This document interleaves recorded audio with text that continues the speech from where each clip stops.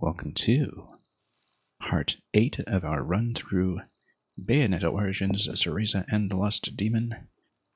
We made just about no progress in the main quest, actually absolutely no progress in the main quest in previous sessions, since we spent it exploring and doing a bit of a late game sweep through the map for collectibles, and only improved our count by 2 percentage points, went from 78 up to 80. And there were quite a few segments in there where we were just kind of staring at certain places trying to figure out how to get to collectibles without solving that. And so I don't know if we'll spend quite as much time doing that today, or if we'll perhaps try to push on a little closer to the finale first, just to see where the actual point of no return is and how much content there is to cover in terms of the final zone that we have to uncover on the map. But we'll see. It's very easy to just get distracted in this game by this very intricately networked map that is also extremely difficult to navigate, almost entirely because of this one interface issue I've talked about many times before, which is that the connection points on the map are not even remotely clear in terms of how the zones are laid out and how they lead into each other. So, one thing that we would eventually like to do is at least uncover all of the map by completing the Tirnanog dungeons or combat challenges, because that is, after all, the content in the game.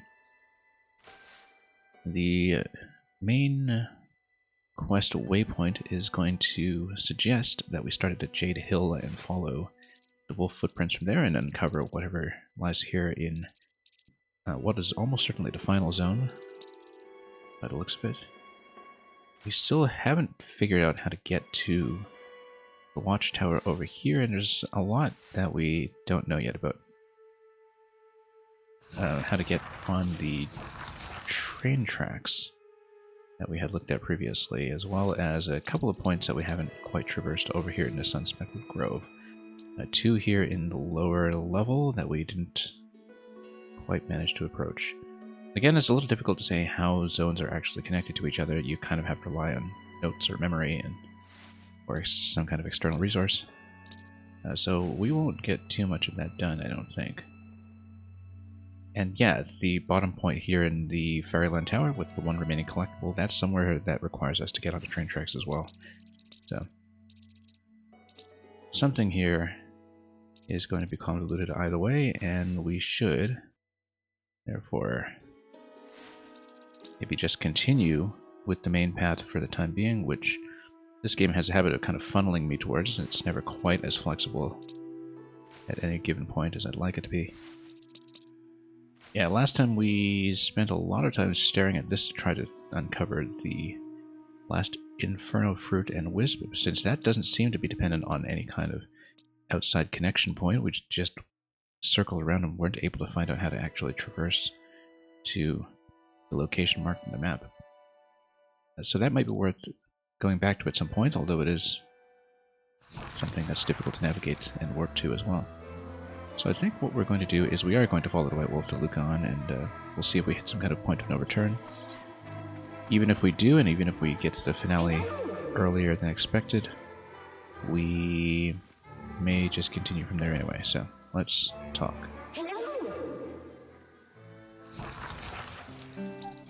And yeah, let's just follow the suggested path for at least a little bit to uncover the final zone of the map and see what's happening.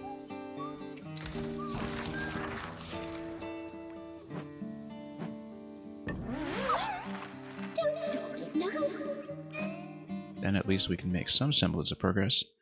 I usually like, in games like this, to sweep through 100% before I approach the finale.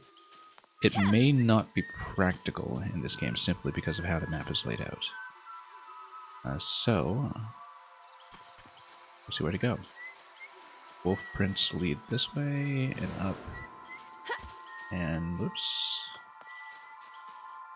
Yeah, and of course, on the map as well, the different vantage points for remembrances are also not marked. Now, were the wolf prints leading up then? I couldn't quite tell. I thought it'd been under previously, but...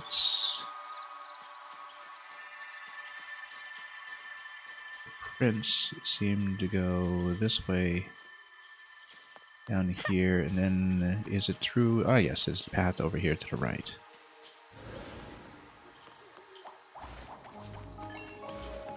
Alright, let's familiarize ourselves with the controls again. We have been here previously, we've bounced around quite a bit, in fact. And we know that there's nothing left in this one. However, I never did absorb this, which seems to have been accessible much earlier in the game. Because we just needed the stone power to do it. Oh, but the next gate is the ice gate, and so... Yeah, look at this. This also looks like it's right in the center of the wood. I don't know how clear the game is going to be about any potential point of no return. In terms of whether you'll get any warning.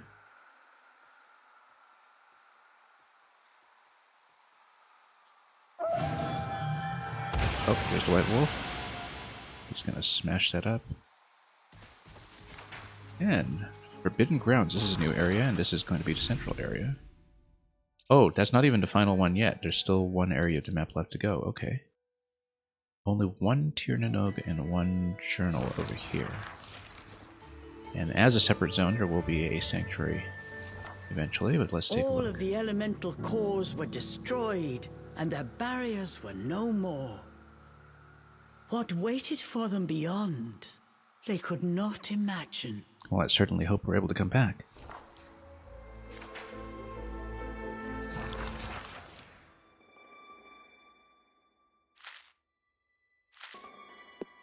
How many remembrances am I missing anyway? It seems like I'm missing a few. Just 2, 3, okay, 4.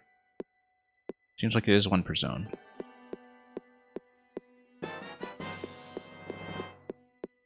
And yeah, 15 in total, and let's say hello to B Minutes who just came in.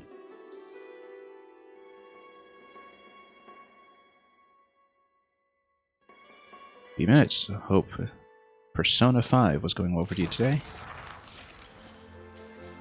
With all the elemental cores And Witchbell, welcome as well. The barrier put up by the fairies disappeared. And yeah, I see.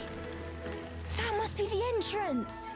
that's a Morgana GG over there, if I'm reading that correctly. I don't know if that's a sign of how you've been doing in Persona 5, but Lauren, welcome as well. Hope everybody had a good time over there on RPG night as usual. I suppose it's Persona 5, so technically it was a school night. Okay, so we got an optional passage over there. Let's stomp this for the treasure chest first of all.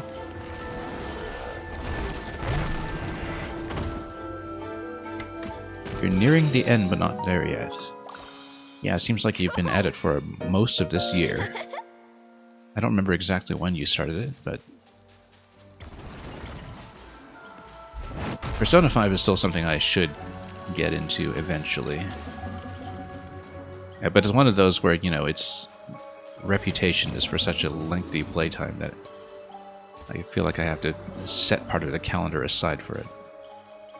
So, don't know when that will happen. Anyway, here's a save point, that's good. We don't really have anything we can use for upgrades yet, though, in terms of currency, and of course the pathway will continue down there for the journal page. So, oh, we got an additional passage over here. Could be a secret for all we know, or just a way back up. Came out on Switch and PC October last year, I see. And it was a glorious year. It says Witchabella, so many things have happened. In Persona or just in general? But yeah, I guess maybe you'd be on pace to finish it around the time of the first anniversary of its launch, which is actually right when Super Mario Wonder is coming out, so... For Witchbell, a lot has happened, yeah. Yeah, same over here. It's been extremely eventful. All the way through 2023.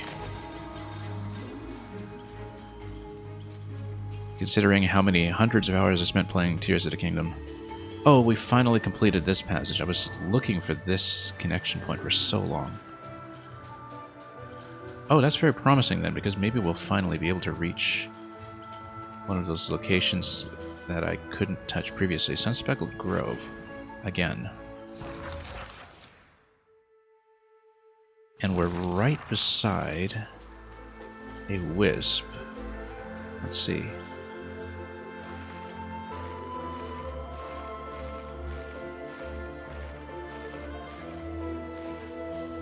Yeah, it's kind of interesting. I mean, I tend to play games in a big chunk if I can, instead of switching a lot between them week to week the way that you do. And even so, it's pretty interesting sometimes to have a game that literally takes months to a year and to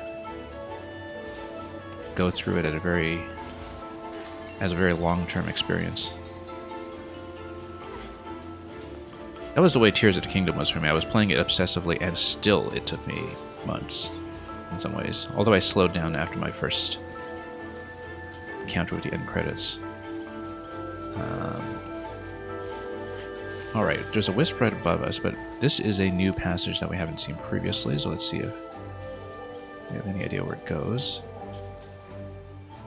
This is a vantage point to... oh, this is something new. But it seems like we're slightly beyond the region I wanted to try to unlock up above. Echo. Echo. Oh, here's a remembrance. Clear, glistening water, ever flowing, brought life to all of Avalon Forest. Beavinus, you didn't think this game was open world. Cereza and It is Cheshire kind of drank like their a fill and Metroid-style felt map immediately in some ways. refreshed.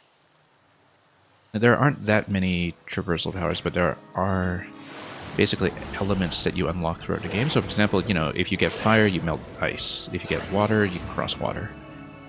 And so there are elements of the map that are locked behind gates that depend on your progress through the main quest. It's not really open to sequence breaking the way that a Metroid game would be, but it does have an explorable structure where you can backtrack across the entire map at any given time for collectibles, and it tracks collectibles per zone. However, the thing that is very confusing about this game is, you see how these zones are laid out beside each other? Zones that are next to each other on this screen aren't necessarily next to each other when you look at the various entrances and exits. In fact, you have no idea where the entrances and exits go unless you're actively taking notes. Because any given one of them can just zip you across the map to some other zone. And so I might know where on the map something is in terms of my objective or target, but I might not have an idea of how to actually get there, because it's not like you just go to the next zone over and find a door and slide your way in. It's actually extremely twisted and tangled, which makes sense because it is supposed to be a magical forest. So, not exactly open world necessarily, but it is an open map, and the zone transitions are totally seamless, so it is one big explorable space. Okay, so I think the only thing here is the remembrance, and I didn't really even listen or read to that carefully because I was too busy talking, so let's take a look at the dialogue once again. Which one was that? It wasn't... Hang on. Let's find the right page here.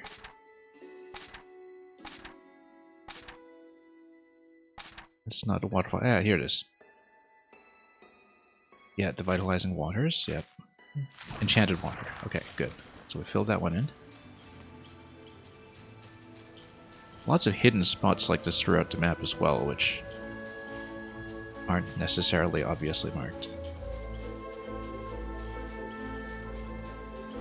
So yeah, I've been having a lot of fun with this. And, oh, got this guy. Unlock.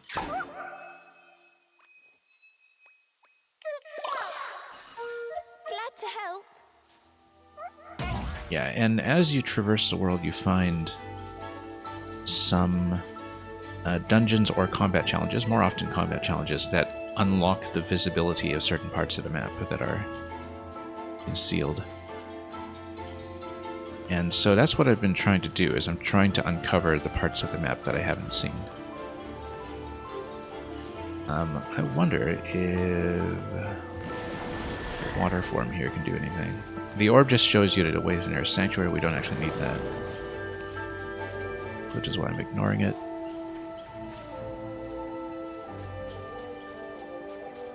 But there might be another exit somewhere here that we can get to. This was not as connected to the top,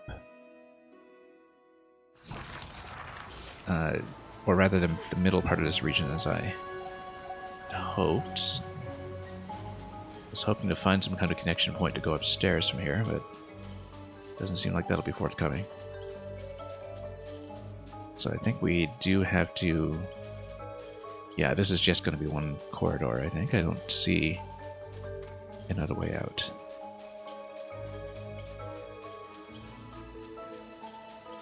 Yeah, because there were the waters over here, but I don't think they connect to anything above. Maybe they do. And have to. No, I think this is pretty much walled in.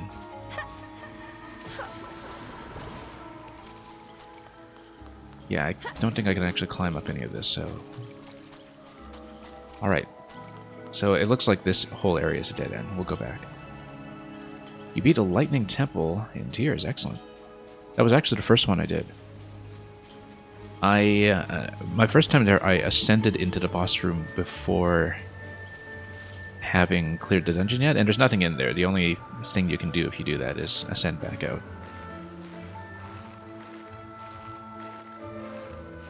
But yeah, both in Tears of the Kingdom and in Breath of the Wild, it really was the Garuda region that was kind of top of the line when it came to dungeons. My favorite one was the Camel in the first game. I thought the Camel was a very interesting design. Okay, I think the only thing here is the connection back to the previous zone, which I was hoping this area, if you followed it to the right, would take you a little further in. Kind of is a connection point, though.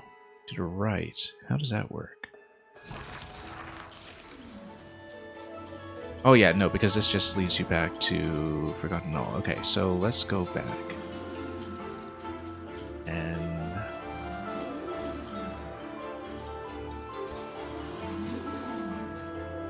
where do we go from here? There we go.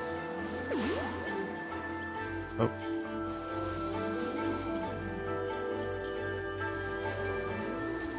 And there we go. But yeah, Lightning Temple was a lot of fun. It obviously had a very clear connection to things like the Mirror Shield puzzles in Wind Waker's Earth Temple.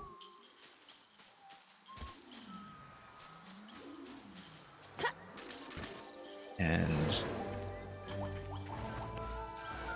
I mean, there was already a lot in Breath of the Wild that was taking after Wind Waker, but there were definitely some moments in Tears that really evoked that as well. Oh, combat. Let's kill whatever this is. Okay. Oh, all 4 elements, that's fine. Let's evade the bomb first of all, and then... hang on, wrong one. Grab the shield. Oops. And then, go for Earth. No, that's not Earth. Hang on. Charge up. And thank you so much for the resub. Kaboom Carnival, exactly.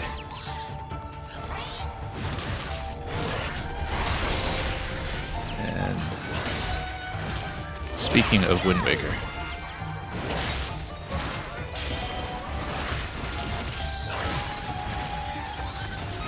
I think that's it. Yeah, that's the last one. Whoa!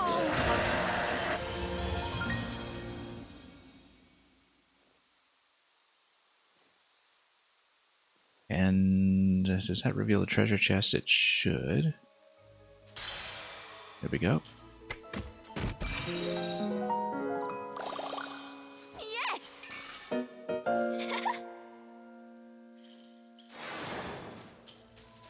And okay, let's continue this way.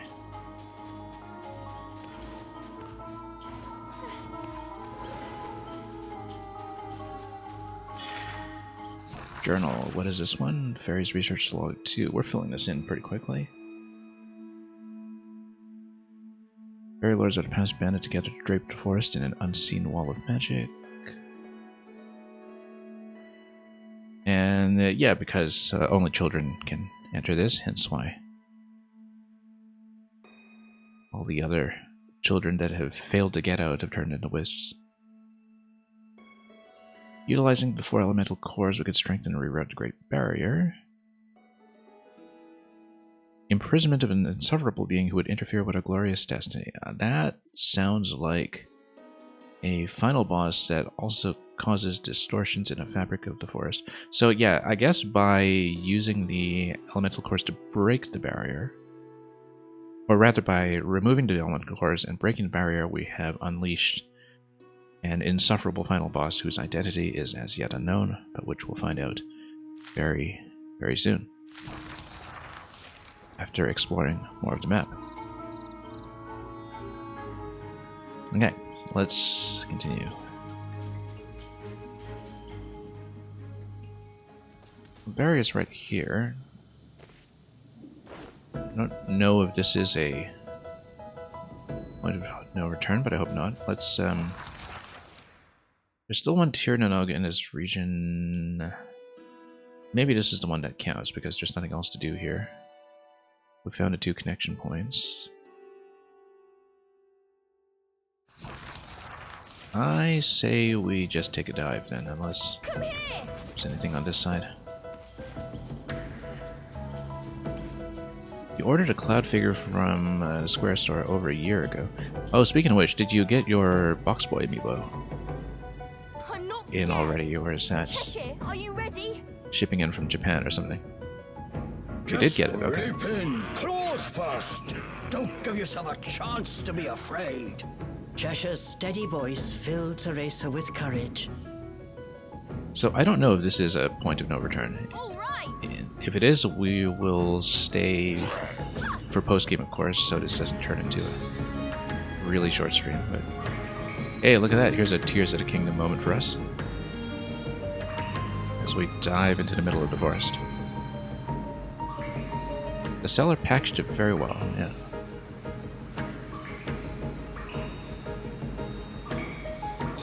I don't remember, are you leaving these in the box as collectibles, or actually displaying everything?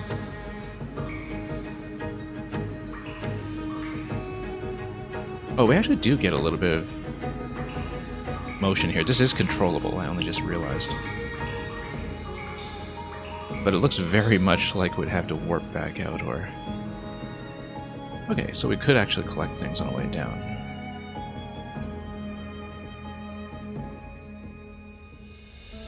Well, if this is the final zone, hopefully there's a save point that allows me to get back out. We are still technically in the Forbidden Ground, so okay, it's just a lower region.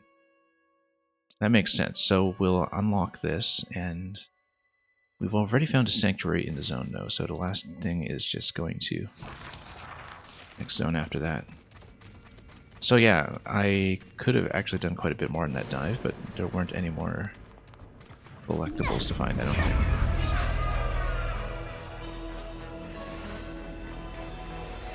Yeah, QB is staying in the box, but normally open them. That makes sense.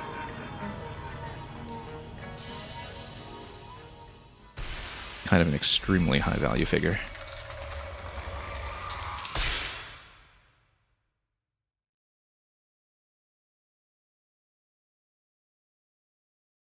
I never did get the Amiibo reader accessory for my 3DS.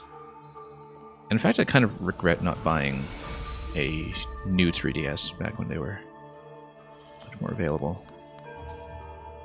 But at the time, you know, my usage of the 3DS was waning, but it did begin to show its age. Like the circle pad has completely broken off my 3DS. It broke twice. I had to glue it back on once, and then the second time there was just no saving it. So. And the screws in the back are kind of stripped, so it's not even like I can do my own home repair. At least not very well. Because I still have my 3DS XL from 2013, and I was using it pretty actively earlier this year when the shop was closing down. But I regret specifically not getting the Super Nintendo new 3DS because it's a beautiful design, and now, of course, it's something that costs more than most full consoles to pick up if I wanted. So, might even cost more than your Box Boy Amiibo. Okay, whoops. Damn. Okay, let's focus here so I can actually beat these guys. Okay. Get the shield down. Yeah, we just need to avoid traps for a moment here. Let's turn it back to standard for just a moment, just to conserve energy.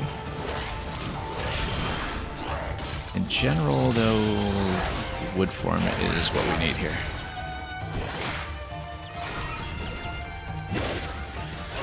Let's just whip this guy too. Okay, let's give him a hug. And there we go.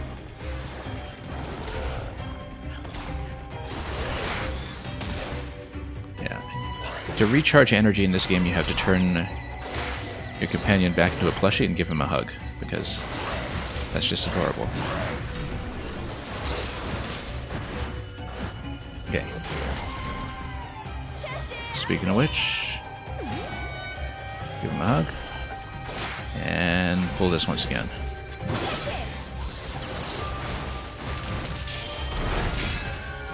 Yeah, the thing is, I was always kind of interested in the 3D head tracking that was improved for the new 3DS line anyway. It's just that at the same time,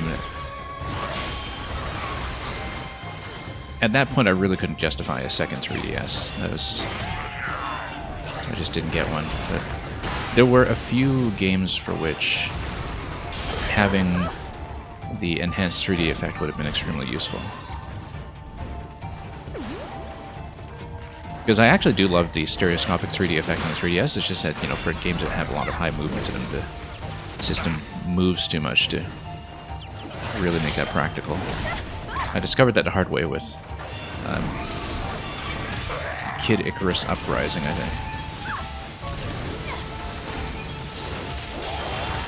Which is a great game with some excellent 3D visual effects, but which also is very dynamic in your hands. So, now, good thing there aren't performance medals in this game like there are for other Platinum action games, because I've been playing this in a very sloppy fashion. That's okay, survival is all there is. And yeah, the new one fixed it. That's what I'm talking about, the head tracking feature.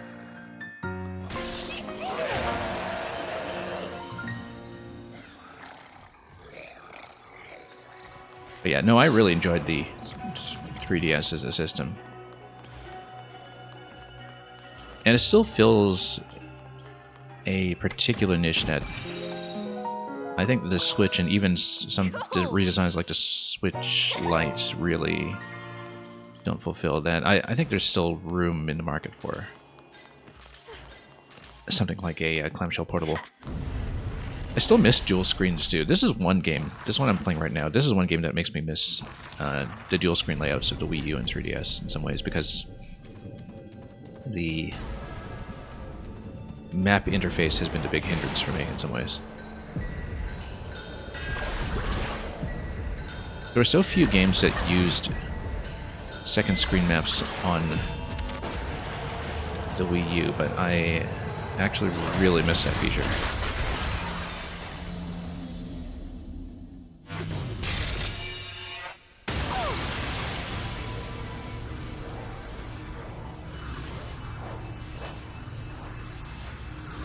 Yeah, I did a whole bunch of last-minute purchases on the 3DS shop when it shut down back in March.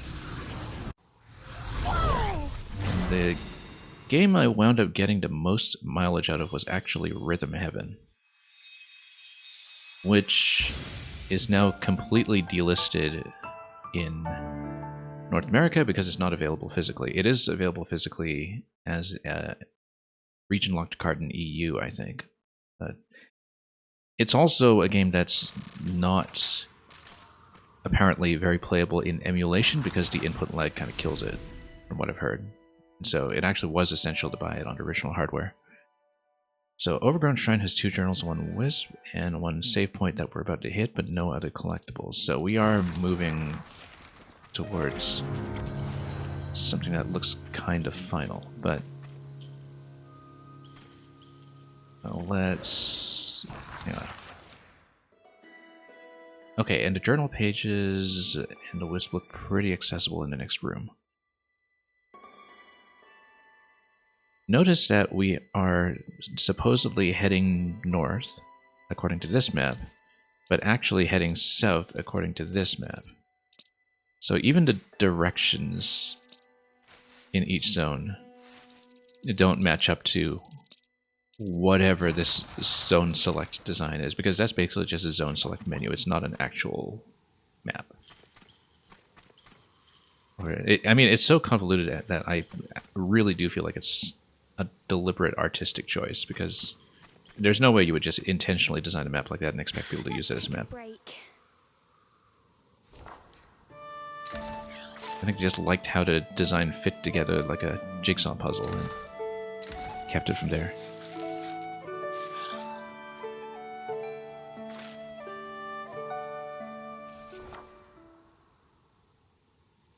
So yeah, if it is the case that we're hitting the finale right about now, then we will continue and play more postgame today, obviously. But let's see what this is. Before them stood Puka, the ostentatious fairy from earlier. He appeared slightly charred from the explosion. Yeah, we set this guy on fire already. Well, if it isn't the self-proclaimed king, what is it this time?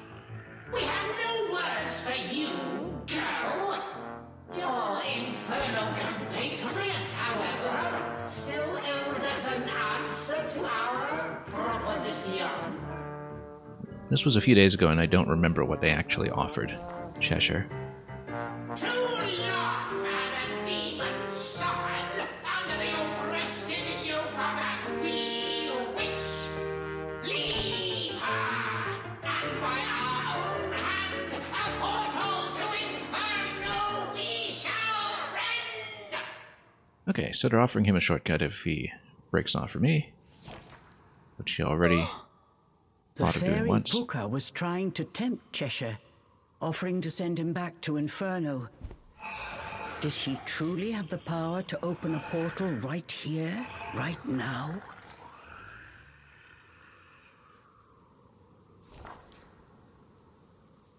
Well, demon, you scorned our generous offer once before.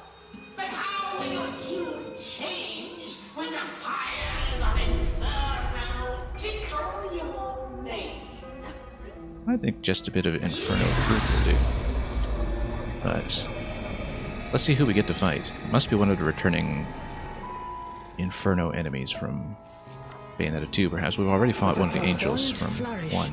the fairy opened a massive fiery gate. Maybe it's the guy with the wheels. Cereza could feel the heat from beyond. The familiar sounds of the forest were joined by the faint cries of the damned.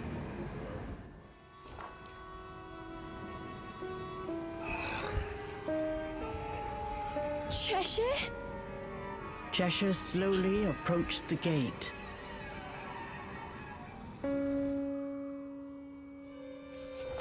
Well, he does kind of want to go home, but I think he knows it's a As trick. he neared the threshold, memories of their journey came flooding back to Cereza.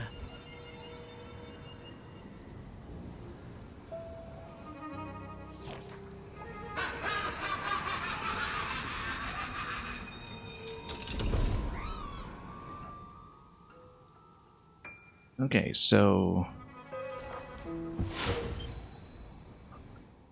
I think he understands his duty to protect.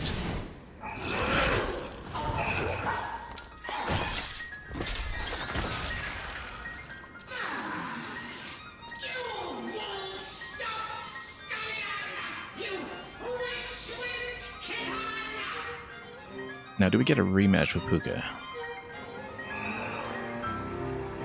Once again, Cheshire had rejected Puka's offer.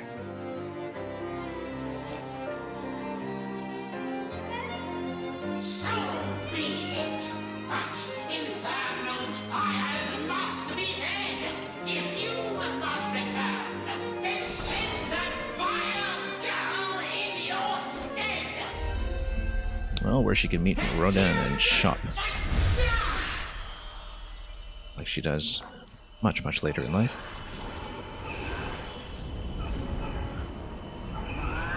Oh, so do we get some character separation again for the next fight? We're about to find out. What have you done to him? Cereza's question fell on deaf ears. Puka was busy cackling maniacally. Until...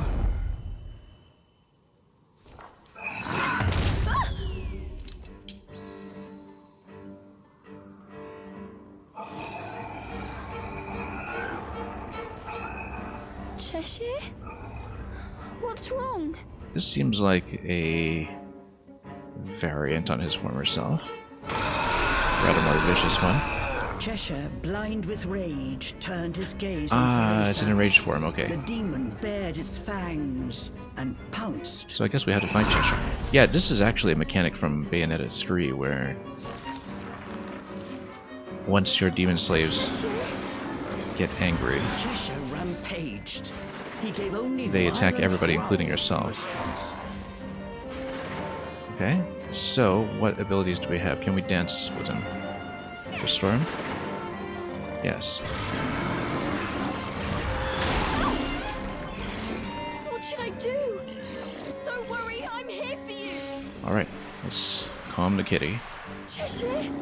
Are you in there? I guess we'll be multiple phases of just dodging until we can do this.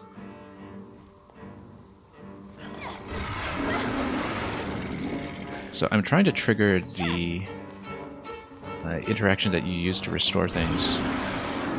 Maybe we need to repair this. Nope, it's gonna break. Okay, no, we just get him to run into the pillars. And then we call him.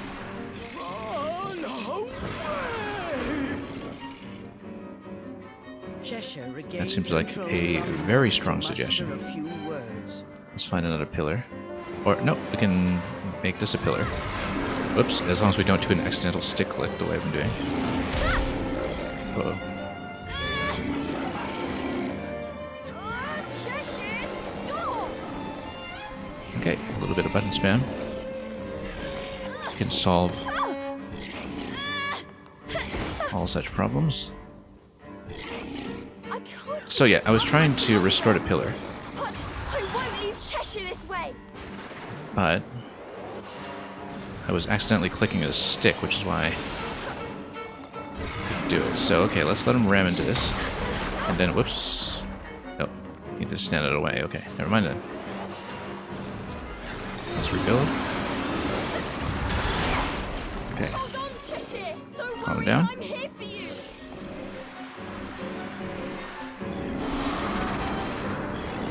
Cheshire!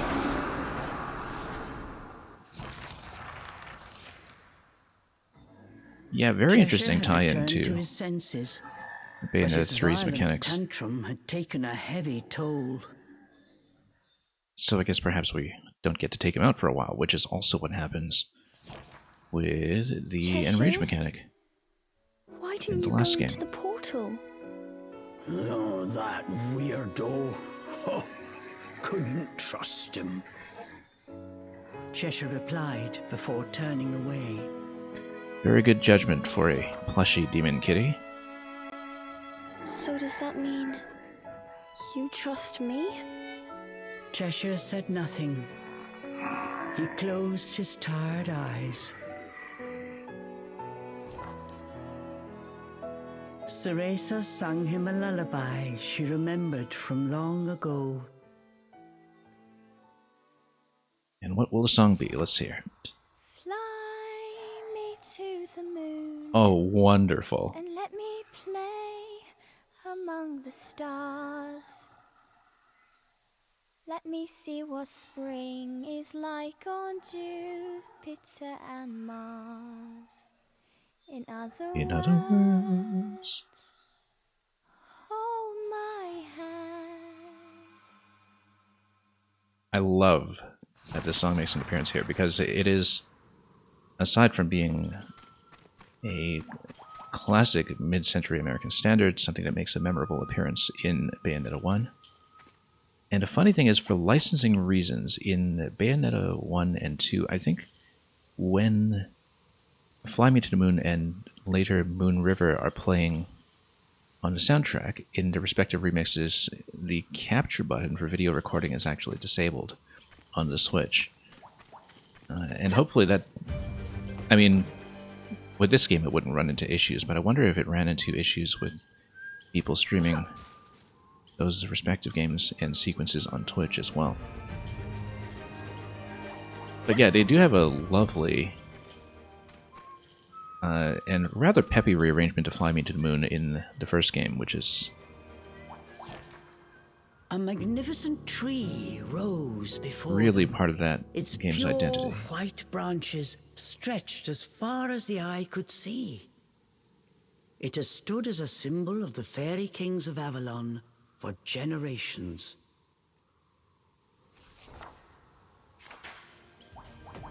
But yeah, what a wonderful moment here. For that to be the lullaby. Anyway, you can warp out at any given point in the Overgrown Shrine. Let's see... let's save first of all. Because why not?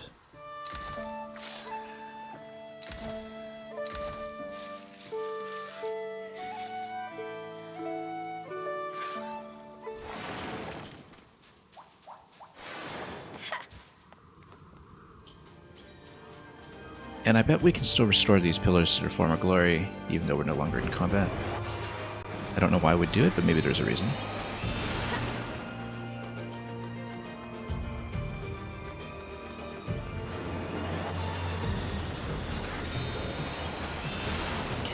But yeah, if it looks like we are right at a point of no return, I wonder if perhaps we'll sweep the map a little more. But part of me kind of wants to push on. Because then we can have a bit of an open-ended stream after that where I can take the time I need to look at some of the optional content like the time trials. Because I don't know how long that would take. But yeah, that gate looks like it has a bit of finality to it as well. To blow mercilessly, but their hearts were not cold at all. Okay. Together, they could overcome any obstacle. That belief caused their hearts to shine brighter than the sun. This is something I also closely associate with the Wonderful 101, where there's all these sequences in that game too where I can hardly pay attention to what's going on in the narration or the dialogue because I'm also in combat at the same time. Little ears are to follow here, at least. And yeah, it seems like Moltred is almost certainly the rather terrifying being who's being imprisoned in the middle of the wood and is likely in some form going to be the final boss. There's enough in the journals to suggest that to us. And so we just break the prison, just like we did with Ganondorf earlier this year. And yeah, of course, this was Arthurian legend. I like how the idea here is to reframe Arthur as a young fairy, much as how many mythical figures in the past have just kind of been worked into the Bayonetta lore in various forms.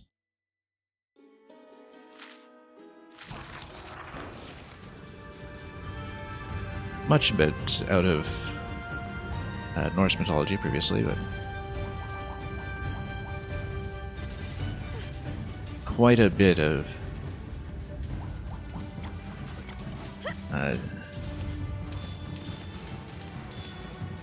mythological syncretism that goes on in this series. Anyway, let's unlock this guy. And don't we have one additional journal page in this zone? We'll see it eventually. Because we're still technically in the Overgrown Shrine, one more journal page to go, and that's going to be in the lower region, so let's go down.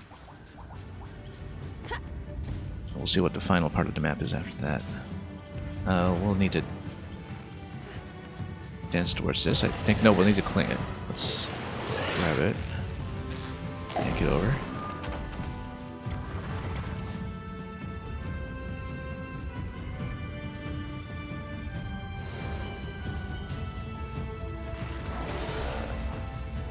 Okay.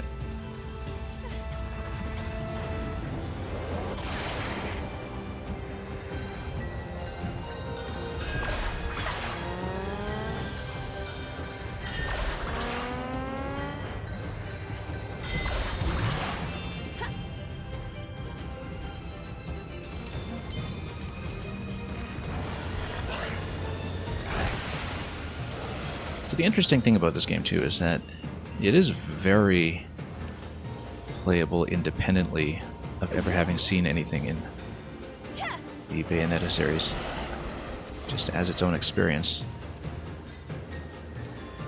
I think I need to dance towards all that as well, but then that would imply that I need to probably... Oh, tug this platform, yeah, of course. But there are, of course, as many... Whoops. Nope, hang on. Don't jump, I need you to tug. I probably need to tug this to closer range first. Let's do that. Pull it up right next to this. Oh, actually, no, that wouldn't work because I would need...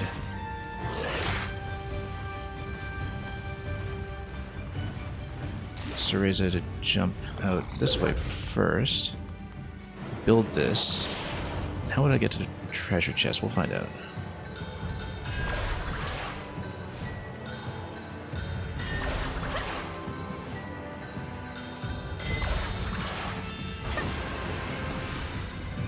Oh, because I can just walk there independently. Okay, we'll do that. Oops. So why was there even a tossing point? Also, I still haven't unlocked more of my inventory slots, so all of those collectibles went to waste. Because we're already capped at 7 apiece, so we can raise to cap to 9, but I haven't done it yet. Because I was saving up for a different upgrade.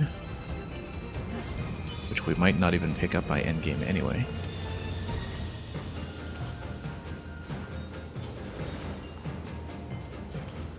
But yeah, as you would expect from a prequel, you have so many moments that are tributes to various things in the series. And I do have to say, the lullaby scene just now was definitely the loveliest treat so far. Okay, Cheshire can come up independently. Oh, also to Rosemary here implies I'll need to go separately after a toss.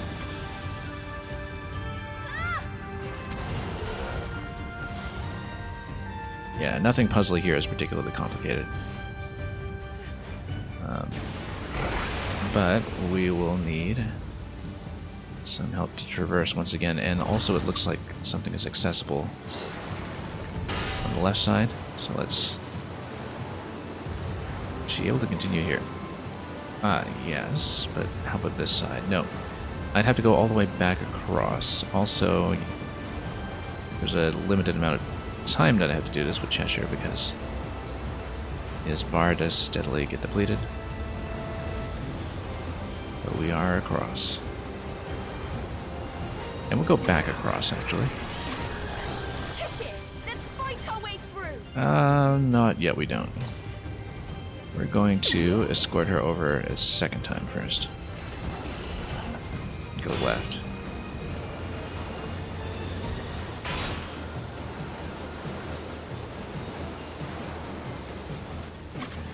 see what's up here. I don't really expect any zone connections at this point, just given... Oh, I guess we can't. Okay. Never mind then. Given how far below we are. Probably not seeing any additional map connections. Whoops. Hang on. Hang on, let's... Sure, we'll take that shortcut. Probably accidental speedrun tech to do stuff like that. Although we shouldn't have been back there in the first place. Okay, so let's stop and then we'll... whoops. See where we can take it from there. It seemed to indicate that the remaining journal page is on the lower level. This seems to probably just take us back up. You know what? Let's look at this just to be sure. How far back does it go? Oh, all the way back here? Okay. Let's go back then, again. Oh, yeah, be careful not to push him too far here. You know, I should just actually walk her down. Jump back down and just walk her across again. That's easier.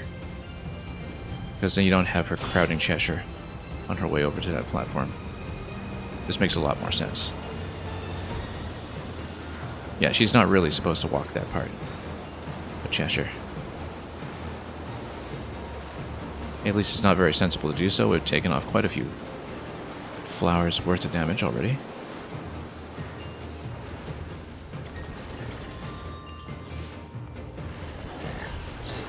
Oops.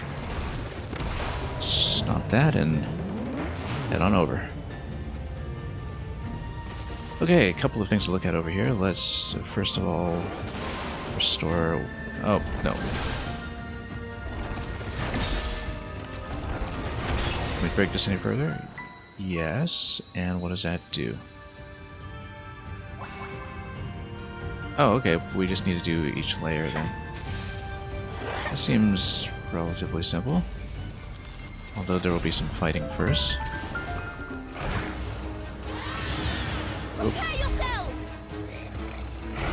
Okay, we can't actually deal with that gate yet. Let's knock down the elements. Come on. I said knock down the elements.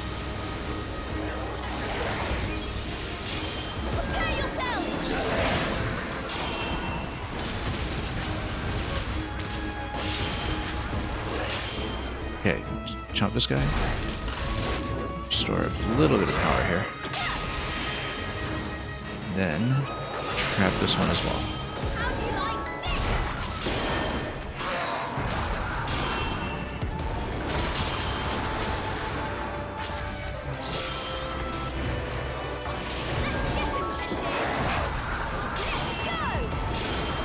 Chomp this guy as well. We've got another one coming. We'll have a leaf over here to stop that, and then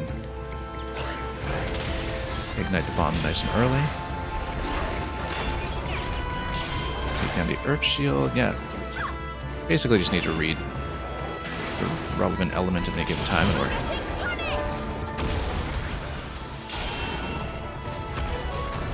generally going to be in good shape.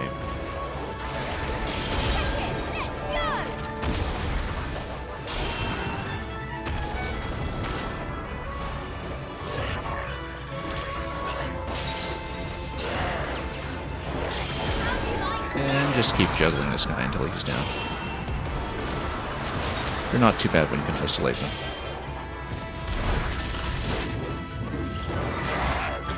That's a jump.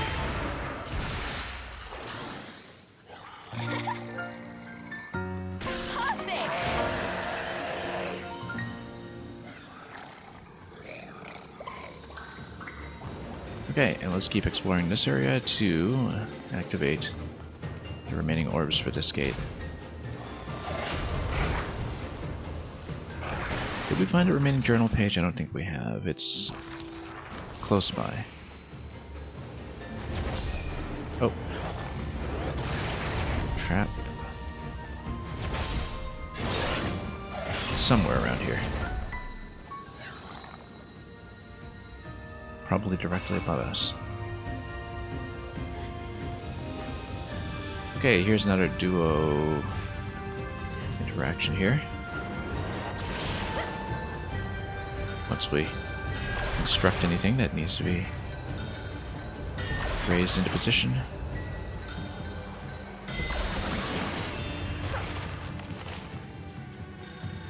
Did she walk up here by herself? Yes. So we'll do that. We'll need Cereza to cross the Rosemary after we do the toss. And then you just trap the other one. Okay, that's fine.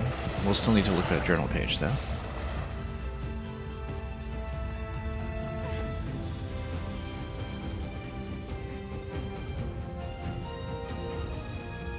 And we'll probably just nuke this with a projectile at a distance.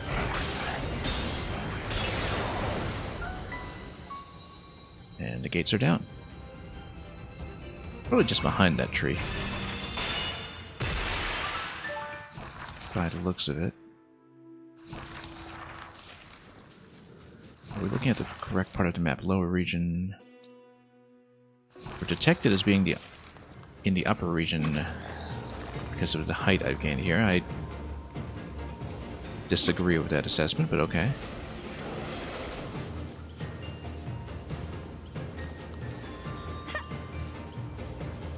Anyway, let's scan around a tree because it's probably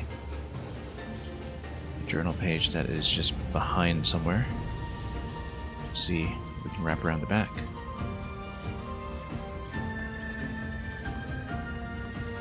Or maybe just go in the tree and search that way.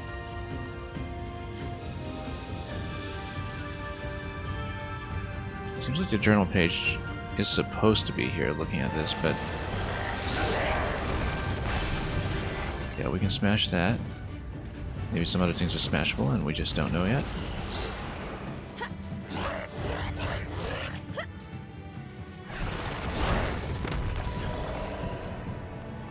Or maybe this is walkable. Can this be climbed? Not really. Just trying to see if there's anything else that's destructible here, which might reveal something.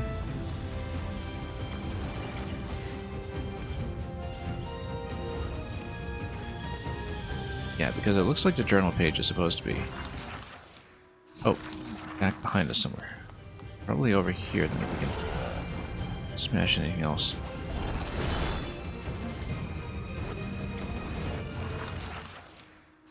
In fact, it would be past this gate. Yes, it's right there. It's one of those that's not actually concealed at all, just meant for the taking. And there's going to be Fairy Kingdom 8 after that, probably.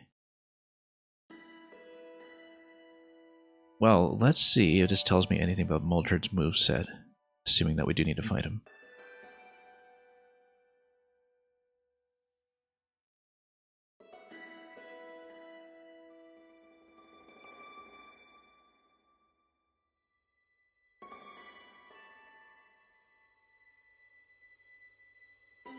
Okay, Arthur defeats Moldred, becomes the King of Avalon.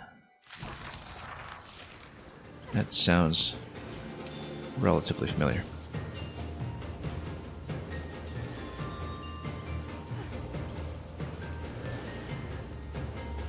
And... alright, so we have another Rosemary puzzle. Ah, another Tiernanog. Okay, or rather the... there isn't one that's marked as being in this zone, so it must be something that's a neighboring area.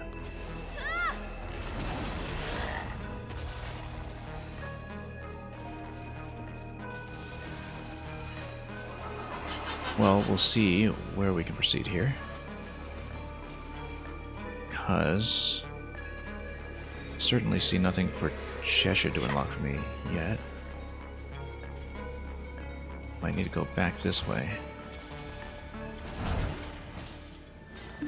Okay, but then why would I toss him up? I'm going up on this route anyway.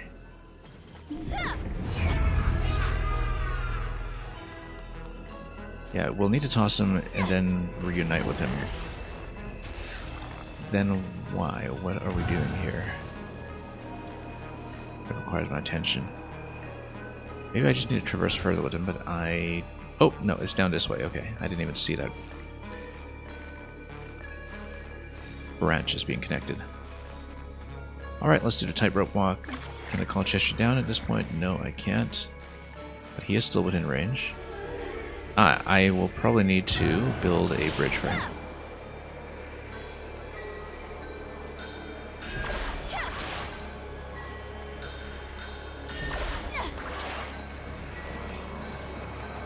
Oops. There we go. And then we can probably be within range for reuniting soon. No, he's going to continue. Rosemary trap over here, yeah. So let's go over. Earth form will be able to just disable this, but do I need to fire away this first? Yes, I do. Alright.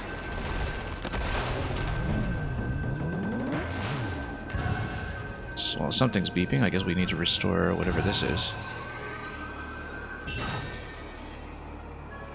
Okay, that's going to be something time sensitive. I guess this just takes you back, this platform here. And why would you do that? Oh, probably because if you didn't manage to break open the fire gate, then this is where you would go.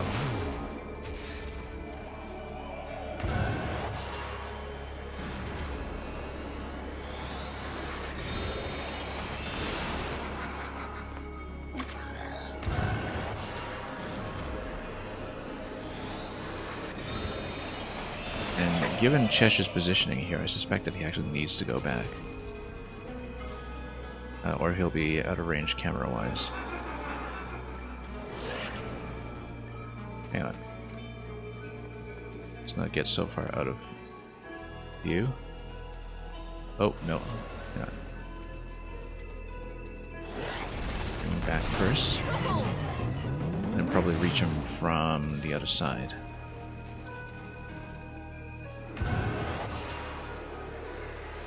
Actually, no, we don't need this.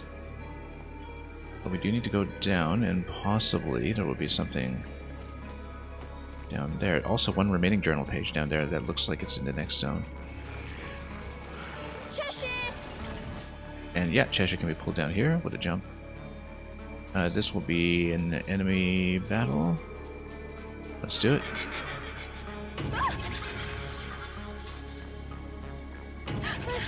Okay, no, we can't because we have to dispel it first. And to do that, we need to uncork this zone here. And we can't reach the journal page yet. It seems like we do need to break this open. Is this in a new zone? Looks like it will be.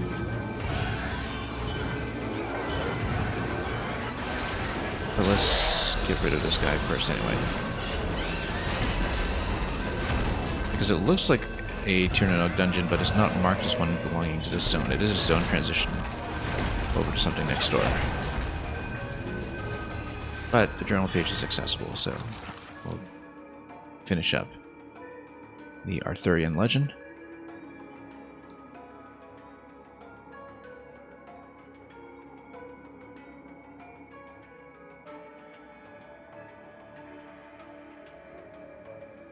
And yeah, okay, no, I was just about to say that the way that the Arthurian legend has been set up here with Arthur as a fairy, it did seem like Lugon would be, by extension, some kind of Arthurian descendant, and it looks like I'm correct, as it does say here, my dear son. The misguided walls drawn to divide fairy and human all crumbled to dust. Well, we know what happens to that in Bayonetta 3. At least in theory, because the mainline series is only so comprehensible.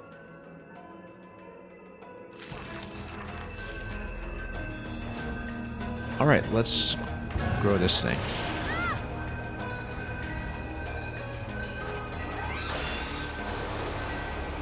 And just a slow sweep over here. Oh, someone is trying to fight me at the same time here. Hang on. Stick click is also causing me problems.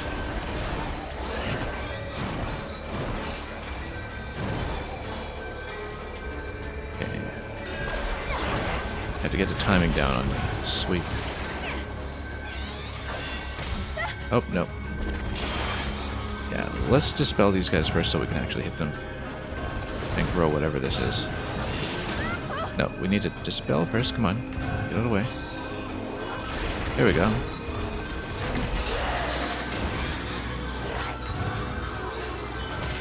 Pull them out. Okay, now can we do this in peace? Now if we delayed it, we did need to start it over.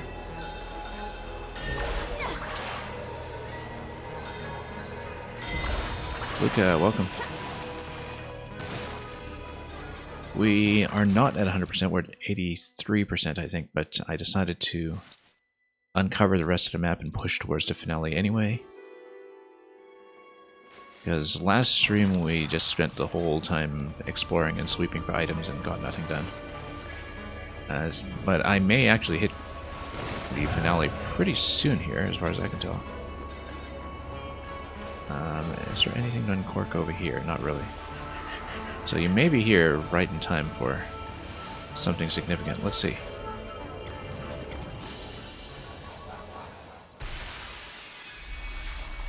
Because it looks like we're nearing the final part of the forest. Yeah, so as I suspected, this is zone transition. It is a tier to nug, but it doesn't belong to the previous part of the map. And it covers something entirely new. Primordial. And yeah, it is another combat challenge, this one. Most of them are. There are actually very few that are puzzle dungeons, despite the first impressions from early in the game. I wonder if that was the original design intent. Because it seems like in the early zones, the game tries to leave you the impression that you'll be doing a lot of dungeons that are open to time trials, but most of these just turned out to be combat sequences instead, which is okay, because the later you get, the more expressive the combat becomes.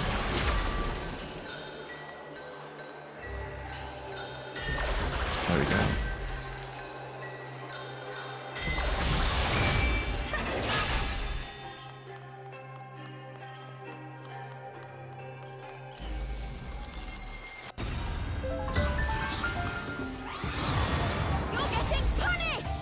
Okay, so, yeah, let's dispel these guys first, and then also be aware of traps.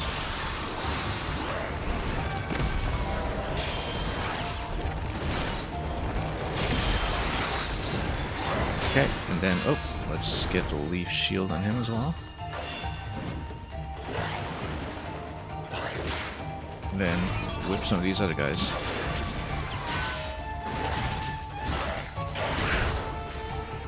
Without getting into the trap. I'm going to do some trap removal in just a moment here. And yeah, let's get rid of that flame lizard as well, just so we... Hang on. Gotta sweep it a little bit. Oh, I'm trying to spray him down a little. Oh, nope. That's not where I wanted the homing attack to go. That was totally not where I wanted to go, in fact.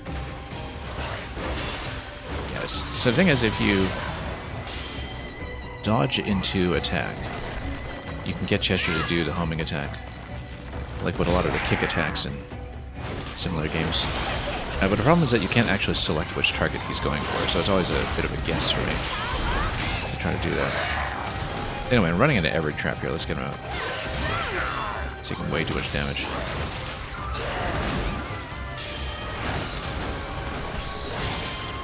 But nothing here is as hard as the optional challenge I did a couple of streams ago, though. Okay, let's pay attention here. Leaf shield off.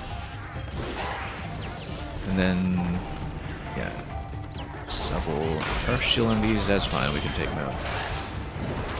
And then trap him.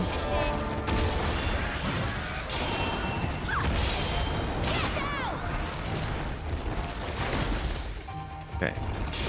He was almost in a chomp state here. We kind of missed our opportunity. Oh, whoops. There we go. Let's trap. Nope, missed it.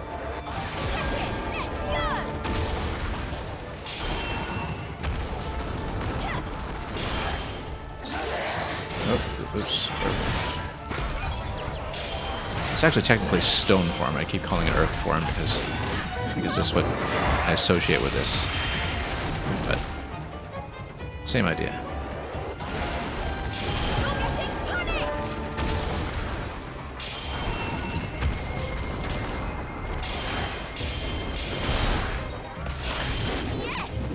I like how with the classical elements, instead of air here, that's actually represented by wood. Rather different from the recent Pixar feature film Elemental, where earth and wood are kind of conjoined in one design. Basically, yeah. You know, with everything that's a plant is kind of growing in earth, I suppose, so that's how the earth element is used over there. Here, fire is fire, water is water, but stone is stands in for the earth element, and whoops, wood is the other one after that. So can I chomp this guy, please? There we go.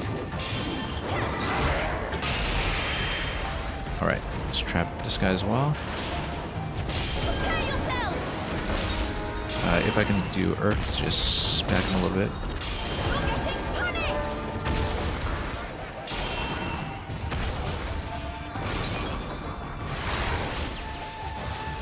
Okay, that's a good homing attack since there's only one target.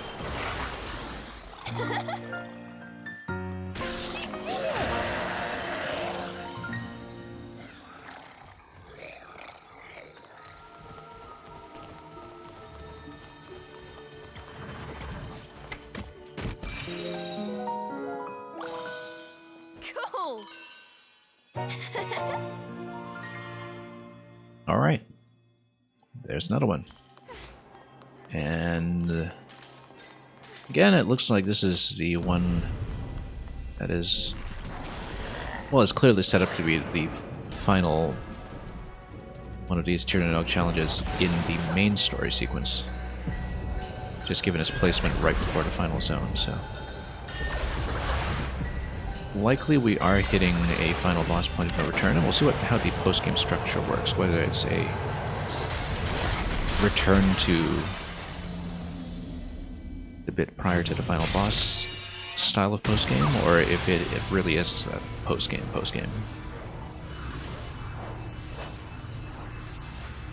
But it looks like we'll be hitting some kind of finale momentarily.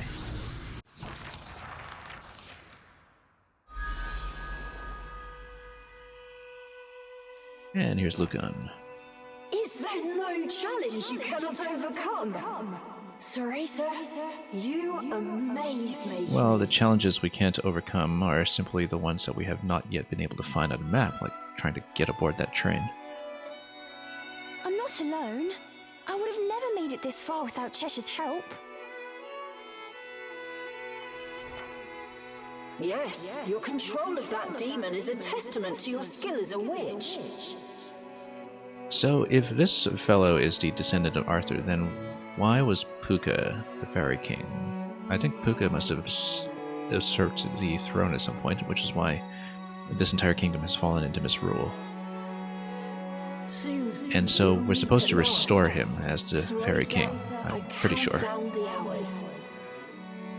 Because I believe that's how he was set up in Bayonetta 3 anyway, but anyway.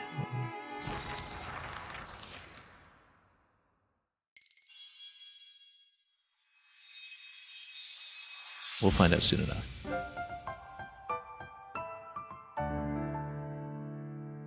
Altar of the Fairy King is the zone that this belongs to. And there are no points of interest here because this is just a final save point, probably. There is a teleport point out of here, which is important.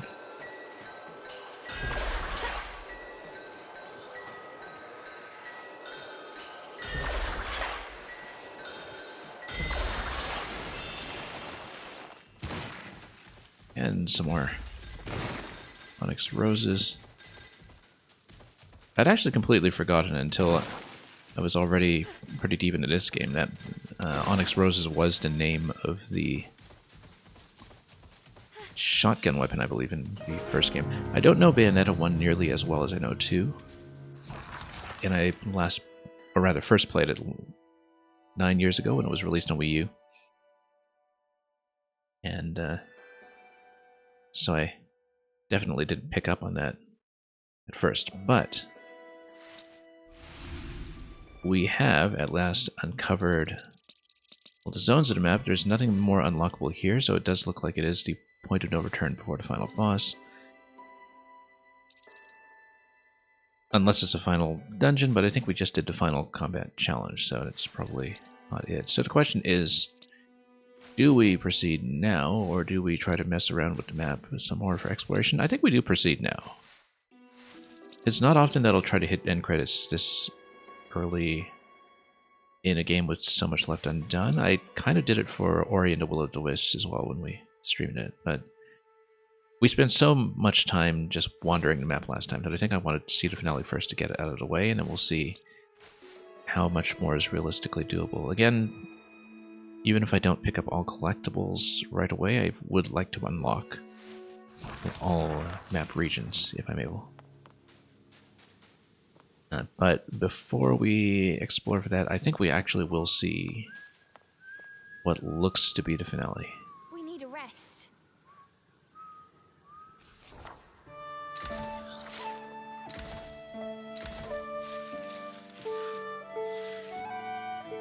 %84% will be what we're looking at here. And again, I don't know if doing the finale just kicks us back here. So we can see as well which of these we have done. And yeah, pretty much all of these are combat challenges, but not all of them will have a speedrun time. Yeah, because now that I look at it, almost none of them are the ones that are about conquering obstacles and unlocking chests. We did miss one chest here, which, even though it was the third chest, I wonder if I just forgot to pick up the free flower petal that was at the very end of it.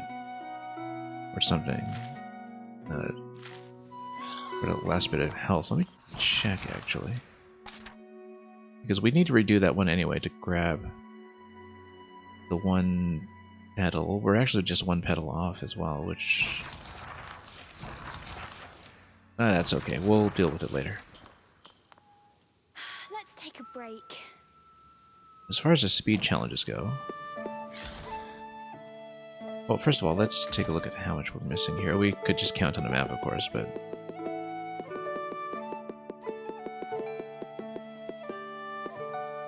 We're missing 5. Okay. And 1 treasure in one of the existing ones.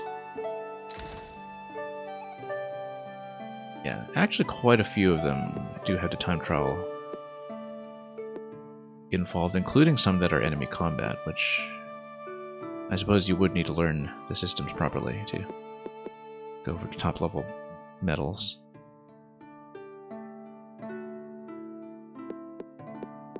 At least there's no trial for the endgame challenge that we saw earlier, so yeah, there are 2 of the remaining ones that will have a trial involved.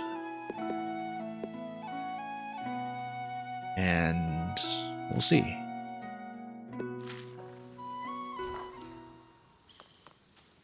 Yeah, I will probably focus mainly on the map after we complete what looks to be the ending.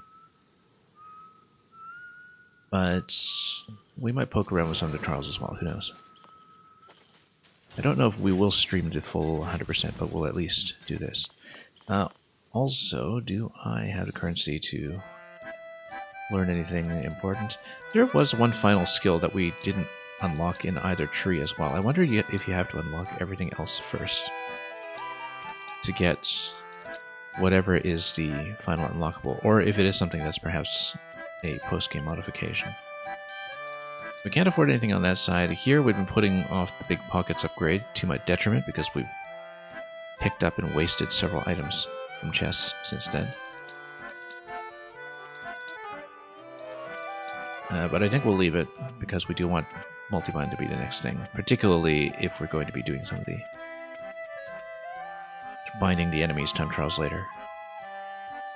So we'll leave the skill tree in its current state. And with 84% in the bag, we are going to see what lies here. They had returned to the forest. A new path appeared before their eyes.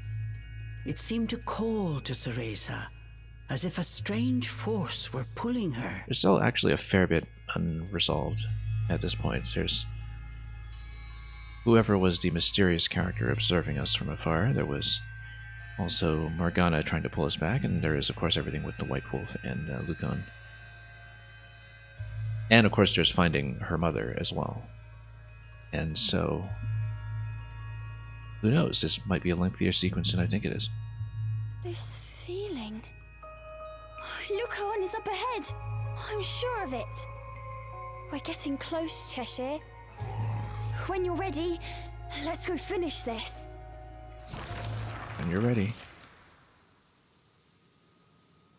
You know what? Let's actually do a quick post We need a rest. scene. Save. Just so we don't run into that repeatedly if we do revert. And notice, too, that there is an icon here now for all journal pages complete. Let me take a look and verify that that's the case on my map, because I think that actually is a completion icon for that. Yeah, because I think we're missing some wisps. And we're definitely missing some of the Inferno Fruit and Moon Pearls, but it looks like we do have all journals.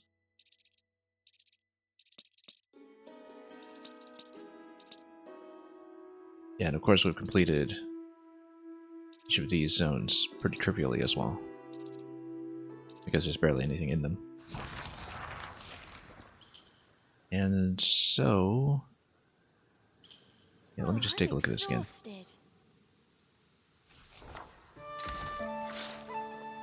I'm just going to screenshot this quickly so we know what we are looking at heading into the point of no return.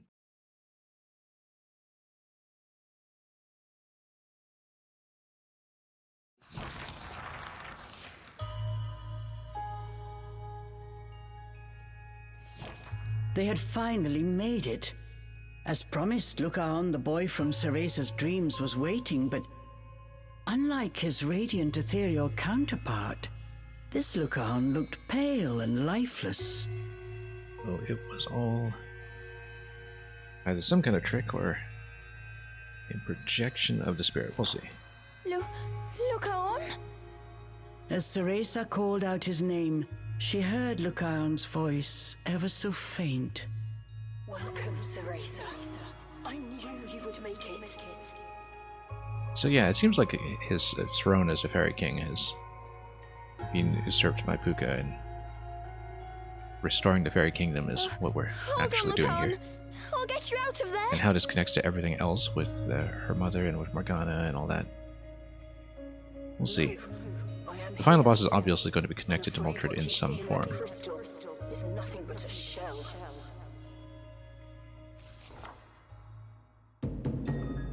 So what's... Both Cereza and Cheshire were startled.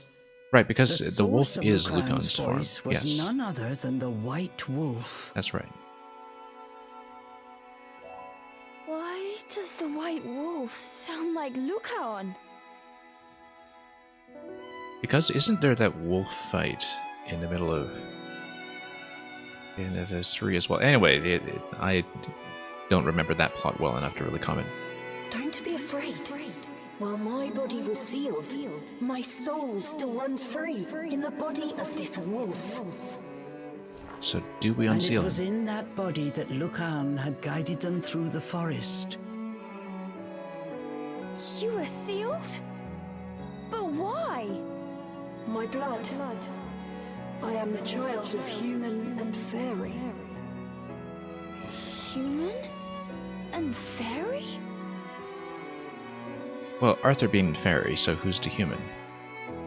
Fear not. Not all fairies are like those you've met.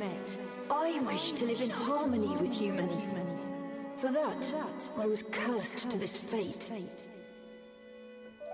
Well, perhaps the figure that has been tailing us all this time with her cup of tea is his mother. And so the boy told Cereza of his tragic past. So let's watch the cutscene and find out. Lucan was the last fairy prince, the son of the former king and his human queen. Actually, the queen would just be Guinevere. I mean, going by Arthurian legend, obviously this is modified for the needs of the world of the game. The king was loved by his subjects and even sought a way to live in harmony with the human world. But a faction of evil fairies conspired against him. Killing the king in cold blood, they next came for his wife and young Lucan. His mother managed to save Lucan's spirit before she was driven out of the fairy kingdom, never to return again. Unable to kill Lucan, but fearing the return of his royal bloodline, the rebellious fairies sealed his body using a powerful spell. Both your parents? Lucan, you've been through so much. Lucan's past reminded Cereza of her own. Her heart hurt for him. All I could do was wander the forest, trying desperately to hold on to the memory of my human self. But Cereza, there exists one way to break this curse. Who do we fight? It requires a special power, something only a witch can possess. And so each time a witch entered the forest, my hope soared. I tried my best to guide them here, but Each of them was intercepted and trapped, and that's why they leave moon pearls all over the place for us to pick up later. oh, Cereza, I'm so happy you made it here safely. Now, I beg you, please help me wake from this nightmare. And meanwhile, Morgana is outside training witches and telling them, don't bother going in. You won't come back. With the seal broken and my fairy power restored, we can leave this forest together. I will help you save your mother. So, please. Either that or this is a trick and we fight him instead. But, of course, given the additional contextual knowledge we have about the series, perhaps not.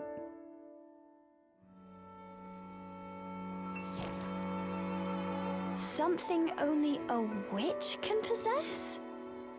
Just say the word. How can I help? You can Why, dance. Cereza, you've already brought me exactly what I need. Well, either it's a dance or it's just Cheshire. Ah, yes, it probably would just be the demon enslavement.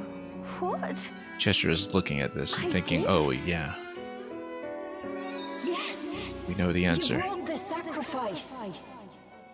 Yeah, and that's why we fight, because we're not sacrificing our plushie. That demon is perfect. Just what we need to break the curse. You can tell by the animation in the previous pages as well that Cheshire is kind of onto this. We're not doing this. We like our plushie. What? Wouldn't give him up for the world. Cereza could not believe her ears. Sacrifice Cheshire? Hurry! I must absorb that demon's power. At long last, the curse will be broken.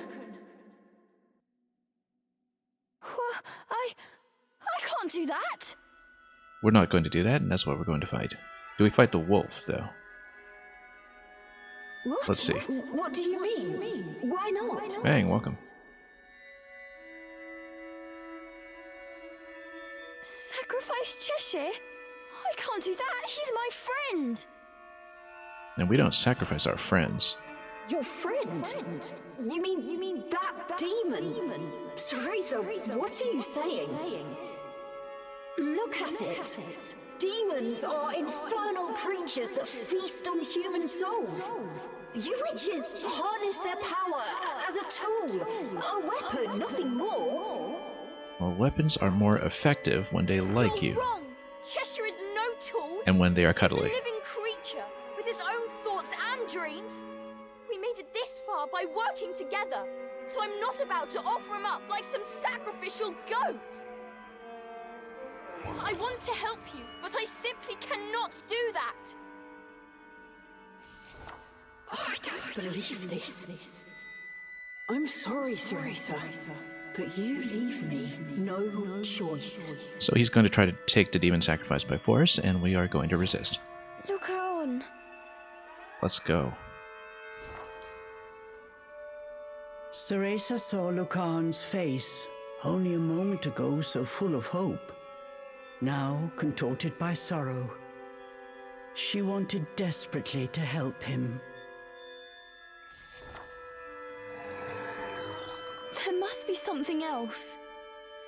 I'll help you find another way. You don't understand. This is my last chance. I mean, the demons are interchangeable, right? Can't we just open up a portal to Inferno and just pull out another one for him to snack on? Anyway. Looks like we might have Cheshire momentarily disabled until we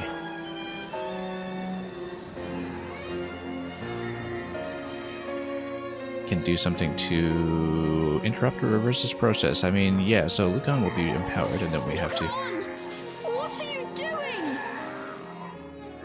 do something to mess with this. You really Or do will we? Sacrifice Cheshire? Stop! I'm begging you!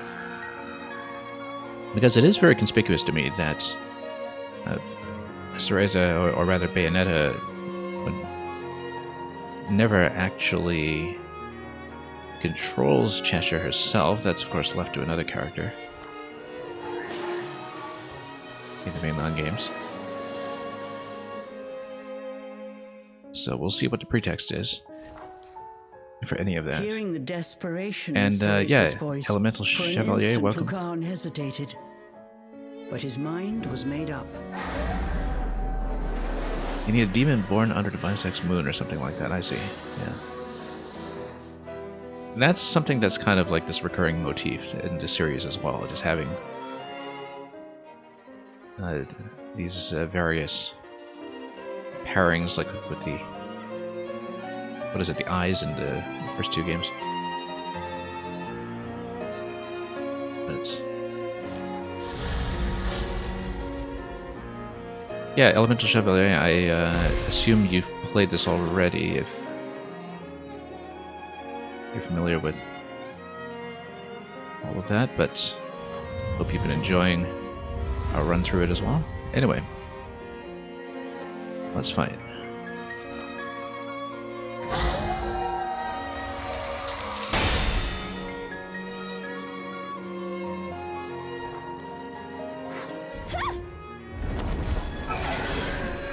Cheshire!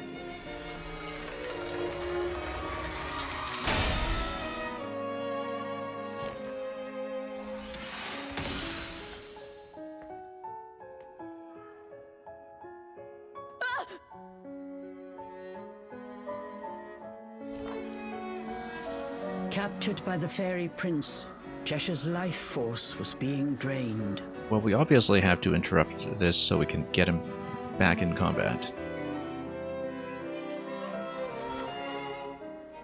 I can't believe I trusted you.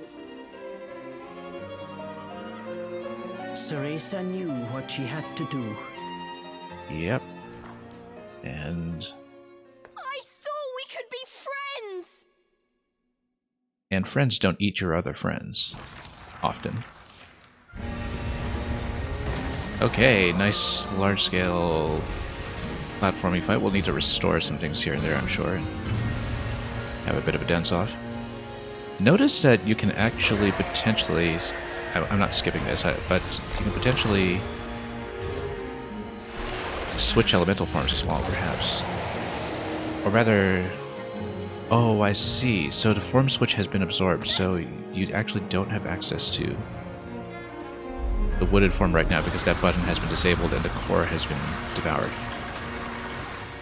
So basically you need to face off against all of the elements then. Anyway, here's a slide. It's basically just a little dodging game here. We can't do anything except just move left or right though and ride the rail. We don't have access to the dodge button or anything to dance with.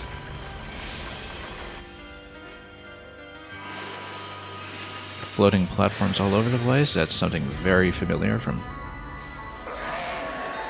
QuickTime event sequences in both Bayonetta 1 and the wonderful 101. But let's dodge the earth element. However that's going to go. Can we absorb this? No, it looks like the absorbable platforms, but you can't actually do that. We probably need to go the other way, so let's do that instead. In fact, the jump points are all marked, so we'll do that, and yeah, the timing for these begins when you land, so let's jump.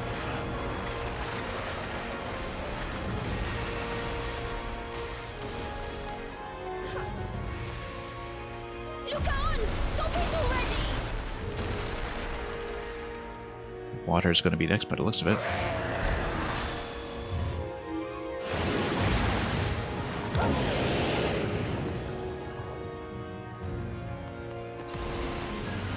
Okay, that's going to flood if we just dodge. Alright.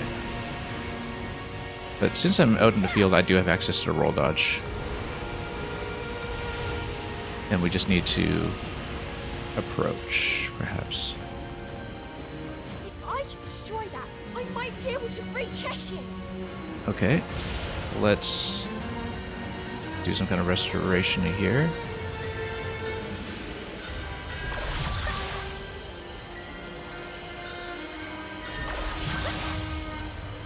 That's quite a lot of dancing, but we're getting it without too many errors. That's 4 locks down. Yeah, we'll need to do something like that with each of the platforms that has a couple of chains affixed, as far as I can tell. Anyway, here's the fire form. If you don't stop now, I'll never forgive you.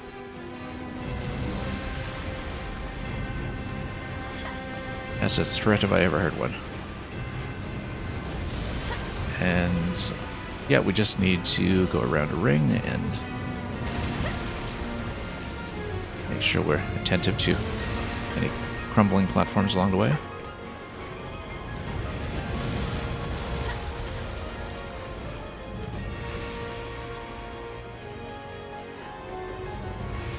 It's kind of interesting how even these sequences are this cleaner, simplified form of what a Bayonetta game is like. You know, much tidier than the cinematic event sequences in the original game in some ways. It also mechanically just very straightforward.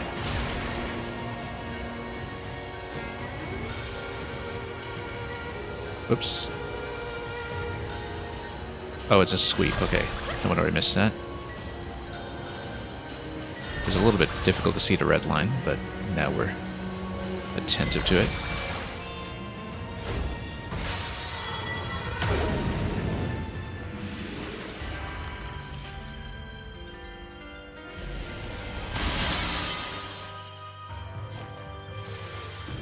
Okay, we get him back, but the elemental orbs are absorbed out of him, right? So probably we need to get them back, perhaps, in order to restore his abilities.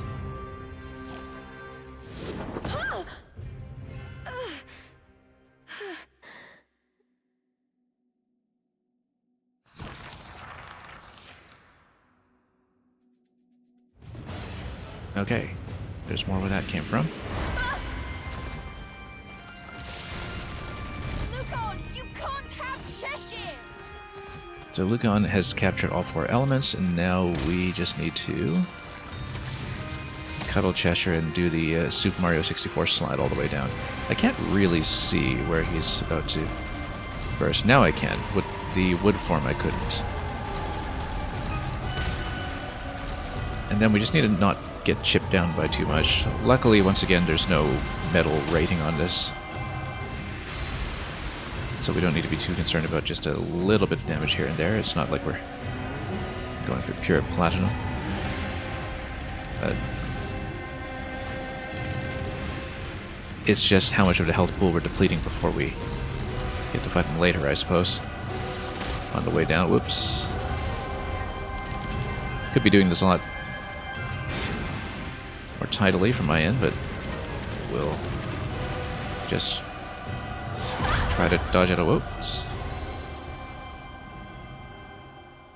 Was that a failure? I couldn't actually tell. No, that's just part of the scene, yeah. We had plenty of health left, so it was difficult to say, but looks like that's undodgeable. Anyway, he's got all of these elemental forms and we need to fight him. Having just played Pikmin 4 before this, He's gonna pay for that. Time to take back what he stole. this is an immediate reminder of some of the form switching in the final boss in Pikmin 4.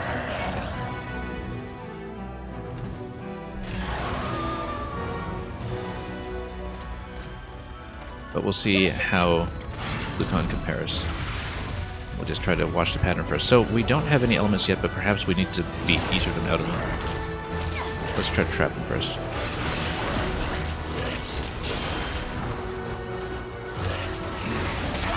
Oh. Nope, dodge.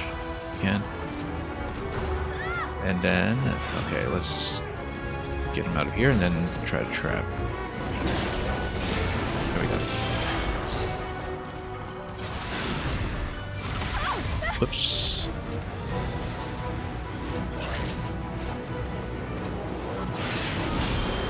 Okay, can we do a combo? No. Kind of failing to bind him. So he's going to try to pull me in with the plant power. And we just need to roll out of that if we do accidentally get hit by it. Okay.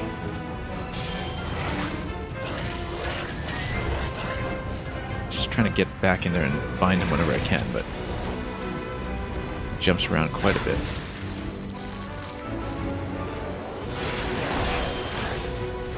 Yeah, the chomp attack isn't really doing much for me here, so we need to rethink this. Whoop, and roll out.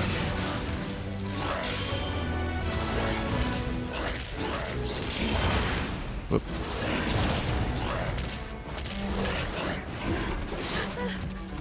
Whoop. That's not good. Where did I go?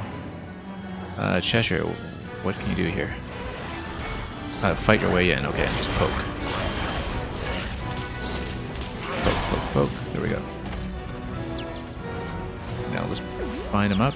Whoops.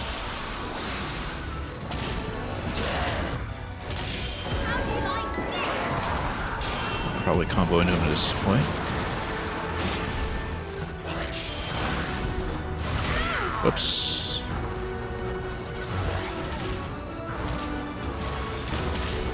Just gonna try to sneak in.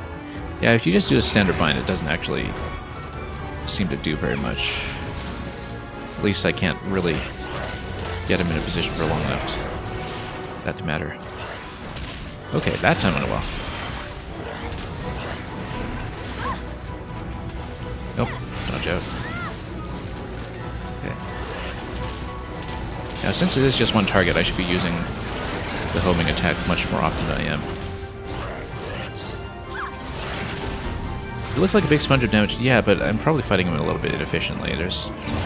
In these games, it's pretty frequent that once you master the combo mechanics and the positioning, you can burn things down really quickly.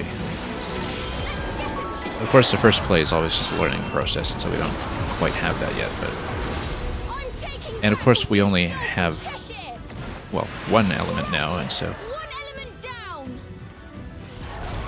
Once you get more of them back, you have a little more wiggle room. Luckily, this game is very generous about any kind of incoming damage. Simply because if Cheshire's taking damage for you, I mean, you know, he does go in cooldown, but game over is entirely dependent on Cereza's health, and for the most part, Cereza just doesn't take much damage, as long as you watch your positioning. I say that, of course, just as I took full pedal off just from being rolled. This oddly reminds me of the Kirby Armadillo fight. Whoa, yikes. Hang on. We'll probably need to replenish health at some point, but we've got lots of items for that. Silly Dillo, that was the name of the boss in Kirby in the Forgotten Land.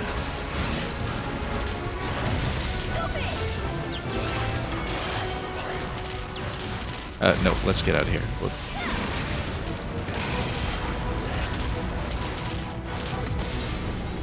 We need to... Okay, we've got Earth Form. Excellent. Yeah, so the thing is, the Wooded form has a greater attack power. And so we managed to do that quadrant much more quickly, but now we have to watch out for the Water form. Can we flush him out? And B Minutes, thank you so much for the gift.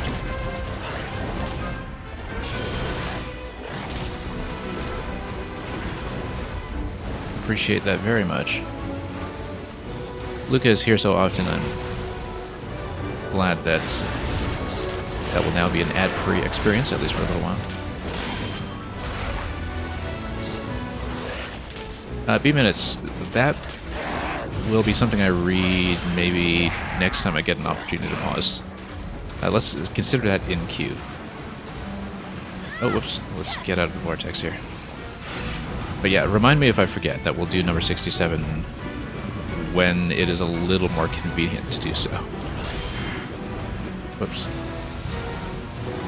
Okay, we need to get out of the vortex, but then what do I do to... Maybe I could have done something to drag him down with one of the other forms. Oh no, we just need him to exhaust himself, and then...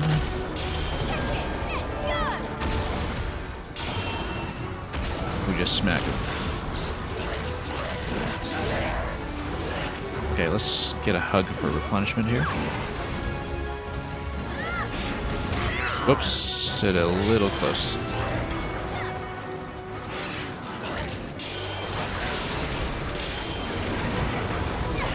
Alright.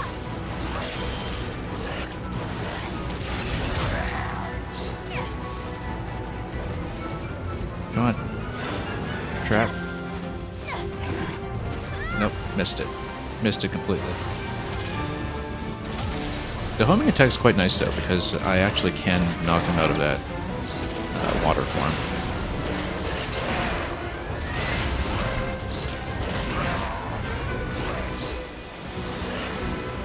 Yeah, we can just kind of try to chase him. Yeah, so there's some abilities in a moveset, I think, that do allow you to take shortcuts through the fight and have a bit of a gain of efficiency. Are we at full energy? Yes, we are. Let's get out of the splash. Okay. Come on. Can we stun him? Nope.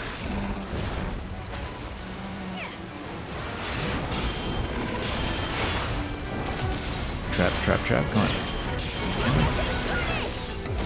Okay, there we go. Fire form is going to be last. 67 has always been your favorite number, but you had no reason. And the self-titled debut of Doors. Okay, that is as good a reason as any. I'm also trying to think about what else happened in 1967 off the top of my head. I used to be really good at identifying feature films by year of release, but that skill set seems to have dissipated over time. This guy's in fire form. We should obviously use water. There we go. There are probably some other elemental counters that I didn't even consider, too. Okay. Spray him down again. Oh. Power him up with a cuddle.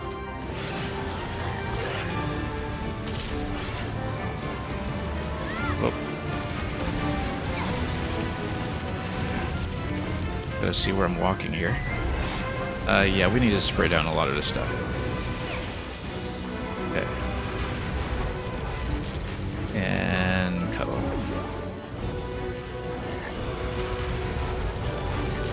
Whoops. Can I zap him? Whoop.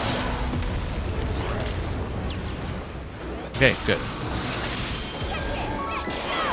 Too bad I have no energy left to do an elemental attack here, but that's okay. We'll do quite a big hit. Let's cuddle. I am down to a couple of leaves worth of health. Petals worth of health, rather, so I do have to watch the health pool. I haven't been paying attention to it. Like I said, I haven't been paying attention to it. We'll just try to spray him down again. Okay, go. Okay. Whoops.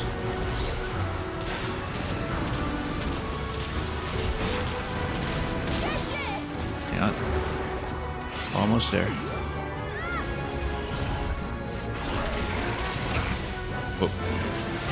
So we can find him.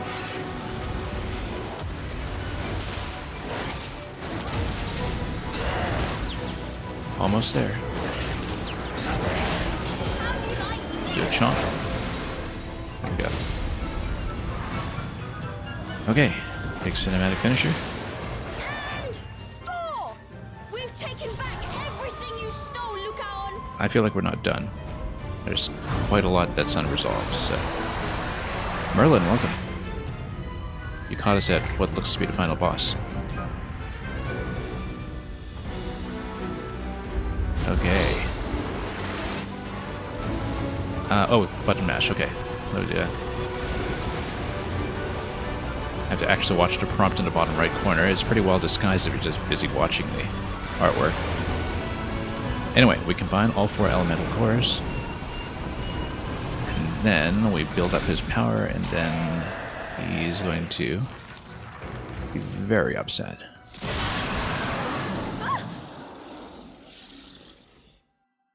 And hopefully not attack us in return like he did earlier when enraged.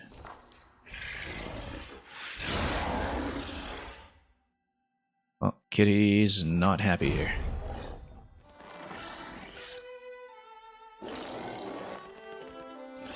Oh. But we know how to calm down the kitty.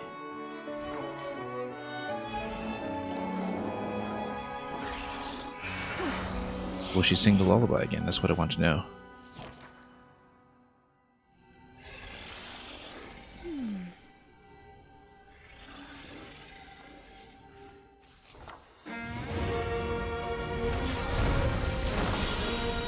Anyway, don't mess with my demon cat.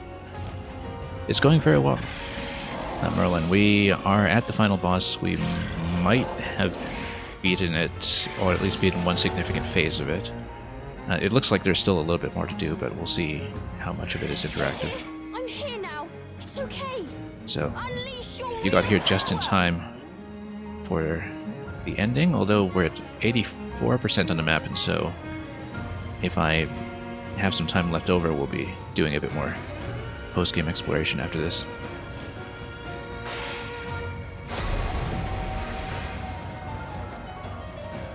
Cheshire, let's go! Okay.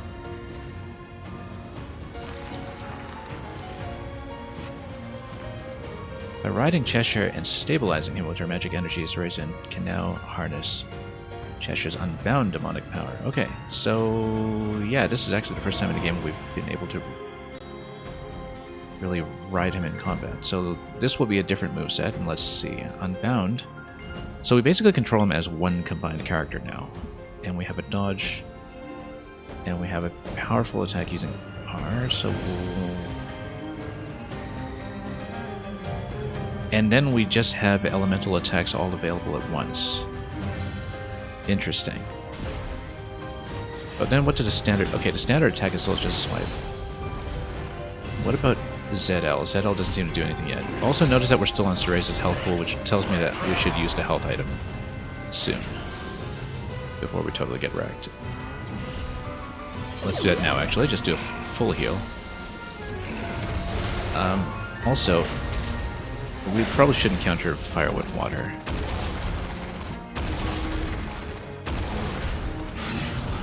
I actually really do love a lot about the control scheme in this game, in that it has a lot of the... Oh yeah, you can still use ZL to use Cereza's power to bind. It has a lot of that form switching complexity of other games. Particularly the Wonderful 101, which a lot of the combat sequences remind me of. But with a much more intuitive control scheme, like right here, where you just have the button switch.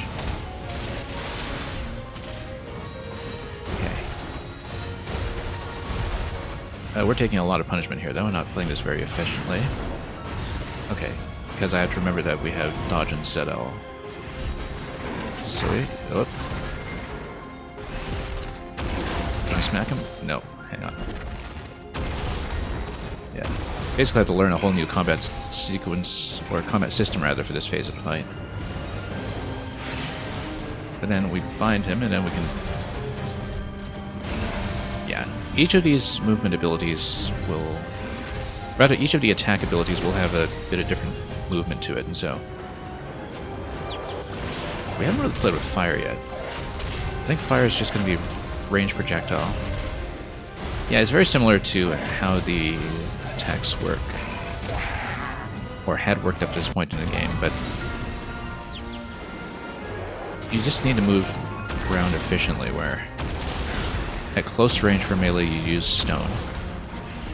And then at long range you use wood to get around.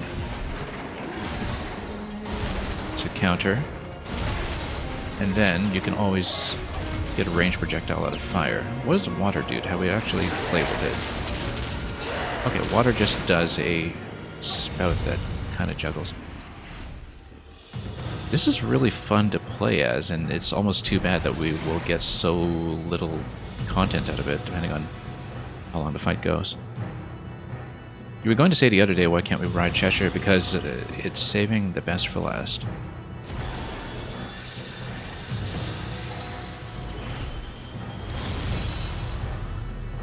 Is this going to be a button mash? Might be. Yes, it is.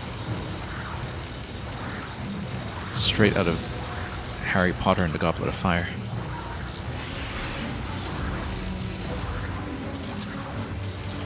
There's this very similar sequence in StarCraft 2 in the Zerg campaign, Heart of the Swarm, as well, and I always thought of that level as the Harry Potter level.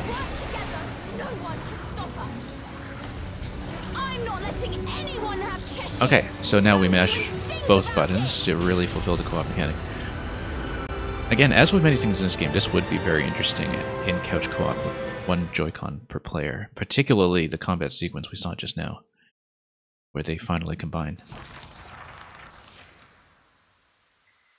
Because certainly up to that point, everything in the game was very playable, I think, with just one person per controller and somewhat decent communication.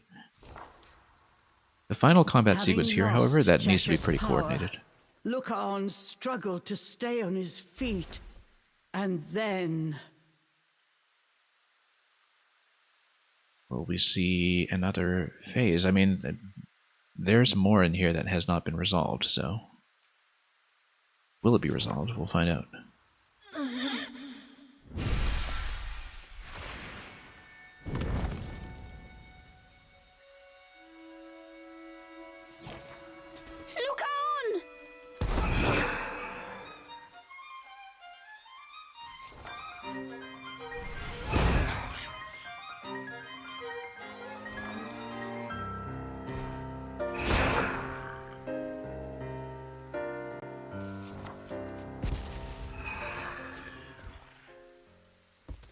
A heroic demon? Such altruism was unheard of throughout all infernal texts. But Cereza understood. Well, we tamed Cheshire rather than enslaving him, and I think that is an important difference when it comes to Cereza's moral authority over her companions in combat. Chapter 12, For a Friend. Okay, so we're in Chapter 12, and this is explorable. And we also have a save point here, which makes me wonder... Oh, and we're in the Whispering Path, which I think is actually the start of the game. Which I was wondering about, because at the start of the game you do see some things that are inaccessible. But they're mostly just branches that you can't hit yet at that time. And you actually do see the fellow who lets you fast travel as well. So I guess you do have a post-final boss explorable save, by the looks of it. We need a rest.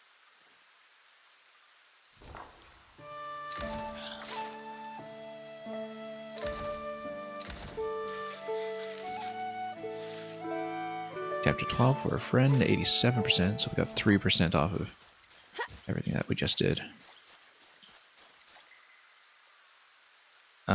The story's conclusion, hang on.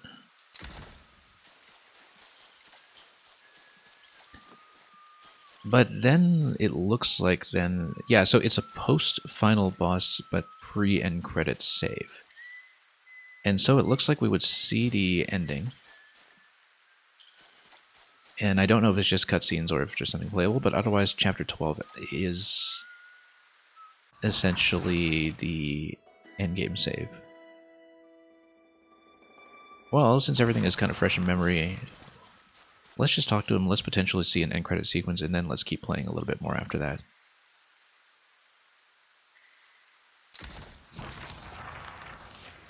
The sorrow and anger were gone from Lucaan's eyes. My soul cannot hold this form much longer. I figured this time was my last chance. No! We'll find another way. And what will it be? I thought demons were all heartless monsters, but I was wrong. I also wonder, of course, if 100% collection would affect anything with the ending scene. But we won't know that until we do it. Cheshire, was it? Forgive me for what I tried to do. The only heartless one was me.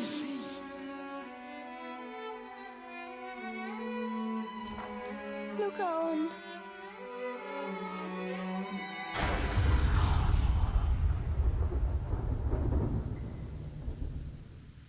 All We still haven't resolved everything with of her a sudden, there was an mother ear-splitting and crack, and a flash also of with light Morgana. illuminated the sky. So I wonder if there's anything else that is playable here.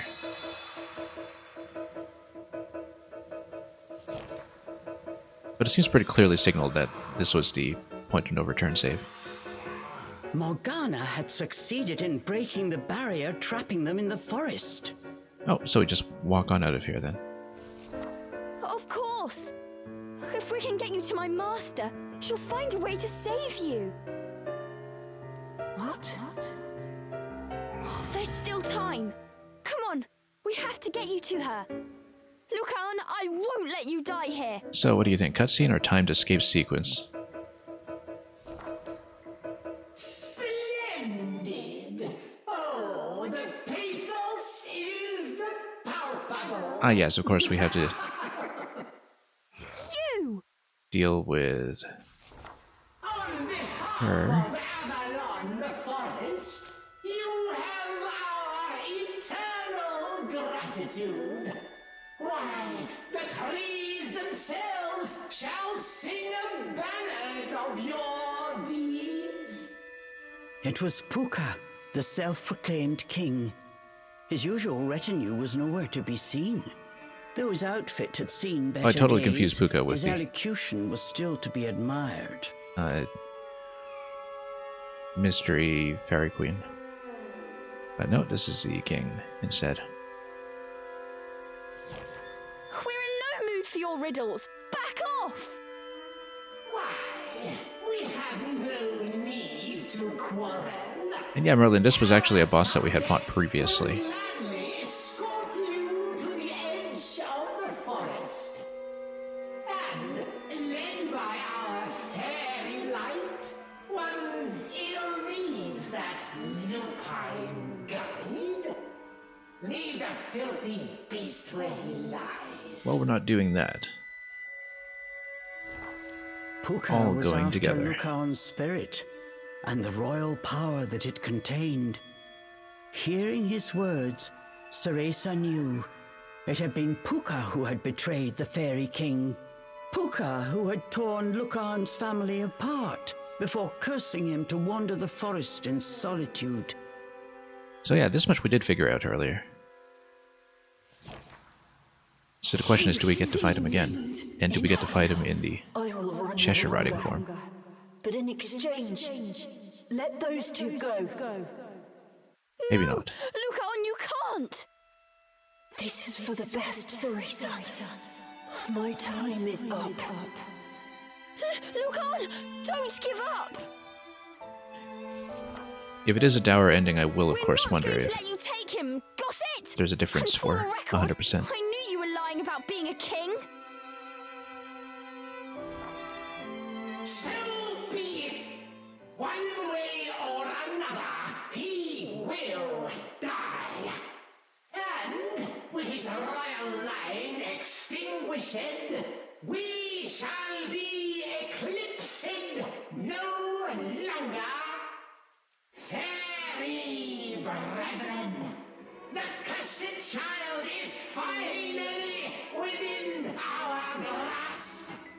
The false king's son reaches its nadir, and now Puka's star shines bright. Well, we'll just have to deal with the evil fairy faction. On Puka's signal, a terrifying number of fairies appeared out of the darkness. So is it a timed escape? Staring Or do we down actually what get to must fight have been something? Every last fairy in Avalon, Cereza's legs began to tremble. But no matter the odds, she refused to give up. But then,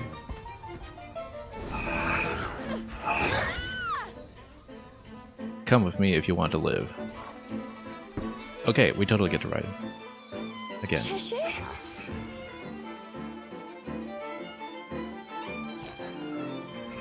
the writhing mass of fairies hot on his heels, Cheshire ran towards the pillar of light. Okay, now it's playable. And once again, we get the riding form. Perhaps. Cheshire Oh, ran it totally like is the a wind. Cereza felt an his escape warmth sequence in his minigame, mane. perhaps. There was no stopping them now. Okay, so yes, we do get to move, and then we need to dodge the attacks, obviously. And just not get chipped too much. Jump and slide. Ah, that's a slide. Okay, okay.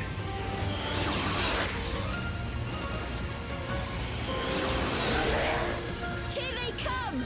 Leave them to me! Don't mess with a witch!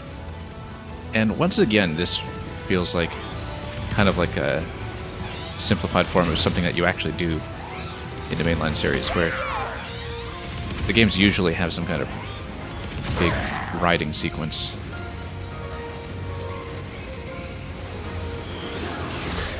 Oh, whoops, that was totally the wrong button. We need to slide by going down, and you do collect some currency here as well, interestingly enough, even though, depending on whether we get a save point after this, we may or may not use it for anything. And when we bind them with the thorns, they get consumed as well by demonic forces. Okay. I keep misreading high is low and low is high. Keep at it, Cheshire. Just a bit more. Okay, let's find this guy. Don't get devoured.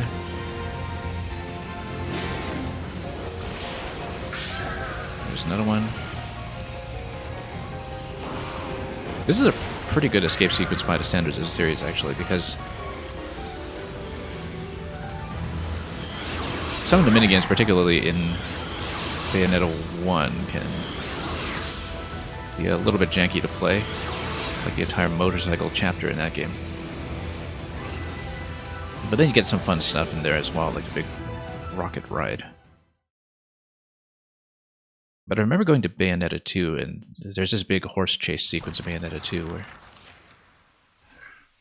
the riding sequence was Escaping the significantly fairies' improved in that one. clutches, the pair made it out of the forest. This is much closer to that in terms of the interactivity that swings the camera back and forth.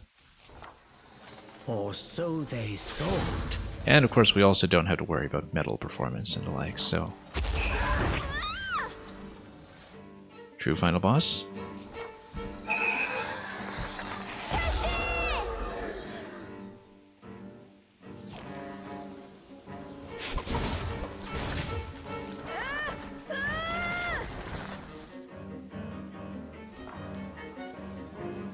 Caught by the fairies, they were slowly being dragged back into the forest. And who's going to come intervene? If Refusing anybody. to give in, Cereza held on with all her might. But then,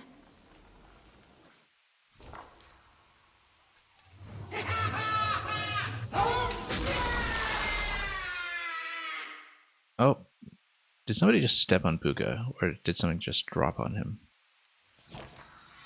something sent the fairies flying like leaves scattered to the wind. This was a technique Cereza had seen before.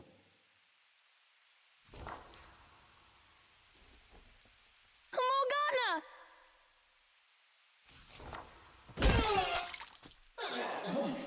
You loathsome witch! I should have known you! But before Puka could finish, Morgana extinguished his life with a single powerful strike.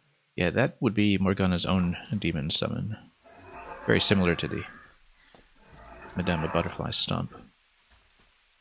As part of the standard witch moveset. Okay, so we don't really get to fight him. Morgana! I'm so sorry for disobeying you, but please, save the scolding for later.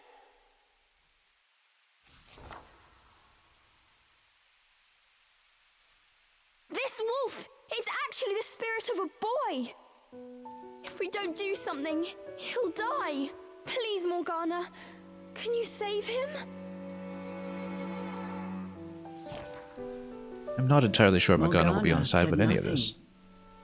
She gently That's- stroked the wolf's fur. Confused, Cereza looked at her master.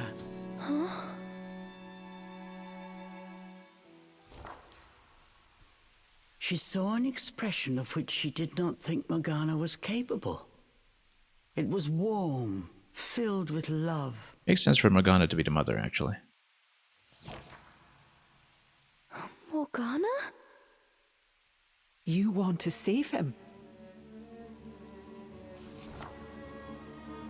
How dare you? How dare you say those words after what you did to him, you foolish girl! So I think Morgana probably would have preferred that we rescued him with a demon sacrifice.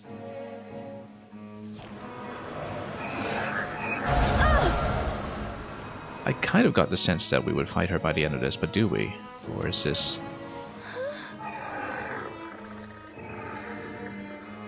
just another empty threat? We'll see.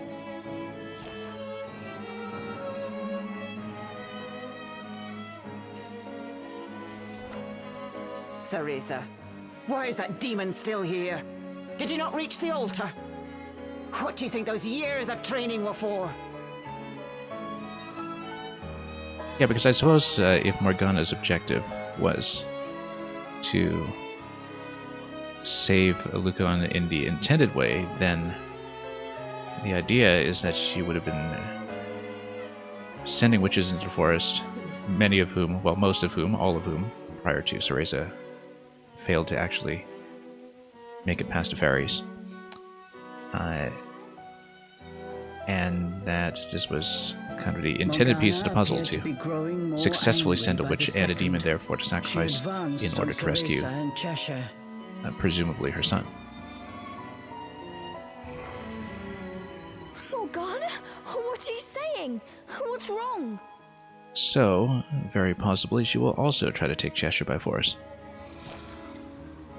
You still don't get it?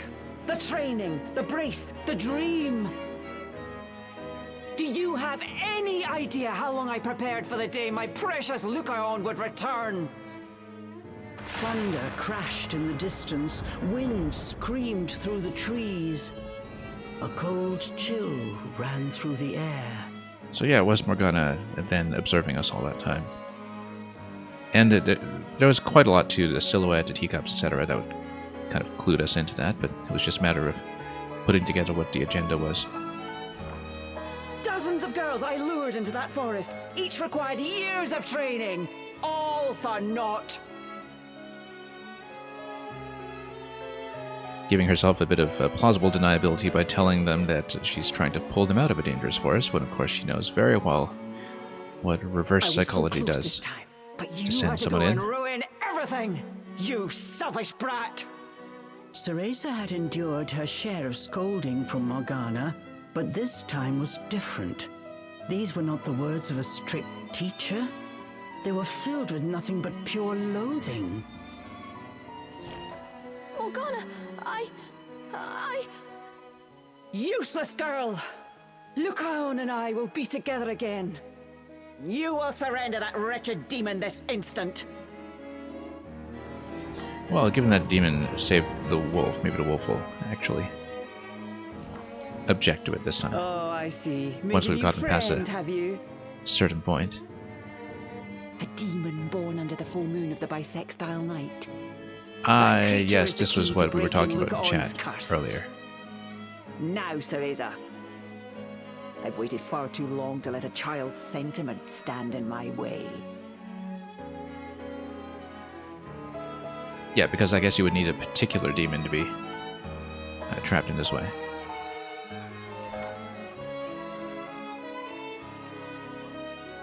In an appropriate Morgana, vessel. I know I wasn't a good pupil. I always messed up during training and broke your rules. I know I let you down. You might have been strict, but I always knew you cared about me. You were like a mother to me. That might be the wrong thing to say, given her other motherly role that we're I just wanted to about to run into. make you proud. Get away!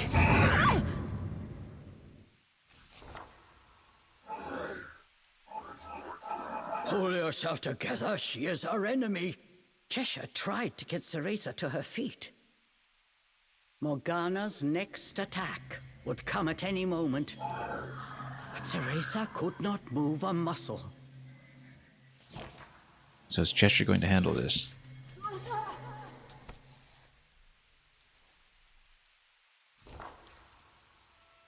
Just then, something caused Morgana to stop. Using the last of his strength, Lucaon clung to her dress. Yeah, at this point he would prefer that so we don't go with the original procedure. Please, Mother. No more. I can't bear to see you like this. Don't fret, my dear. Soon everything will be back to the way it was.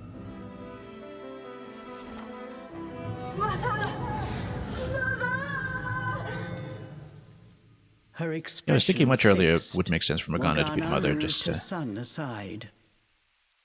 even before I knew the extent to which this particular story would lean into Arthurian legend, A her name pity. just sort of immediately You had the potential to become a evokes fine witch, Cereza. Morgan Le Fay, right? So. If only you'd hardened your heart. But you were always so damn soft. But the further you get into Avalon, the clearer it is that a lot of these motifs are what the story is going for.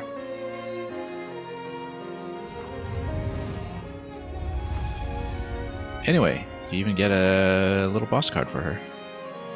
A merciless, unrivaled Umbran.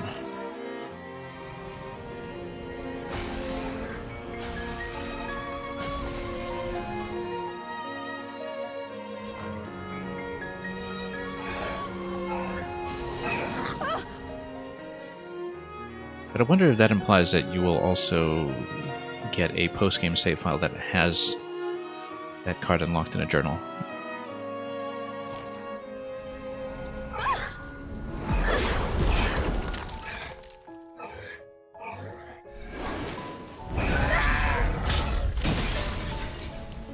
Anyway, she got her own boss card. Surely we get to fight. I was saying right at the beginning of the game that surely we get to fight Morgana. And we do. The witch is born this night. Well, by fight, of course, this is a bit of a chase first. What are we going to do? Run away until we can do something else. Also, the jump and duck controls are back from the previous chase sequence. Jump and slide, rather, so we need to watch out for that. Also, is there a dodge button that allows me to get around that? Yeah, so we have to jump and slide. That was supposed to be a jump. I don't read those very well, apparently.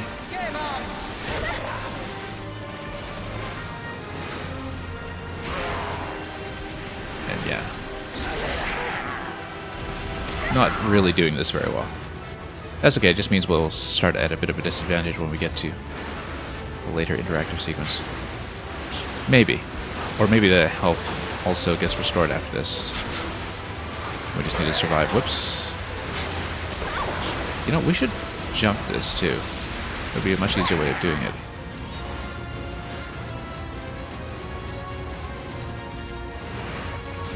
This is how a true witch wields a demon.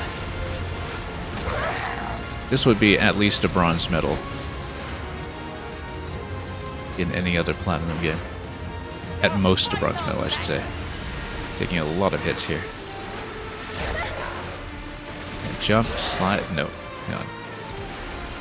Amazing how poorly I read those. Slide. Just getting smoked by this. Okay, yeah. We only need to go one notch at a time when it comes to the dodging. We don't really need to put our thumb on a stick the whole time.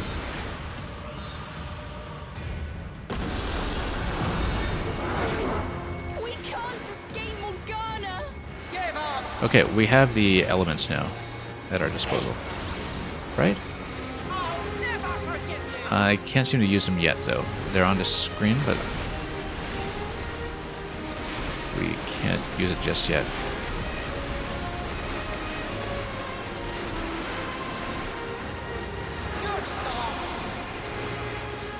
Okay, now we do have access to health pots, you'll notice, which is important because with a full restoration from them, we might actually need that by the end. Given how poorly we're dodging all of this stuff. I think we just need to survive the dodging, right? I don't know that we can actually attack into her yet. Or if we can, I haven't figured out how. Nope, we just need to survive that. Barely.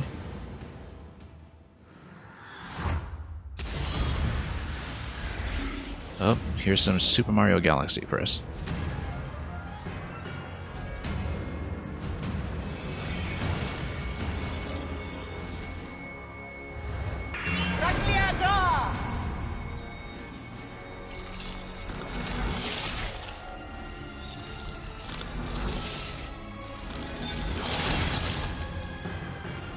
So, presumably we do fight her demon summons, which... Or, well, no, we just fight her in Mega form. Okay.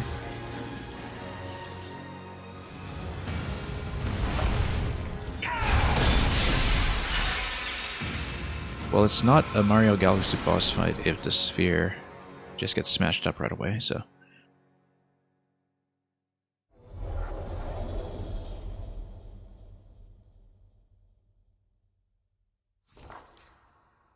Let's see. What's wrong? Giving up without a fight? Oh, we learned to do this. Cereza heard Cheshire's voice ringing clearly in her mind.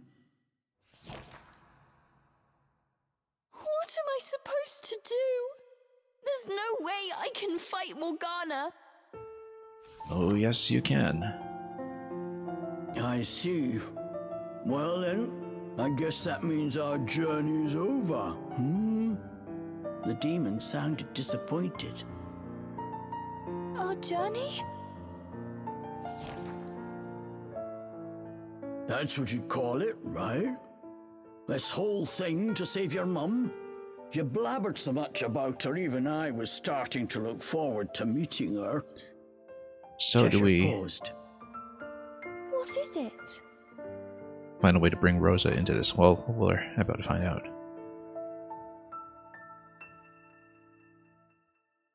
I'm sorry for what I did back there in the forest. Cheshire. And you were right. I never would have made it this far on my own. Thank you. Cereza was moved by the demon's unexpected words. Cheshire, wait! I promised to send you home. I intend to keep that promise.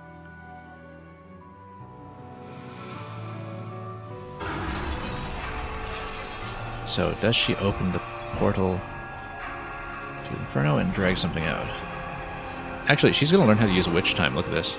This is the first time I've seen Witch Time Go, Cheshire! in this game. So she's gonna slow everything down. This is actually very reminiscent of the final boss in the first game. We just slow things down and jump around the sharks.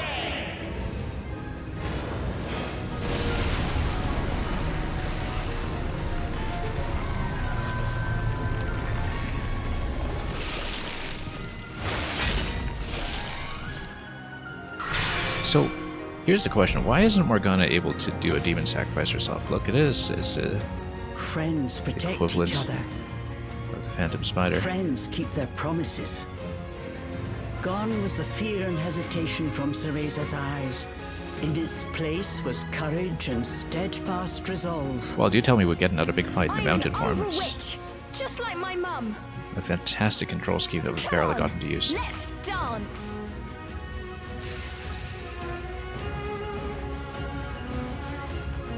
Witch Time. We get Witch Time when we dodge now. So we basically established the mechanics of the original Bayonetta. That's fantastic. Alright, let's do it.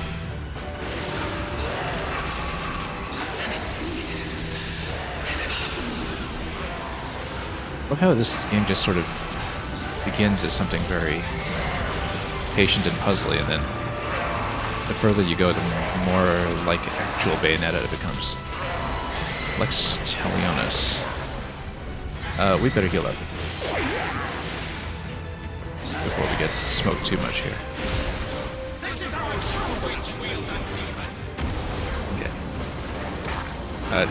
Dodge? Yeah. We should use the water attack for this bit, maybe give him a placement. No. Yeah, we need to use the appropriate element depending on what we're trying to hit. Whoop, no, missed it.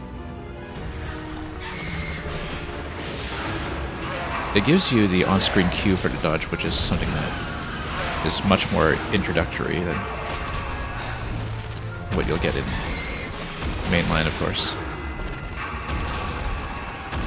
Felt like a bit late there, but that's the equivalent of the This is our true bat way with to it. wield a demon.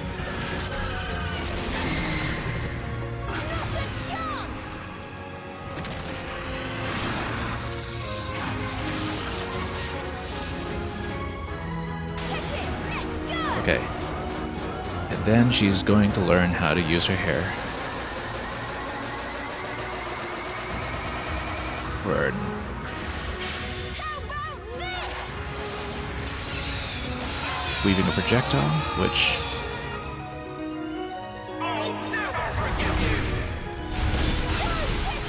Yeah, so a bit of a quick time event there as well with the dodge button. Very much like the Jubileus fight, where you just get wish time going and then... Okay, it no longer gives you the Q, but maybe it just gives you that if you miss a few times or something.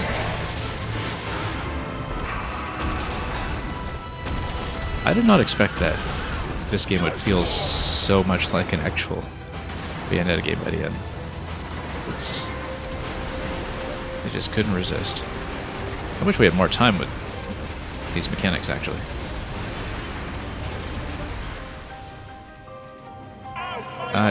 I wonder if we still get to chip away at her in this form, but whoops, nope, missed. Hang on. There we go. I think the water attack works pretty well here, just given the positioning of the spider. But yeah, fire attack at range would attack for the approach.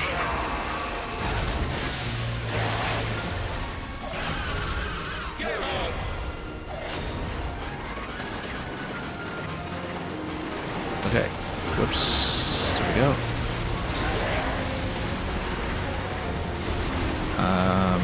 Need to actually find a way to attack into her here. Break the pillars a bit. Whoops, missed it again. A little bit late. Yeah, mostly spamming water because the attack goes up, but at a distance we can close in. Continue hitting. I wonder if we get to fight other demons after the spider, though. Now it's our turn.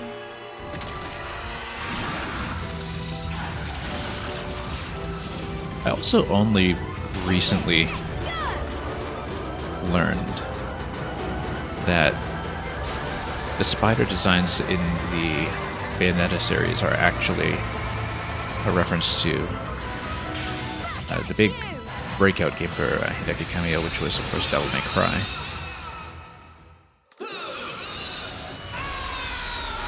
Oh, that was quick. This phase, anyway. There's got to be another one. No?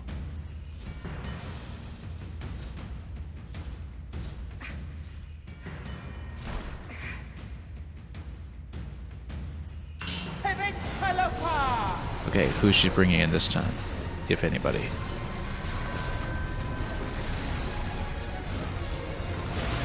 I don't feel done. Yeah. It's usually pretty obvious when you are done.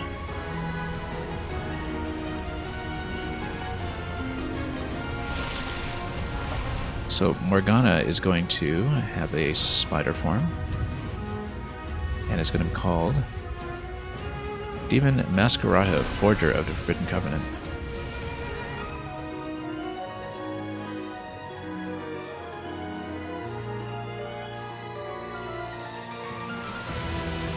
Okay, so now that we've done the Witch Time tutorial, we actually fight.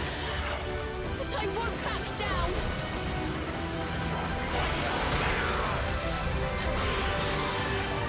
Probably do a ranged attack with fire. Just make sure we watch the dodge. Whoops, I'm not watching the dodge. Hang on. Hope we don't run out of health pots by the end, because I'm actually in pretty serious trouble right now. Trying to dodge out of that timing is just totally off. What? The game's starting to bother me about the dodge button, because I keep missing these. Whoop.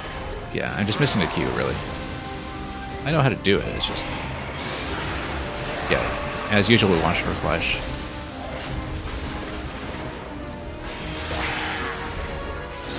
Bayonetta 3 actually really threw me off with the dodge timings, because you should be watching for the flash, but sometimes there was a really long delay after flash for certain enemies in that game, so... Alright. Let's talk more fighting. There we go, witch time. Let's...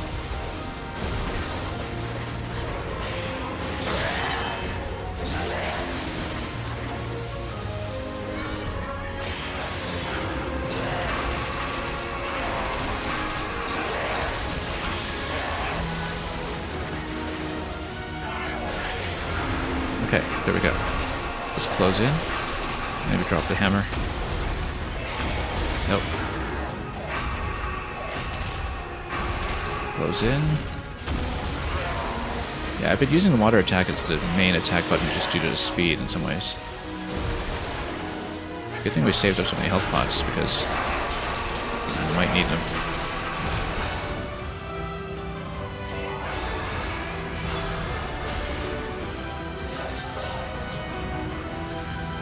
Okay, so we just need to dodge.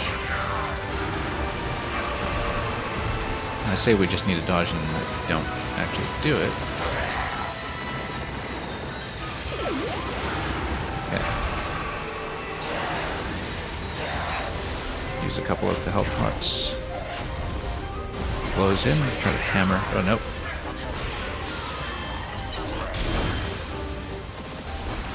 Am I actually able to use Cereza's binding power at all? Because I actually haven't used it at any point in this fight. Because I've been keeping my left index finger on L the whole time, just... Because you actually do get Cheshire's standard swipe attack if you're not using the elemental attacks. And maybe we should be working those into combos quite a bit more. Because I'm mostly just kind of forgetting to use his own swipe attack, which...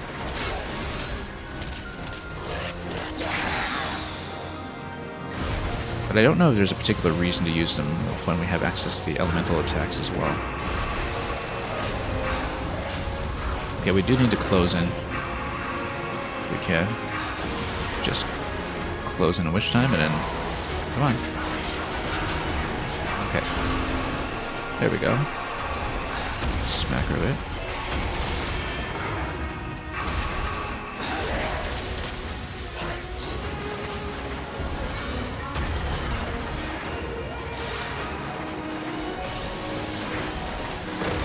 Nope, was trying to dodge out of that one, and that was a total miss there. Whoops, come on.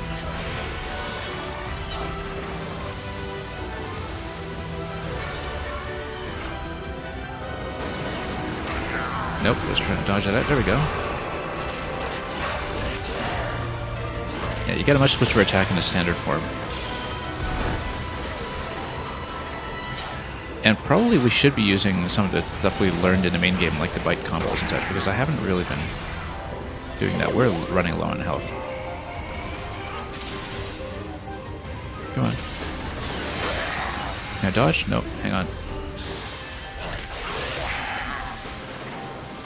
Yeah, Merlin will... We'll see. I do intend to do the Super World, and I'm trying to see if I can fit it in before Super Mario Wonder. I'm not sure I will. Because it depends on how much backlog I have to get through by that point. I'm hoping to do it relatively soon, but it might have to wait after Mario Wonder. Because this game also turned out to be much longer than I expected, so... But that's because we were very thorough about reading the map. Dodge. Nope, missed it. There we go.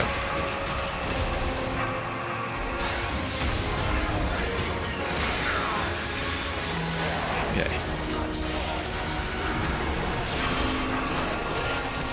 Yeah, I am occasionally getting the Q for the bite combos. I wonder if the other elemental attacks are chargeable. I think they are, in fact, which I should have used to my advantage.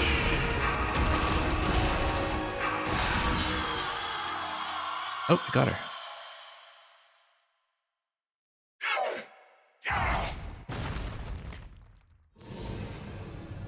Yeah, Derbeshide Visser, I actually did say that I'd do Merlin's World at some point, since it was actually one of the first things I playtested in Mario Maker 3 years ago when he started working on it. Many revisions ago. Anyway, let's see the final sequence here. I think we got her for good this time. I didn't play that fight very cleanly at all. Safe Farewell. Interestingly enough, Safe Farewell is on the same button binding as Cheshire's attack, and particularly the Chomp attack, so... Is that the Farewell? I guess so. Let's say it.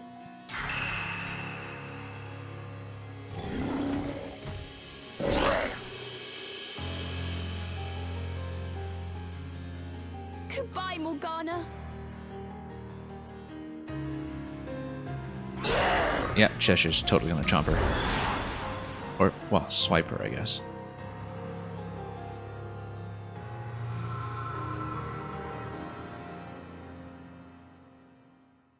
I mean, it's pretty clear if you know your Bayonetta that Morgana is a character who does need to be dealt with somehow, since she's original to this game. And does the soul get dragged to Inferno? We're about to see. Cereza! Cheshire! Now, this is probably Rosa talking. Oh no, that's just Lucan. I don't know if anything with Rosa gets resolved here because of how the main games work. Stopping my mother. It was an honor to meet you both.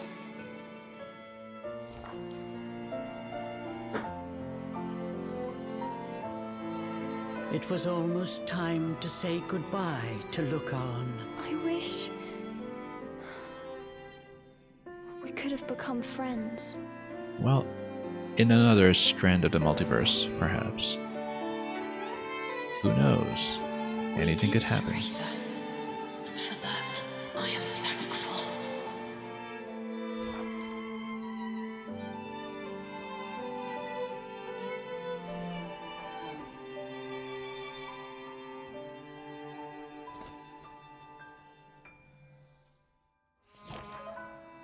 Mother and child shared a tender embrace. This was the warmth he had been dreaming of. Thank you for always watching over me, Mother. You can rest now. I'm happy I was able to see your face one last time.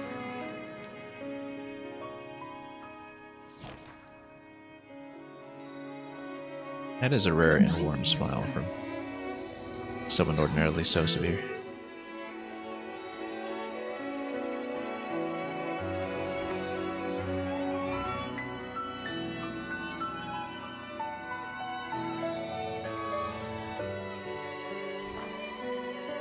Cereza did not know where fairy souls went in this chaotic world, but wherever Lucan wound up, she hoped he would find peace.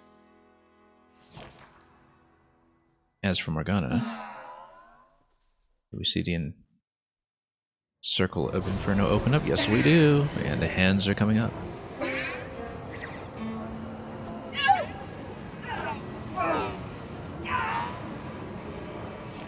The end had come for Morgana the Witch. Her peaceful expression was replaced by one of agony. It was almost too much to watch. Well, we know from Bayonetta 2, of course, that you can This is just the fate go back that down there and awaits get her back. every Umbra witch. An eternity, wandering the depths of Inferno. Cereza did not look away. She watched as Morgana's soul was dragged to the underworld.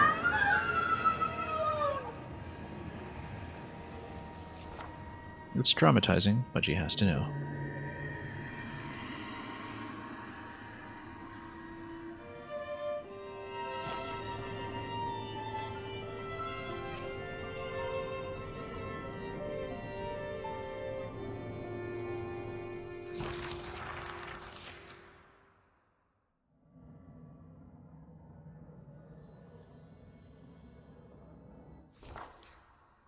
Cheshire realized that this unexpected twist of fate had delivered exactly what he sought. A door to Inferno lay before him. Well, so all you needed to do was kill a But the witch. portal was already growing unstable. It threatened to close at any moment. The journey had left the demon totally exhausted.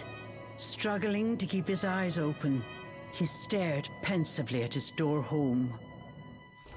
Clearly he says goodbye, but then we keep the plushie, That right? gate will take you back to Inferno. So, it's just that he's going to be released from his corporeal form. It'll close soon. Cheshire looked back at Cereza. His expression said what they were both thinking.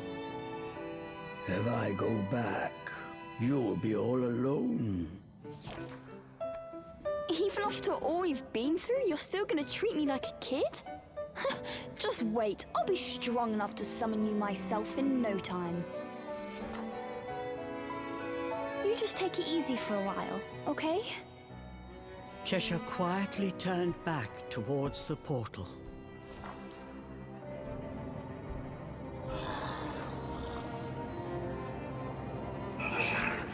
Well, back home he goes to all the inferno fruit he likes. Chesh...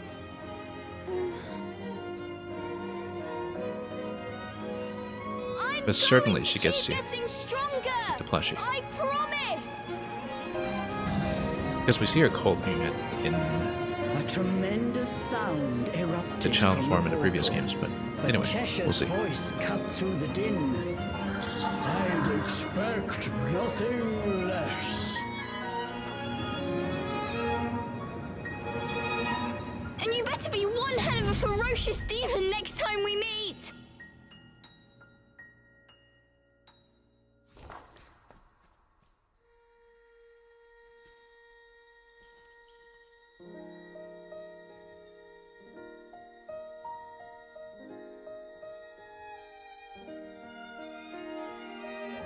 And all these memories of their journey together. That's a lovely card.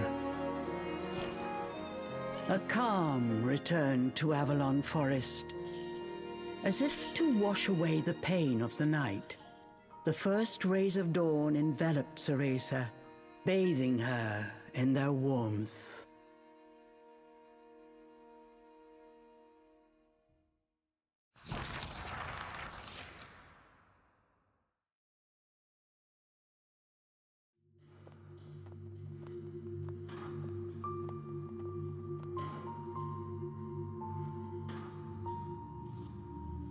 And do we get a playable epilogue?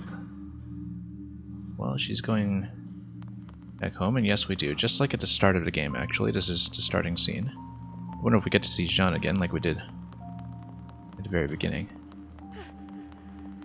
Maybe not. We're just forced down the corridor. Ah, there's Jean. I knew you'd make it.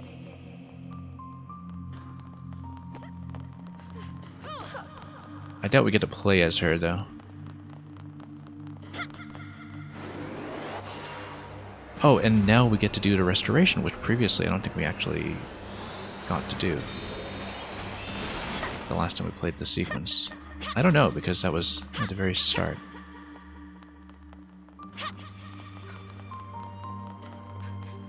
So anyway, Jean and Cereza are probably going to resolve this dangling thread about her mother.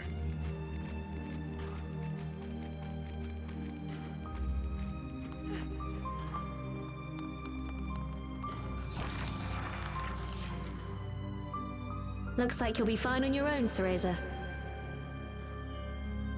Sean, oh, thank you. I'll see you again when this is over. Oh, you certainly will.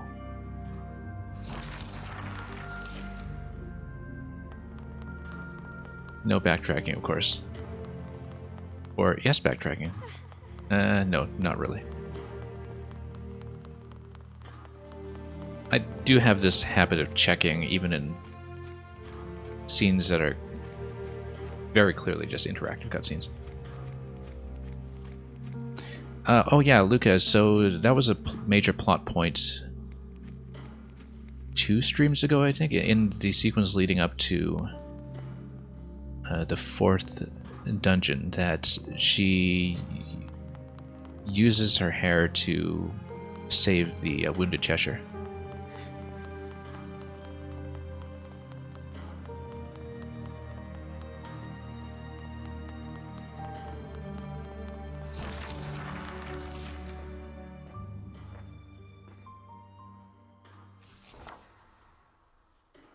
I did it, Mother.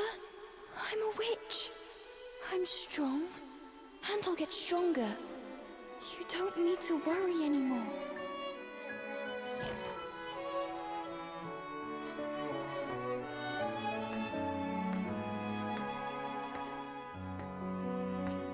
Now I want to see what the ending song is.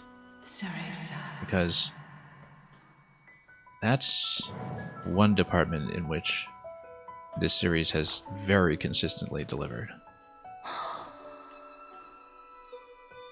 So we'll give this whole sequence a listen.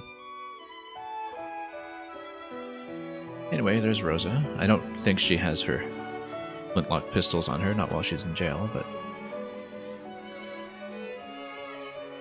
at long last.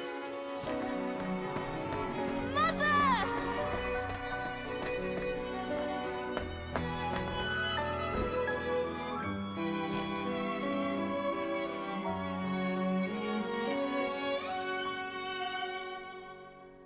You have grown into a splendid witch, Cereza. You are going to be just fine.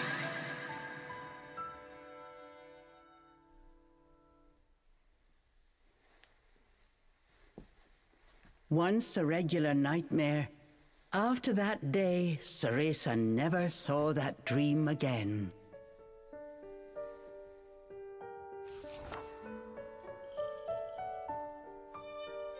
I kind of totally want a Cheshire plushie. I'm sure people have made their own boutique designs and such, but if there was something, you know, high quality and on model, that would be fun. I'll have to check Etsy or something at the end of the stream.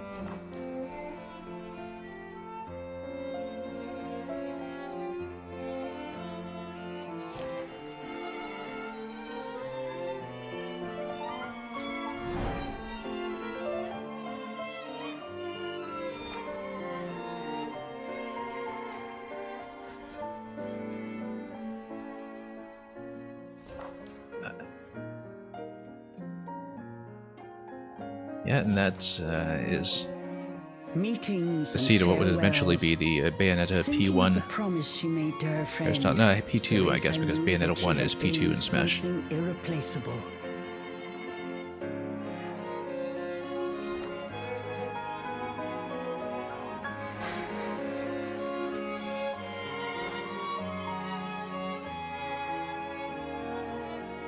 The night was young. Cereza set off on her next adventure, the pale moon lighting her way.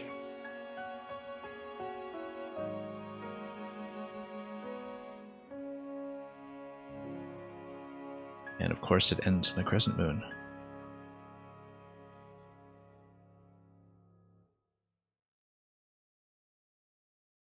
Alright, there's gotta be credits now, right? Let's see what happens. Team Lost Fairies. Yeah, so the director, I actually was reading about him, Tanari. He's a very interesting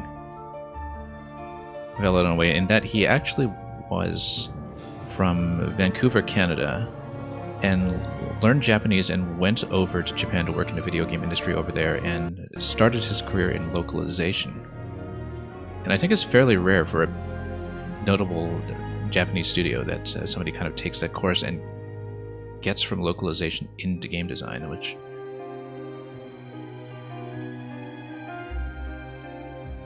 is a pretty interesting course to take. And it'll be interesting to see. Well, let's listen to the song.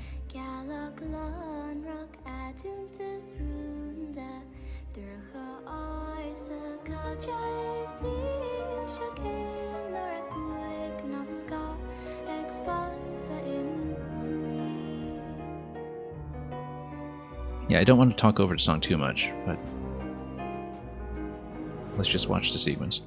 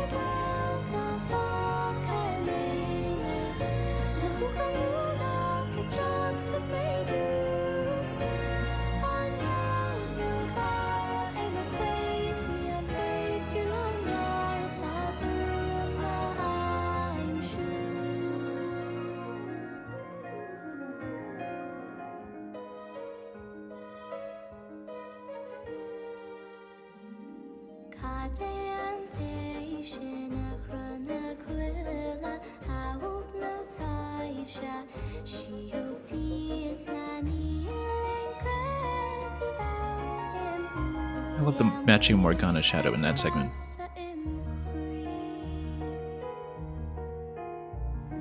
And with Jean, of course.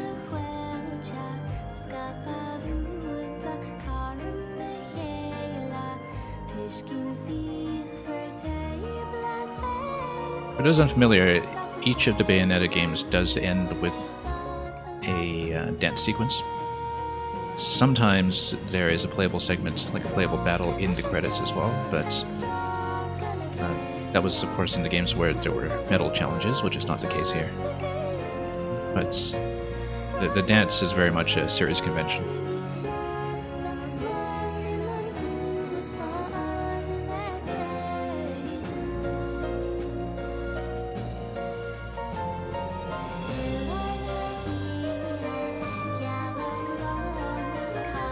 Hiroshi Yamaguchi, who's in music supervision, he's the composer for a lot of the older Kamiya games.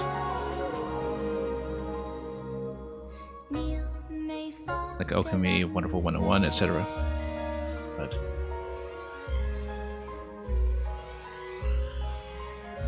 as I understand it, they brought on a lot of newer, younger staff for this game.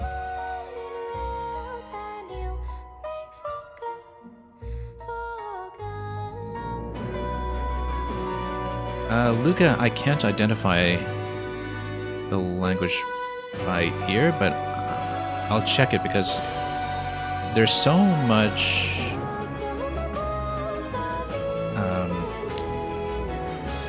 Irish Gaelic in this game that it's possible that it might be it. I don't think it's Japanese. I would have recognized it, but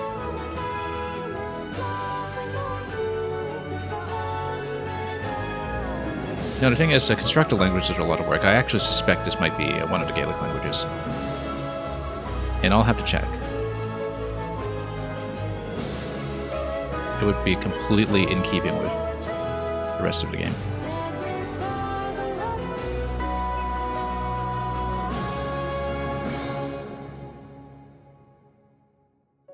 Given the very Celtic flavor of everything here. From the Arthurian legend on up.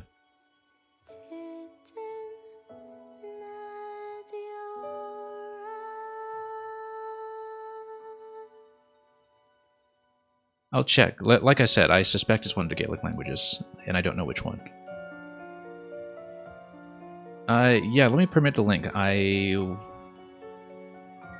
will do that in just a moment here.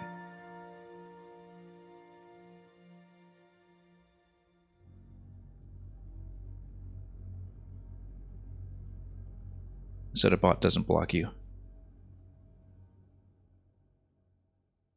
They released a music recording video for the ending song of Bayonetta 3 as well, so I'm not surprised that they would have a video of the recording session. And so yeah, you do have a Japanese and an English voice track in this game.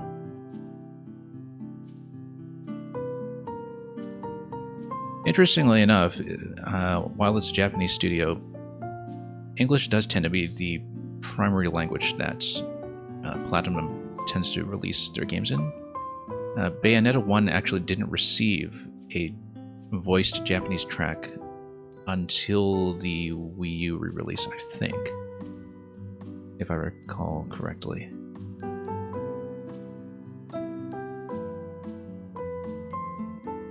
And yes, Luca, indeed, the Bossa Nova is back.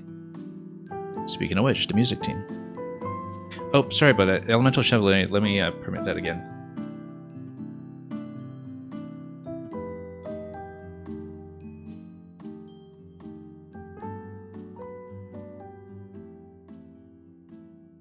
I hope I didn't just misspell your name. Did I? Hang on. Let me just VIP you for a moment.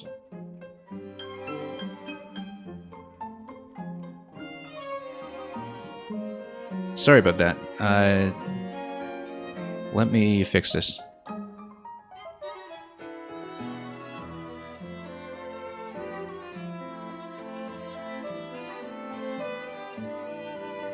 Try it again.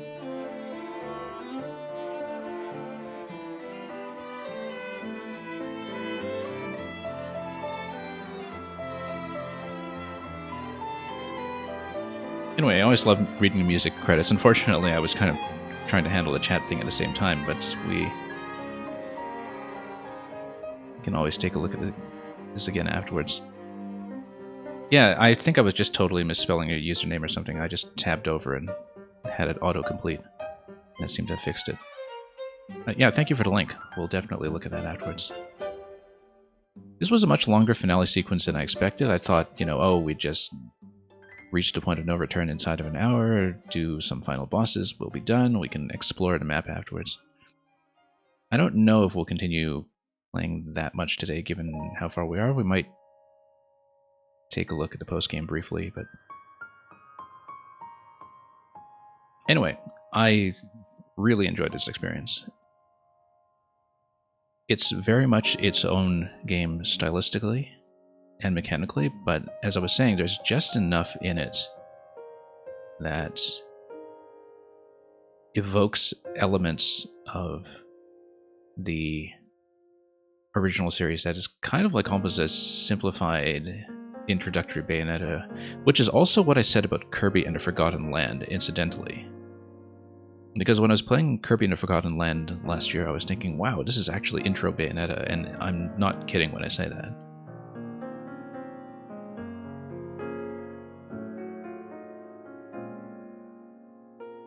It actually has the most coherent storytelling of the series, which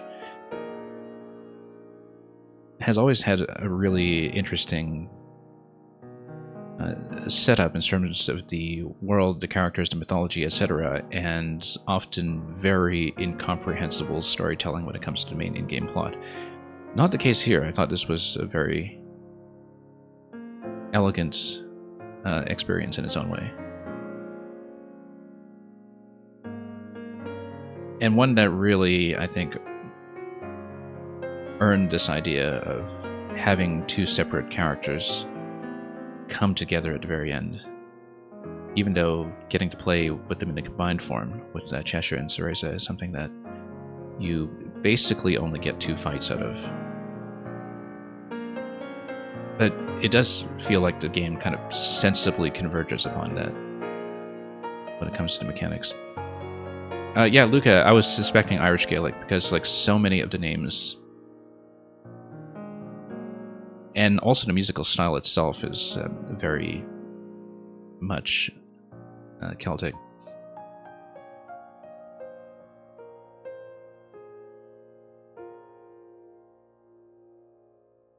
Yeah, Irish is sometimes referred to as Gaelic, but so is Scots Gaelic, and they are two different but related languages. Now, when people say Irish, they mean Irish Gaelic. And that's why you would have picked up on elements of English and French by similarity. And this was a really interesting direction into this as well, because, in the main series, you have basically heaven and hell and then the multiverse after that, and the first two of those anyway are heavily drawn from Italian motifs, from Dante's Inferno especially, and a lot of Renaissance artwork. But this one, they just decided to go full Celtic and Arthurian legend. And it's kind of interesting that it makes complete sense to do this within the mythology of the Bayonetta series that had already been set up. The end. So we'll see how the post-game save works, and look at that, we have these Cheshire paw prints at the close of the book, which I think is very lovely. We get 4 paw prints. I don't know if that would change at all depending on completion. We get to play a special story with Jeanne. Yes, and there's a difficulty select as well. We're not going to select it, but maybe there is a hard mode. And we get costumes, which, Luca, I know you were asking about. Why don't we get costumes in this game when we get so many costumes in every Bayonetta game? Well, Now we know. The right eye. A cursor of love. Select a slot to save your clear data in. So I think we will save over the existing file when it comes to the clear file, since it is going to be the postgame file. I don't think there would be a reason to keep the previous one, given that we can still hit the point of no return, I'm sure. Maybe we should give it slot 2 just to be safe, but let's see. Complete unfinished areas, yeah. No, we'll just save over it.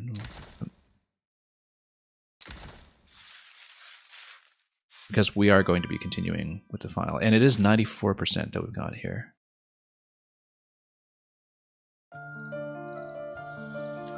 Also, finally, you'll get a chance to hear the prologue music. So when you boot up the game, you do hear this Cereza, opening theme. the lost demon. I hadn't shown it off on stream up to this point because it finishes playing by the time I start streaming. But I'll let it play this time, and you can hear it, and then we'll look at some of the post-game content. I think we probably will do Dijon's story, rather than doing the... Well, I mean, I don't know how big it is. It might just be a tiny little sequence. What's under extras? Yeah, Jean's Tale. His story's creators. That would just be the end credits, I'm sure. Let me take a look at the post-game save file first. You get slot number 1 with a golden paw in it. Cereza's time in Avalon helped her grow in many ways. Keeping the memories of her friends close to her heart, she sets off to a new journey. So let's see what it looks like, but I will probably pop out and do Jean's Tale rather than wandering around a map for the next couple hours. Although I really want to resolve the issue of that train. Yeah, so this is right before Talk to Lucan. Notice, though, that it does recognize that I had consumed 5 health pots prior to this. So it is with the currency and the resources after the final boss sequence. And yeah, otherwise I think everything's identical, except we should see if the final unlocks are available, and we'll check for the costumes as well. Because there were the final slots on the skill tree. Pickpockets 3, so what was the one that we didn't see? Ah, Witch Time, okay. But then did we get Witch Time in the standard game now? And we have Unbound Cheshire. And we can practice with it, but do we...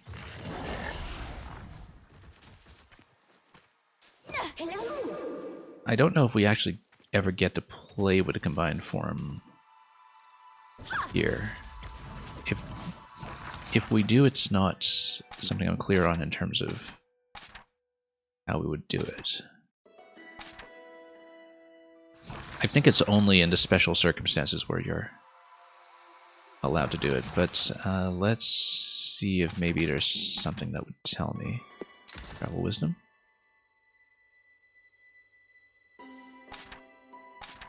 Pulse. Let's see. We're missing one thing, incidentally. With Travel Wisdom. I don't know why, but there's something we never saw. We're missing something else here, too. Shift Strike. Yeah, so this is... Oh, it's probably because it's tied to the unlockable abilities. Because we hadn't unlocked the rocket return, whatever that's called yet, so... Yeah, I guess it's just for the special sequences where we're allowed to use Witch Time and Unbound Cheshire. We probably can't just use them in a standard fight. Costumes menu. Let's see if we can find it. Options? No. Or did I miss where it was?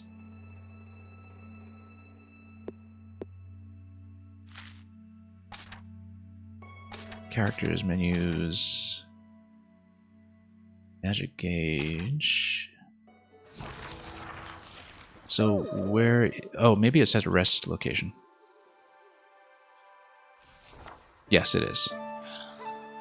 The costumes menu has been unlocked, so let's see what we have. Yeah, it's at the save points. That's a lot of costumes that we don't have. That is a lot of costumes we don't have. Maybe it's for zone clears or for something else, I don't know. So Brave Witch is the standard one. Cool! Yeah, so the right eye is the Bayonetta 1 costume. So this is the Bayonetta 1 style, basically. At least with the hairstyle. Close enough, anyway, for a kid.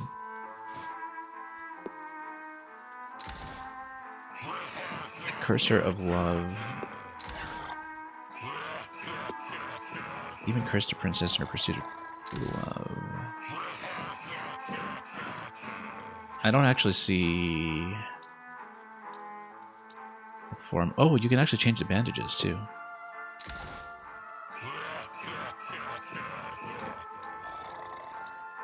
Yeah, so you can actually change the arm style. I don't really... Oh, okay, I think I see the difference. It's the... if you look at a pattern on the face. Yeah, it's the mask. It's the mask, that's what it is. And we can shuffle music as well. So yeah, we'll put her in the Bayonetta 1 form. Because why not? So yeah, Cheshire gets a special mask. That is so many unlockable costumes. It must be based on something like the time trials or... Well, actually, let's count how many there are we're missing. Or maybe it's based on the zone clears when we get 100% in certain other respects. Because we got two... Well, we got one unlockable set. 3 more for Cheshire. And 7 more for Cereza. So... Let's look at the time trials, because I wonder how many there are, just to see how things line up. Yeah, we got these for beating the story, and there would likely be something for 100%. I suspect that it is for something like time trials, depending on how many there are. But it's just a medal, so I wonder what else would unlock that. Regardless, I'm going to look at Jean's story just to see how big it is, and we'll see if we can play through it. I think I'd rather do that today than play through more of the standard map. As with Tears of the Kingdom, we might kind of break things up and come back here for post-game at a different point, because I'd really have to kind of go through the map first and just document how things are connected, because that's the most time-consuming thing about sweeping this map, is just understanding which zones connect to which other zones. Anyway, let's save up. Yeah, you can say you get 1 for time trials, 1 for saving all the wisps, and 1 for getting all the scrolls. Yeah, that makes sense. And we did get all the scrolls. We got all of the journal pages, so... Yeah, because you get the stamp on a save file as well, right?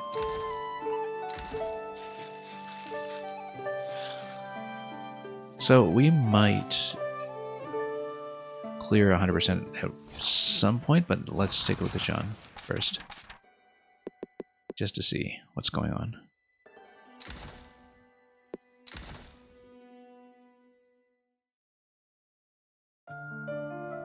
And I archive my streams, right? Yes, I do.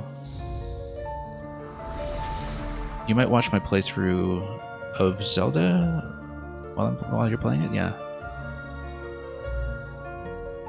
Keep in mind, look at a lot of things that people would have seen as early game content in Tears of the Kingdom, I actually never saw until post game.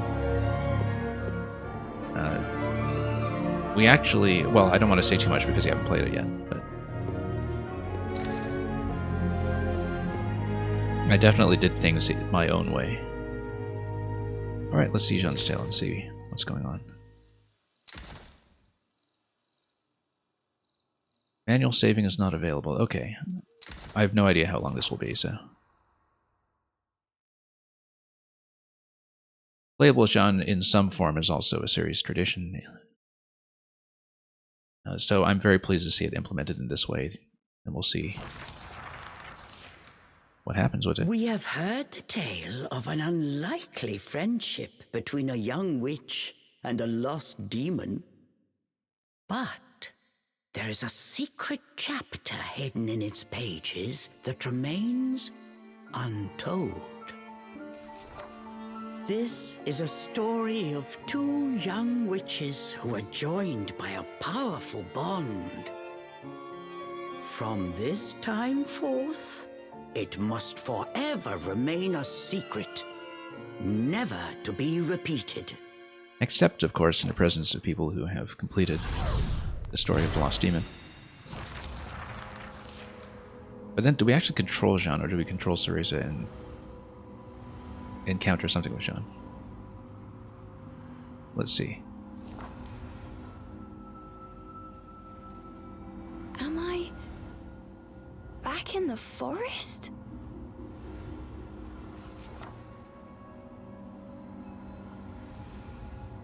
Huh? Cheshire? Where are you, Cheshire?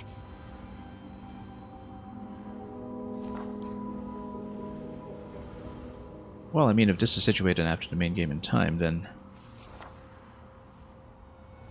Cheshire would not be available.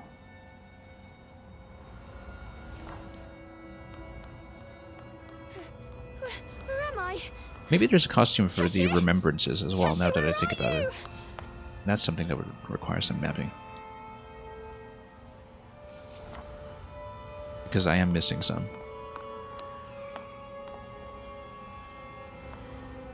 Well, without Cheshire, how do we get through the ice gate?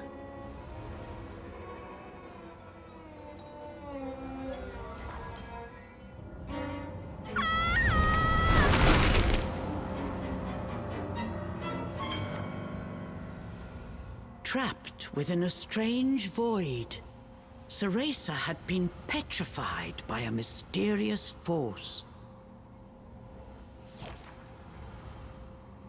And as for Cheshire, he was nowhere to be seen. Could this too have been the work of the fairies?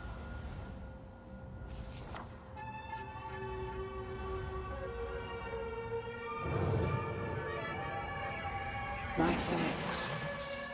The fairy's power resonated through my memories to guide me here. I guess we don't have much context so far for how this is situated in the rest of the story. I'm surprised that one so young was able to resist my power. But I should have, if only. But as a secret chapter, perhaps it was embedded somewhere in the middle of things. Cereza! Okay, Jean knows something is wrong, and so off to the rescue she goes. Surely we get to play as her. No. I figured she could handle that forest without my help. But this power is unlike anything I've ever felt before. It goes against all Umbran teachings. But I have no choice. For years, this young girl had protected Cereza, always being sure to watch over her from afar. Her name was Jeanne, and she too was an Umbra witch, just beginning her training. This is an interesting perspective on their lifelong relationship. Unlike Cereza, Jeanne lived in the Umbra witch village. Though forbidden, she often snuck out to meet her rival. The two never missed a chance to compare strength. That's also putting it very lightly if you know what Jean is like in Bayonetta 1. Jean had been warned about the risks Fantastic of character soul there. projection, but that stayed her hand nary a moment.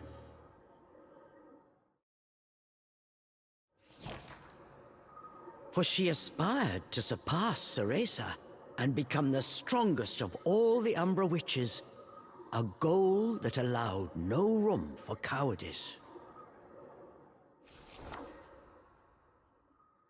I swear, that girl likes to keep me busy.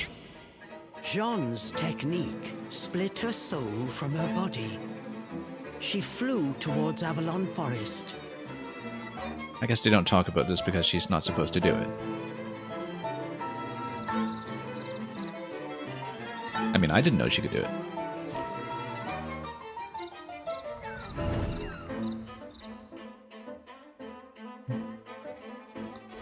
In that bit in Bayonetta 2 when her soul splits off, that's definitely not intentional.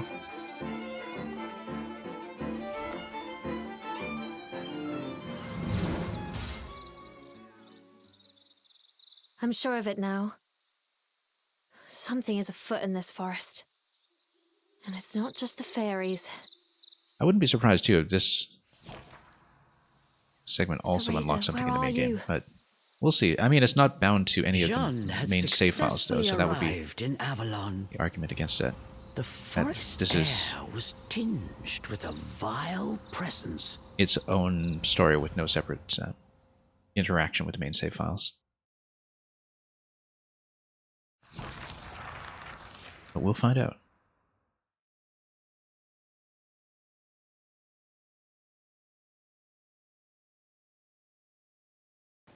Because the unlocks could be global across So the game. this is the infamous Anyway, fairy forest. back to 4 points of health and no Cheshire. But there's something else And here. do we get a map? I'm sure of it. Yet we don't. So, do we get currency? Yes, we do. But what for? Anyway, she has the same witch powers. We'll use them.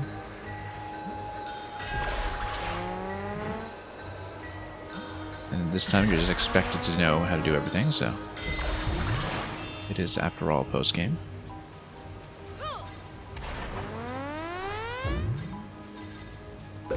The Elder would really give me an earful if she knew I was here.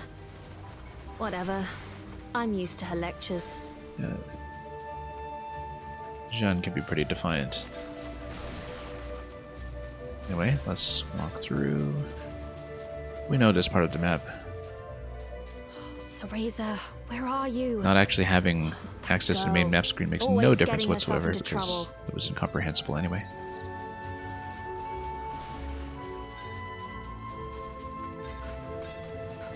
Whoop, let's walk out of here. And yeah, it looks like there will be a Tirnanog portal What is not far from here. that? Now, what is this?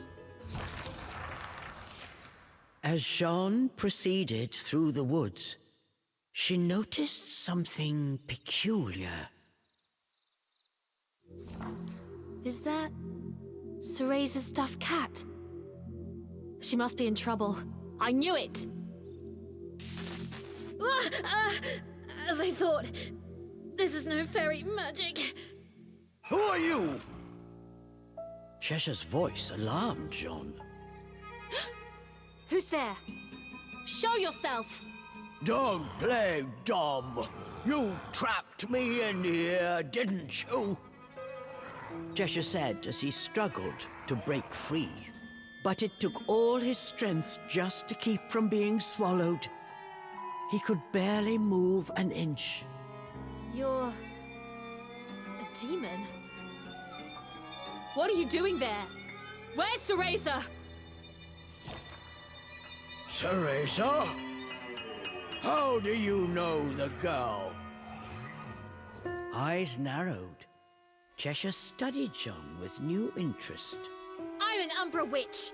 Apprentice. Jean, I've come to save Cereza. What have you done with her? Get out here and explain yourself. I guess it's just a pretext for how we would get to use Cheshire in this mode. Oh, like I know where that brat is. They have a temporary alliance. Cheshire said, trying unsuccessfully to hide the desperation in his voice. Wait, a demon? Here? Did Cereza summon you? In a manner of speaking. Jean knew Cereza well. Seeing the demon-possessed stuffed cat, she instantly grasped the situation. She thought for a moment, then had a truly devilish idea. I've a proposition for you, demon. I'll get you unstuck. But in return, you help me find Cereza. And as expected, that's why they play together. Cereza. For just a little bit. The demon eyed Jean suspiciously. And for some reason, Cheshire will keep this strictly confidential. That's the deal. If you say you'll help me, I'll move you to a body in a less precarious position. I have just the thing. Jean produced a stuffed animal of her we get our own. own plushie, okay. A handsome red stuffed cat. So I guess the demon would transfer over from Cheshire into Jean's cat. Because the corporeal form of the plushie, the Cheshire plushie, is stuck, right? Compared to Cheshire's tattered felt, its velvet fur had a rich sheen. Nevertheless, Surely this is an unlockable skin. Like I trust a human. You're all the same. You won't trick me. Cheshire barked at Jean. Fine by me. Best of luck then. Jean turned her back on the prideful demon and prepared to set off on her own. Wait! Cheshire yelled, unable to conceal his distress. And with good reason. In a moment he would be sucked into that void for good. All right, let me into that blasted cat. But if this is a trick, your lunch. The demon reluctantly agreed to Jean's plan. Of course, Jean would have a plushie Very in much well, better condition. demon. Now, into the vessel you go!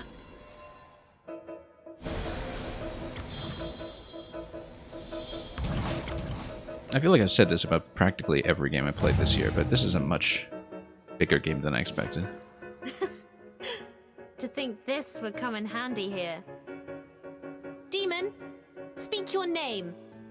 I don't have one. The demon showed his gratitude the only way he knew how.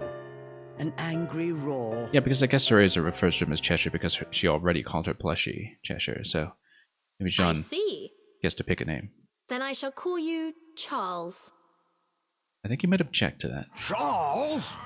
Perhaps the demon had grown more attached to the name Cheshire than he cared to admit. What's the fuss? Any name will do, right? Off we go now, Charles. We've no time to waste. Or as some would say, Chucky.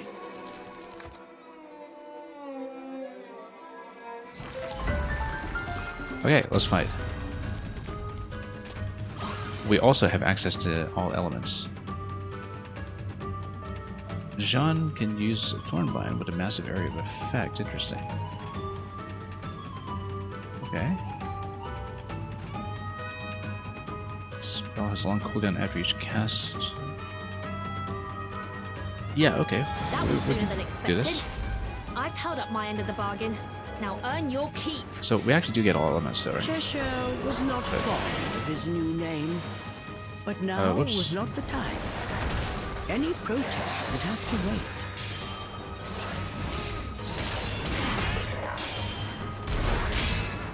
And yeah, she only gets a single slot on the meter as well, so unlike all the upgrades that we put on Cereza.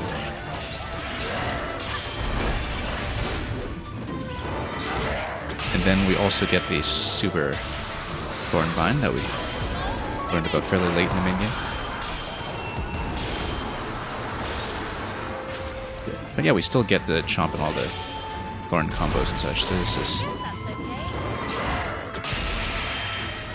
obviously situated after the 4 elemental Thus orbs began Jean and Cheshire. and in a later I mean, part of the story. Jean and Charles' Search for Cereza. Chester is close enough. Yeah, I suppose so. I think Chester is what we use to refer to the chest, though, right? Why does that remind me of another video game? Which was the game where you have a treasure chest that's referred to as Chester? That feels like a Zelda thing, but I can't quite place it. No, not even a Zelda thing. I have to think about this. No, that feels like a Mario RPG thing, like from one of the... Oh, from Paper Mario. It's, yeah, it's from one of the more recent Paper Marios. That's what it was. My brave friend, Anyway. leave now. I implore you. Sorry, we're not going anywhere. Why don't I get to find Charles, this? was that Oh, you because just we need now? to find a Tyraninog first. But we need to dispel first. Yeah, that's right. And then we whip it. What are these cracks? Fairy tricks? Anyway. Tyraninog, here we come. Don't Starve. Yes, that's right, Luca. I used to play so much Don't Starve back... Well, about a decade ago, actually. I never continued on to Shipwrecked or Hamlet, but I played a lot of Reign of Giants and really figured that thing out. Yeah, no, you're absolutely right. I'm thinking of Don't Starve. What is this place? The fairy stench is overwhelming. Yes, this place is always crawling with them. Perfect for a quick Because I got really deep into The demon had learned Don't a few Starve. things on his journey, so he took his And, opportunity to show the studio off. that made it, Clay, is another studio that I followed very closely, and I played most of their games. Although I still haven't caught up on Griplands,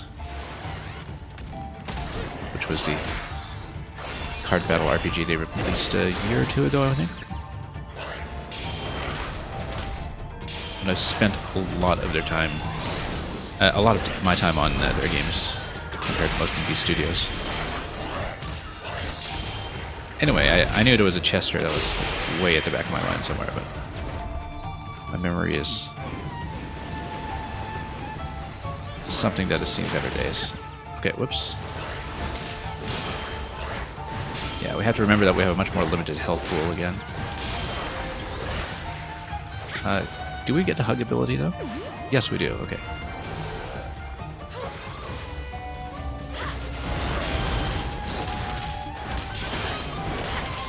Yeah, I don't really know what a lot of the upgraded moveset situation is with her, so well. But we do get to replenish energy with a hug, so that's important.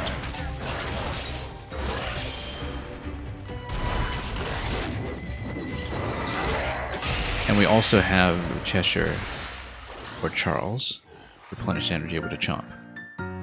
So it is with the full endgame skill set, as far as I can tell. Yeah, the thing about Don't Starve is that once you stabilize your resources, it's a very different game than what it starts out as.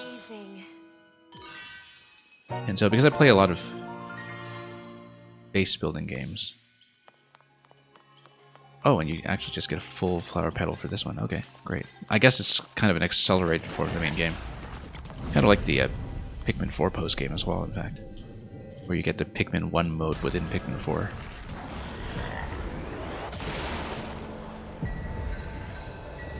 Hope that wasn't too much of a spoiler for people, but...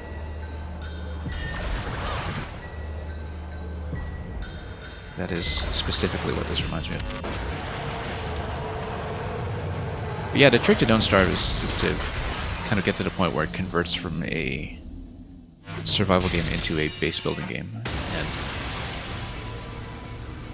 becomes more like, I don't know, Stardew Valley with dogs that hunt you down in a constant threat of death and monsters stomping all over your build.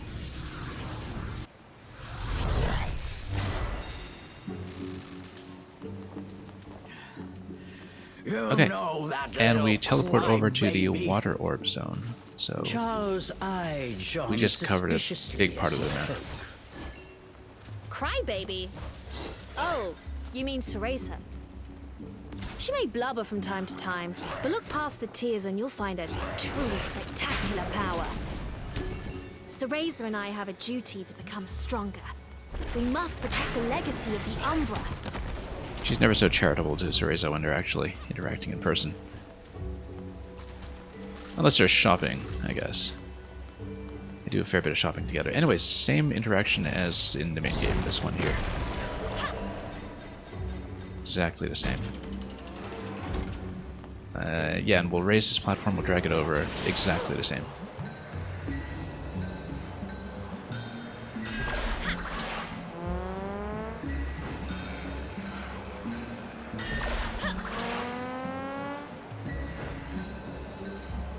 But yeah, very efficient to get some of this environment reuse going. And it looks like that, whereas the main game was very openly explorable, this is going to be more of a linear adventure through the main maps. And anyway, we'll switch into this form and drag this over.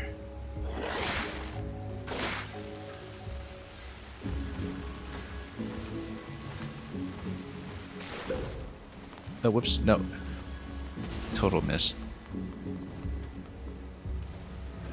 Need to work on that depth perception.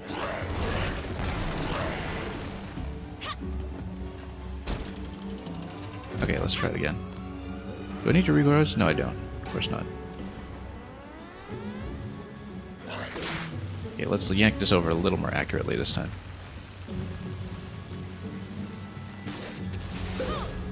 There we go. And then climb this and this. Probably a bit of combat over here. Okay.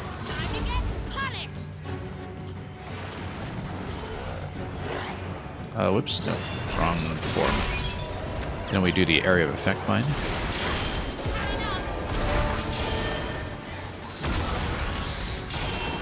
I'll just wreck everybody.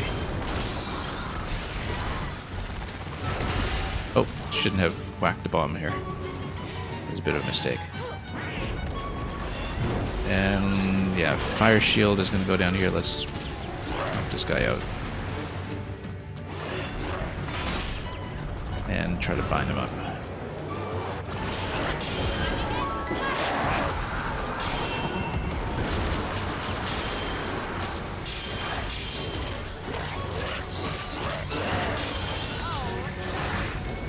Whoops. Then let's dodge. Yeah, stun locking him out of the attack is pretty good. The stone form does counter this pretty nicely.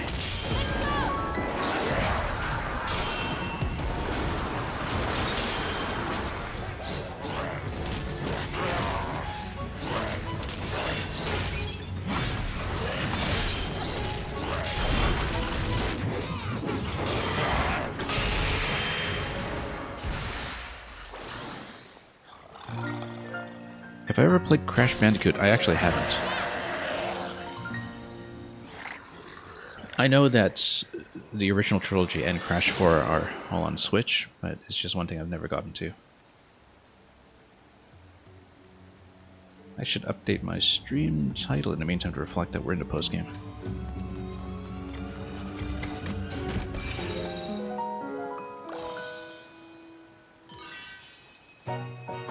And yet, that's another full flower. So this will escalate quickly. Quickly enough that I think we will see if this is just playable in one sitting. I suspect, given the save system, it's designed to be so.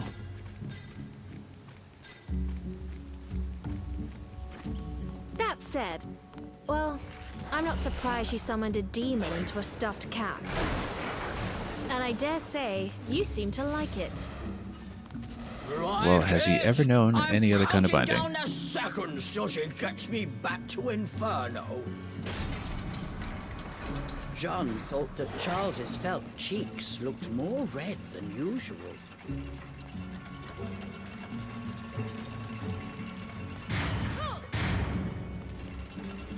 Alright, Charles. Going down.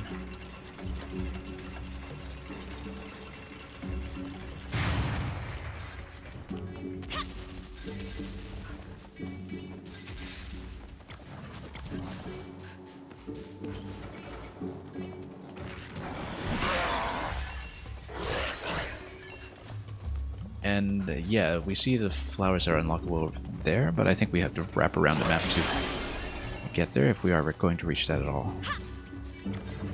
So, it is kind of a more constricted view of the main map. She's close by, I can feel it. But where? Let's get to Charles Lilypad heard first. Jean, but said nothing. So yeah, a Deep bit of a down, mechanical worry review of weighed heavy on his heart. a lot of the traversal in He the main let game. out a Oops. sigh. Now I wonder how explorable this is, though. I'm sure that because you're in the Tyrannok state that you do have a lot of these walls that come up, as expected. It's sort of interesting that you do get to pick up currency in this mode, though, because I wonder if you will get a chance to upgrade at some point. So, looks like we'll put Jean over here. Get around to Rosemary. Nope, Cheshire needs... not Cheshire. Charles needs to go back.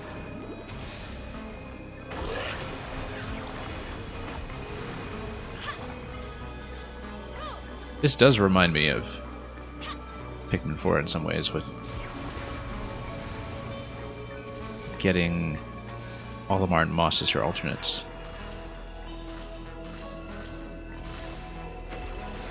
Whoops. And Go any farther, and you will regret it. we're not going to regret it. Okay, we do need to dispel to fight these guys. So, let's try to whip him.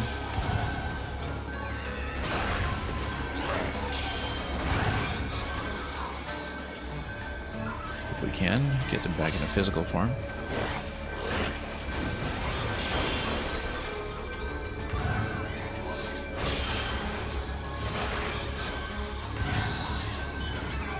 And then we'll find them both.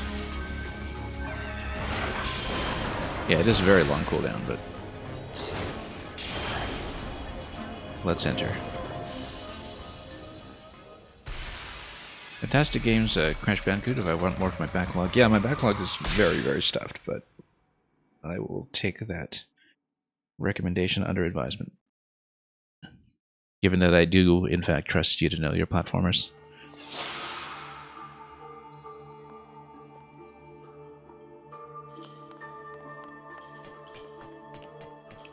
Yeah, the problem with this game, too, is that it's really giving me an itch to go back to the main Bayonetta series. Particularly because I kind of crammed Bayonetta 3 off-stream on Expert Mode last year. And it's a game that's really designed for multiple replays when you unlock more of your weapon set, and I just never went back to it for more, in spite of intending to. And playing through this game has really given me the itch again to get back to that.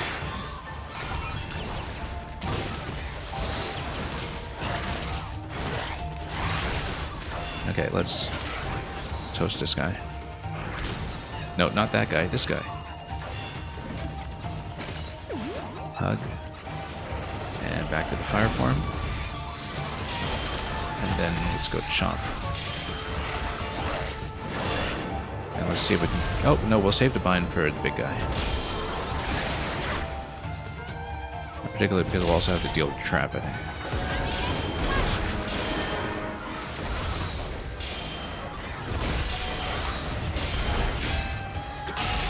Okay, let's clear the trap. And then Chomp will dispatch this one pretty easily. Whoops, no, hang on.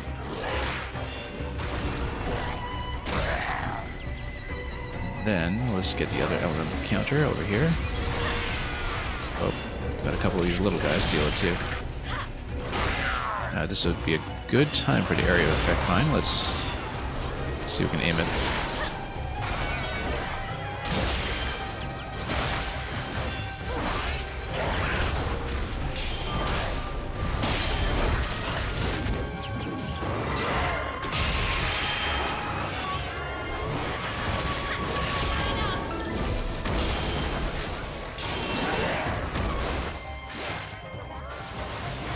Then Chop should finish him.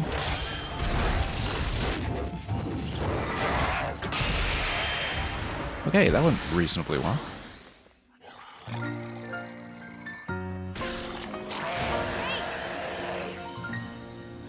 You think the original PS1 trilogy aged so well that you prefer those over to remake? Yeah, I don't really have a good sense of how close the trilogy remake is. Amazing.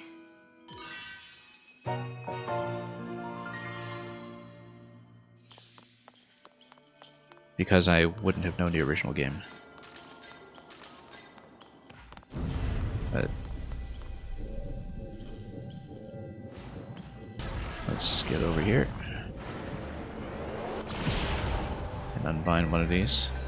Did I actually pick up any health from this, or oh yeah, I did.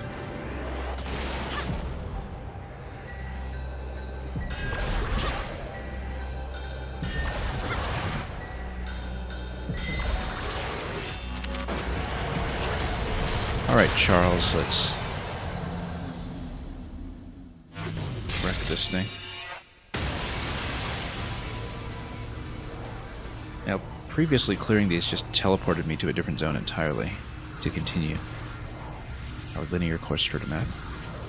We'll see if that's also the case here, because it seems like we're kind of going through a bit of every zone. And as expected. Yeah, because there is no map in this mode, you just go zone by zone through some of the linear sequences. You're hiding Cereza, aren't you? Where is she? Jean's voice echoed through the still forest. Whatever lay ahead would change her fate forever. Jean find out. could not shake this feeling. An inexplicable fear began to swell inside her. I accidentally stepped into that.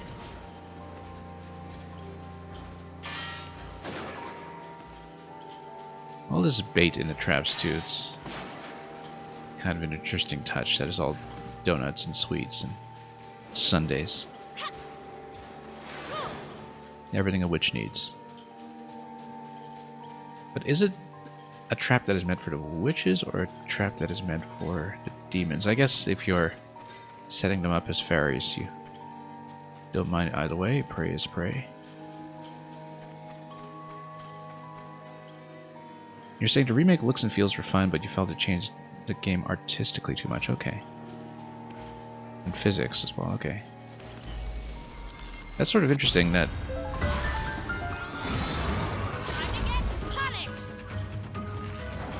Yeah, I've definitely heard people express that with some other games from early 3D as well.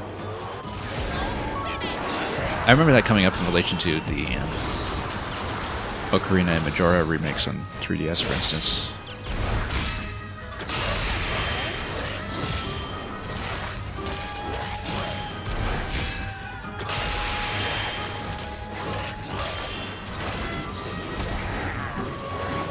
Oops.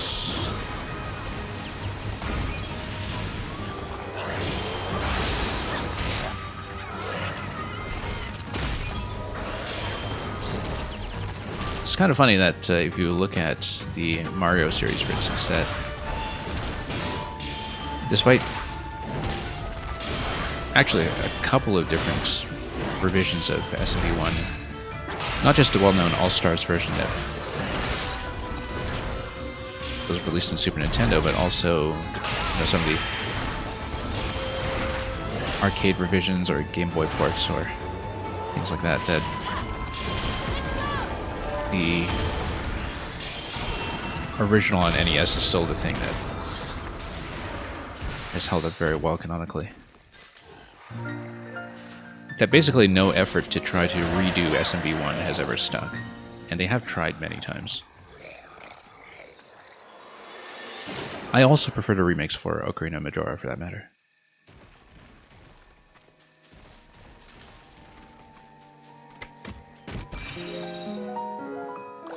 And as I keep saying, I've never really had that much of a strong attachment to Ocarina of Time, as much as a lot of Zelda people do, but Majora's Mask I do very much admire.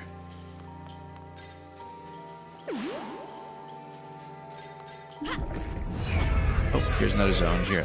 Let's step out for a moment to see if there was anything in this corner. This mode is not particularly explorable. It's very much a linear course through the maps, but... Wait, the crack's here. I can feel Cereza from the other side. And look at all of these The demon's seemingly eyes wisps grew that are wide. trapped here on the side as well in these little What lay pods. waiting on the other side? Had they finally found Cereza? Yeah, I remember playing through Crash Team Racing during the free weekend on Switch, because it was on a free weekend on Nintendo Switch Online a little while ago. I actually could not get into it at all. But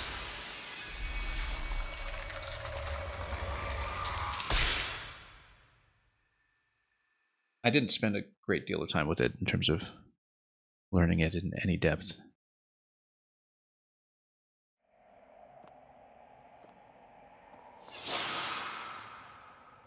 Yeah, but I admittedly bounced off of it fairly quickly. Okay, so we see a figure in the distance. Let's see who this is.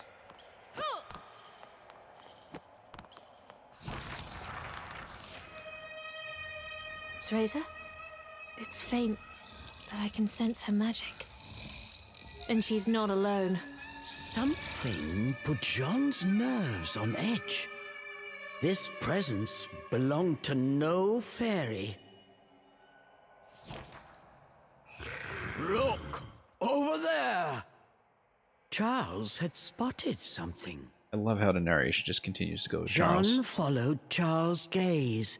She could see a small figure floating in the distance. Jean is extremely tasteful that way. It was Cereza. She was unnaturally still, frozen by some unknown power. Jean looked at Cereza's face. It was as pale as ice. Cereza!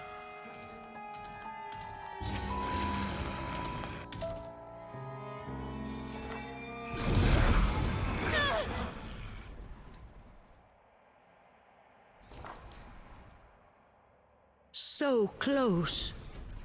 Whoever was behind this was determined to keep the girls apart. Charles bared his fangs and began to growl. Yeah, you're saying you prefer Crash Team Racing to Mario Kart? Yeah, that's the thing, is that I think that was very evident to me that Crash Team Racing was a remake of an older game, and a lot of it is the kind of comparative simplicity of the track design. But I always found it difficult to get into racers The other source than of Jean's Mario Kart, to be honest. unease appeared before them now. He was suspended in the air, like a fell spectre. So I haven't explored that many kart-style racers in comparison. But, okay, let's see who this is. Fixed by his gaze, neither dared to so much as breathe.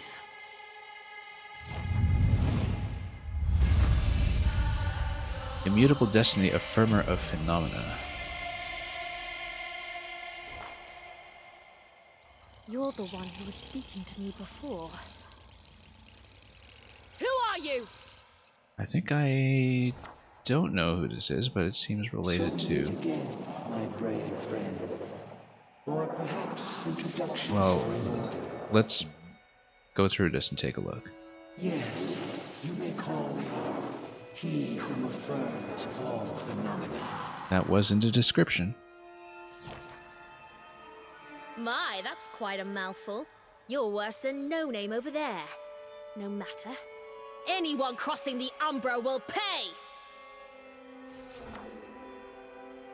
Arc-Eve origin. Yes, To think that's that right. her continued defiance would bring me to this place. So,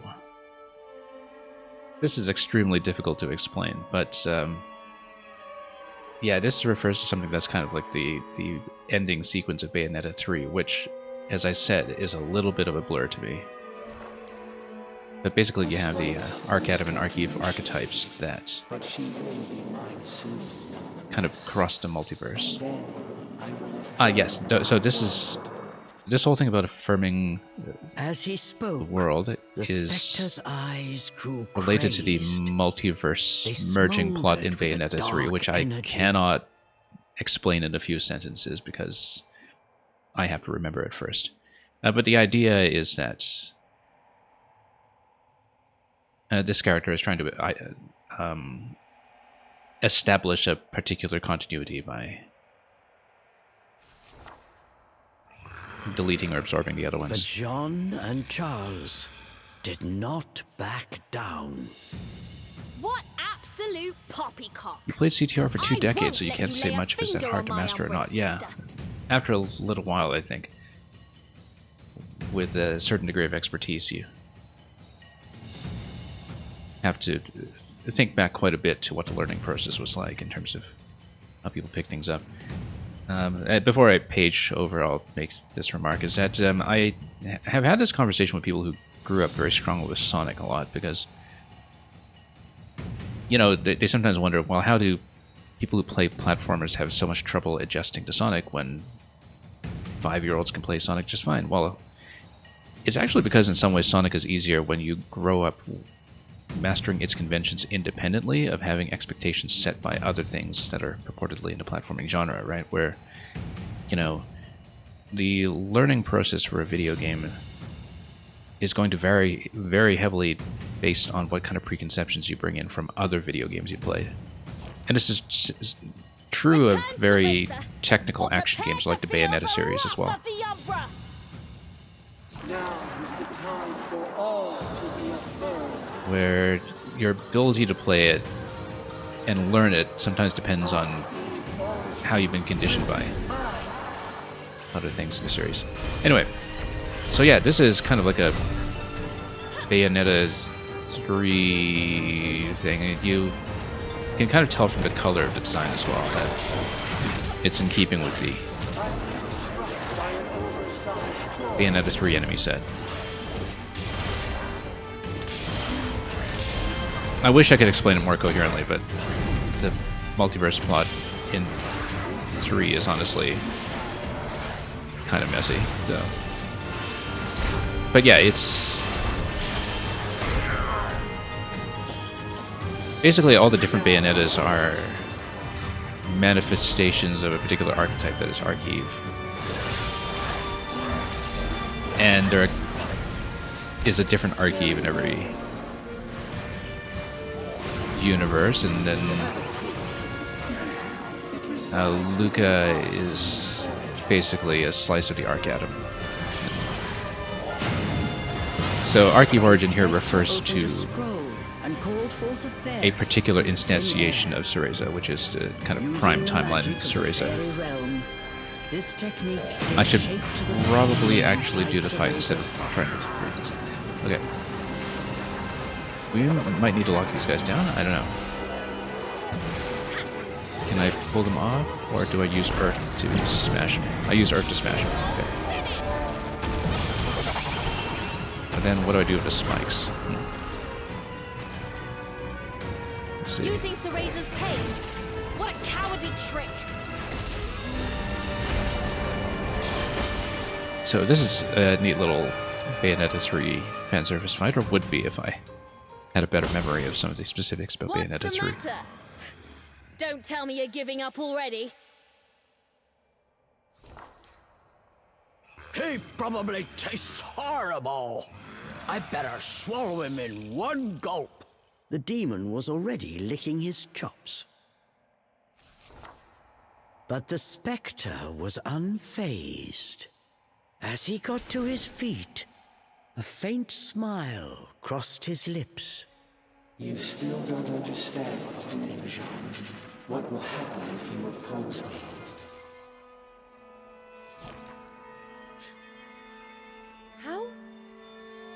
How do you know my name? I will show you, Jean. give you a glimpse at what will happen for you to continue along your current path. So I wonder if this was what happens to Jean in Bayonetta 3, because... Jean and Charles let's take a look. found they were unable to move. The Spectre had them in his spell. A moment later, a torrent of horrible visions began to flood into Jean's mind. Because basically, if this is equivalent to the Singularity character, that's the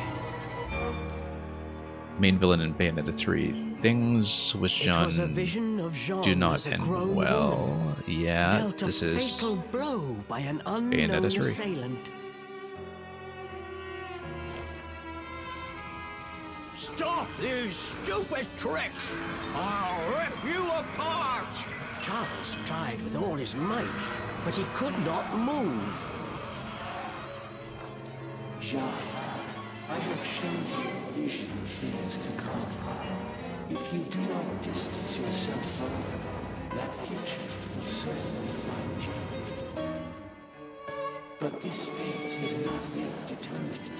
Leave now, and it may yet be avoided. The She's not going to leave, she's going to rose fight. once again. and commit Suspended to the mid-air, timeline. he looked down on them with his piercing gaze. Because of course she is. He slowly turned to face Cereza. Arc Eve Origin. You cannot resist much longer. Soon you will give me that which I desire. Then, finally, phenomenal affirmation will be realized.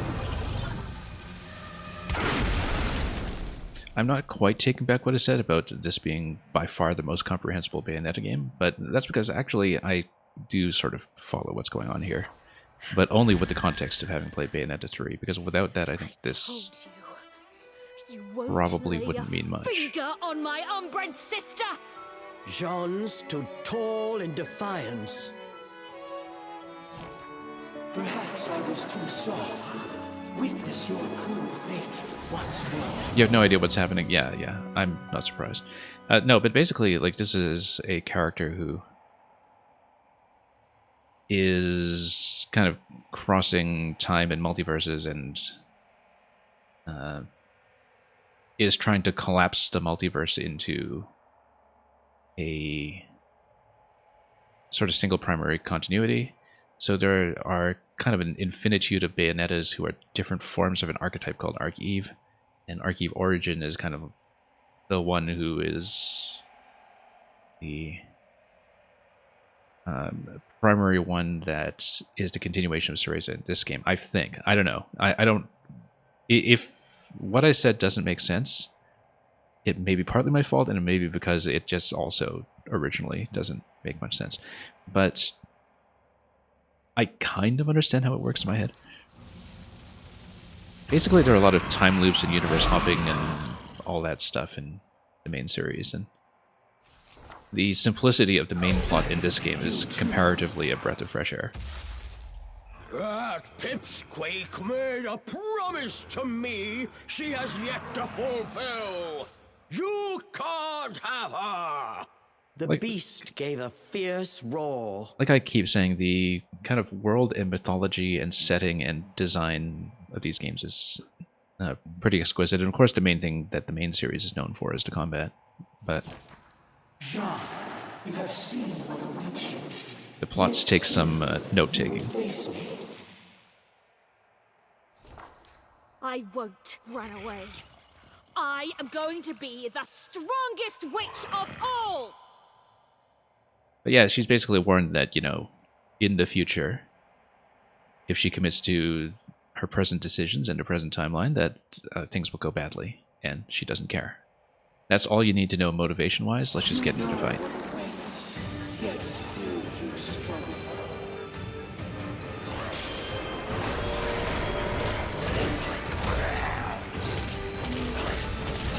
I don't know if she will also get a combined fight, or we're just going to fight in pairs the whole time. Because it's kind of true that we didn't really see a final boss in the pairs form, like in the kind of main control system that you have throughout the game, where the final boss sequence will all done in the combined. And also, oh, we have no health replenishment items, so I need to actually be careful here. I just realized we can't actually be that careless. Okay, let's regain.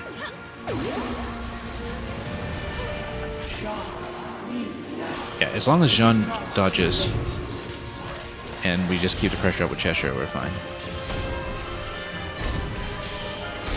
This is actually kind of like how I played Viola in Bayonetta 3, so...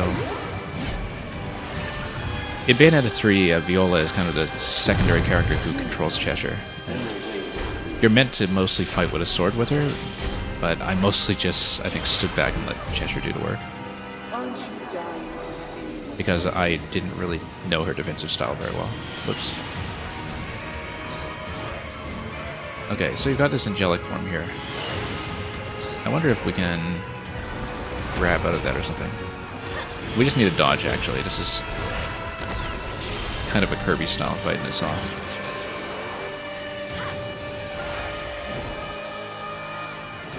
Stop playing with her memories, you monster!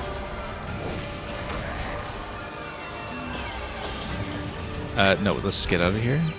And then...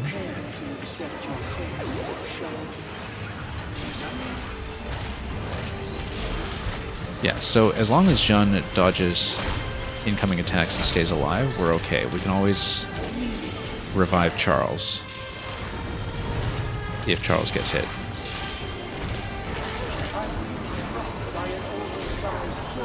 You are, in fact, being struck by an oversized toy. Very perceptive. Okay.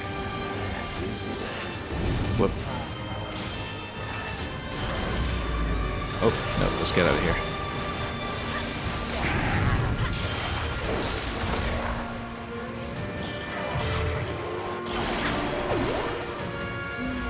Yeah, I am not using the elemental forms here very effectively when it comes to setting up the right kinds of combos for the distance I want to cover. Also, yeah, okay, no, I'm getting hit because I'm at the edge of the arena, so I couldn't dodge out of that. We might actually lose. Hang on.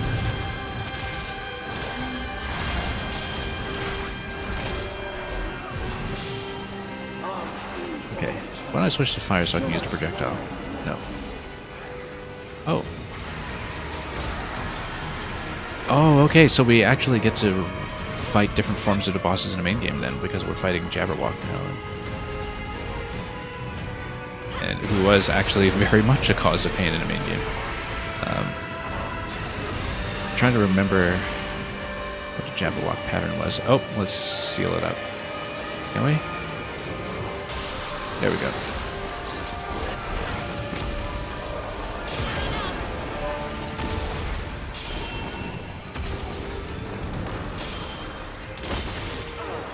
Your tricks won't work anymore. Okay.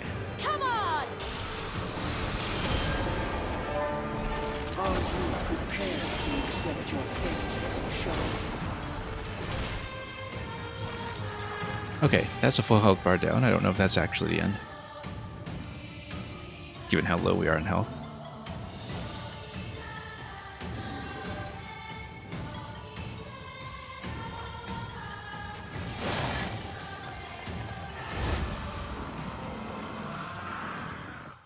Okay, Charles is going to dine. Or maybe not.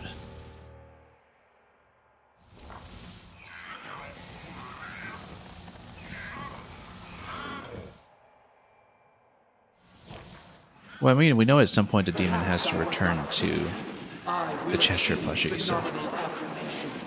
The two of you altering that is a statistical impossibility.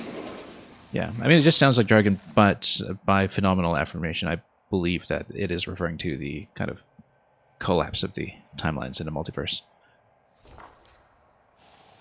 I didn't make that sound any clearer. The hand began to glow with an icy glimmer.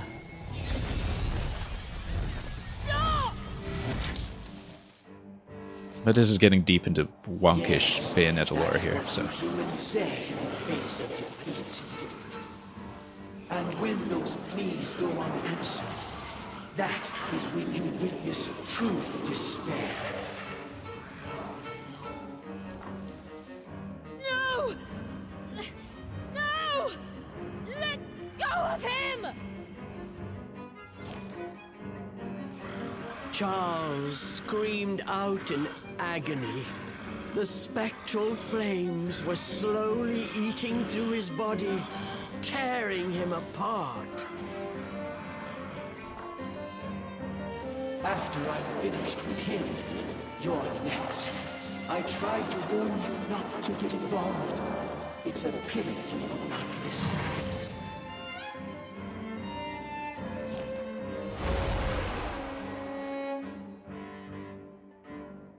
I mean, certainly we'll see how this connects back into the main story. Cereza! Cereza! Open your eyes, you fool! Impossible. Arch-Eve Origin is under my spell. She will not wake again. Ever. Cereza! Did you forget our promise? We swore to become stronger, together! Keep your promise!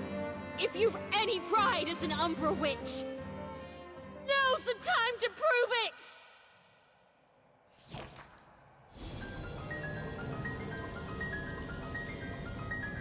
The room was flooded with a light as bright as the sun. For a moment, everything around them seemed to dissolve in the radiant glow. What is happening? Could she have awakened?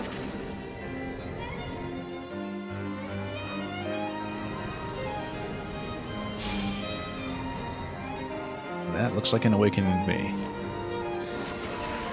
And yeah, she's having none of this.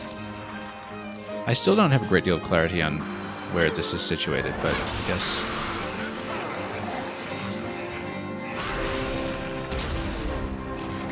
I mean, it's obviously while Cheshire is still active in the plot, so it has to be before the finale, but after the acquisition of the Fire Orb. So basically in the same kind of situation where we started this stream, at about 80%.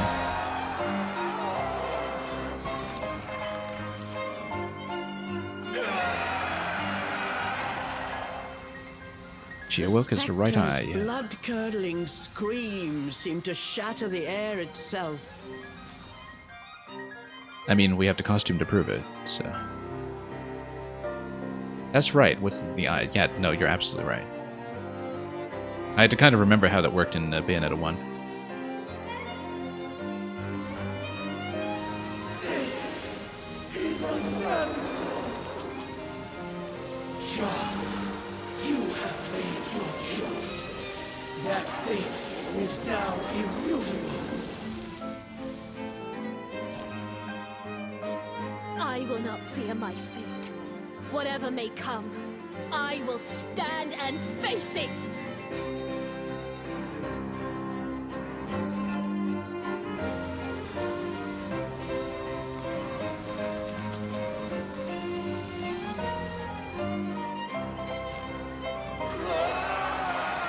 And that she does. His power extinguished, the Spectre's body flickered, then faded away. As if in response, cracks and fissures burst all around them, and the world began to crumble. So, maybe this is where the timeline actually begins to fray. It's all falling Sid's apart. phenomenal Was this affirmation all here just his isn't illusion? around to keep it together. Cereza!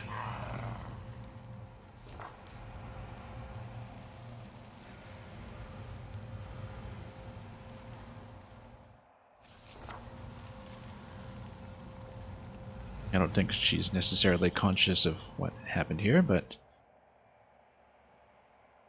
Charles will return The to color had Cheshire. begun to return to Cereza's cheeks. And whether she's awake for it is a separate She question. was not yet awake, but from the faint smile on her face, she appeared to be having a pleasant dream. I think she'll be all right. They will be able to return to the forest.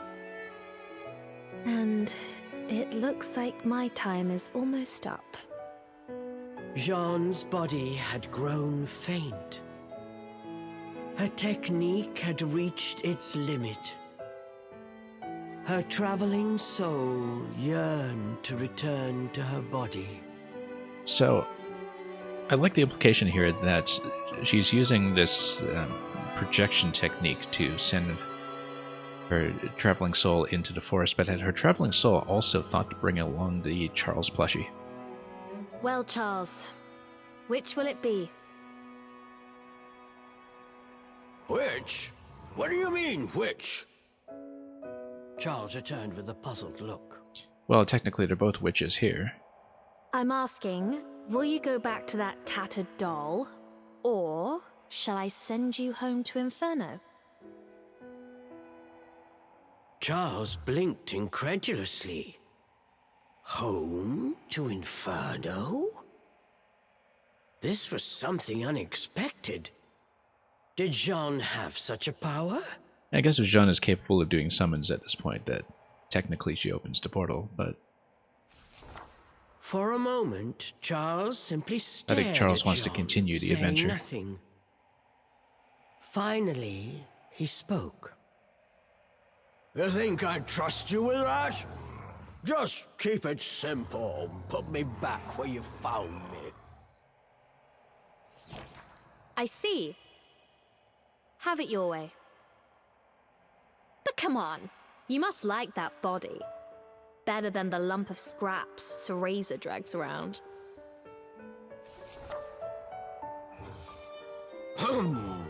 I hate them both the same. I mean, if we get it as an Charles unlockable grumbled skin, in his usual irritated manner. then problem solved. Besides, you're too rough for my taste. At least the pipsqueak gives me a break once in a while. That's so.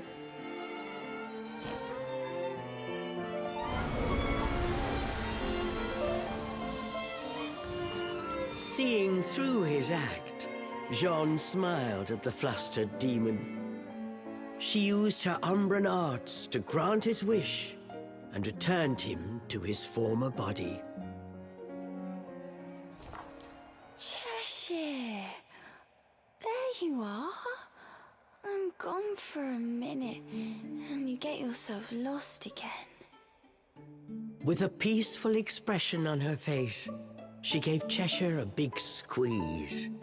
Cheshire sighed and furrowed his brow, but somewhere deep down, he was relieved.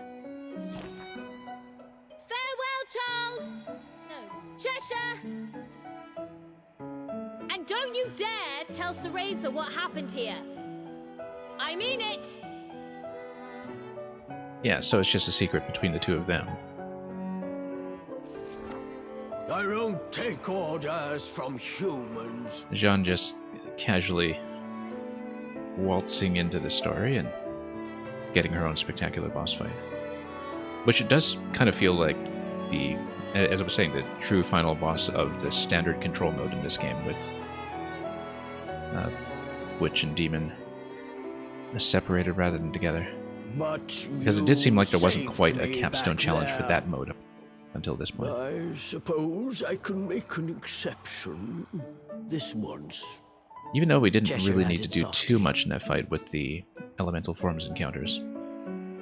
I think that was mostly just a If I didn't know better, I'd swear Form I of was player talking expression. to a human. Take care of my friend, Furball.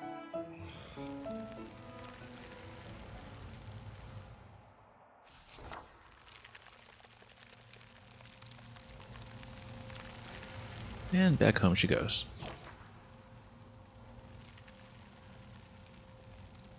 Whatever lies ahead, I'll be ready.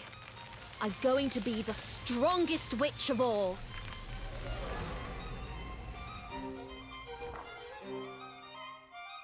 Thus concludes the adventure of Jean and Charles. We have seen how Cereza and Cheshire's journey went from here. But what of Jean? What happened to her after learning of her fate? It may not be possible to change one's destiny. However, Jean's indomitable spirit and steadfast resolve will surely guide her down a true path. Yeah, Jean gets a fantastic side mode in Let us Bayonetta wish 3 her all to success herself. in her journey, and put this chapter away. I enjoyed in playing a it safe very much. place. Just Forevermore, incredibly stylish as a game within a this game. story will remain our little secret. Wow, look at that beautiful piece of artwork. We're keeping that. I haven't actually gone through the unlockable galleries or anything. Yes, and we absolutely get costumes. We get Archive Origin, Jean, and Charles. Okay, great. Let's take a look at that. We'll go back into the main game to take a look at the costumes, and I'll probably finish from there for today. Cereza and the...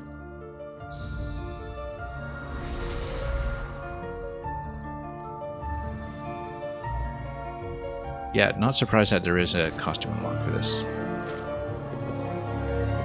Alright, let's go back in to look at the costumes, and like I said, we'll log off after that.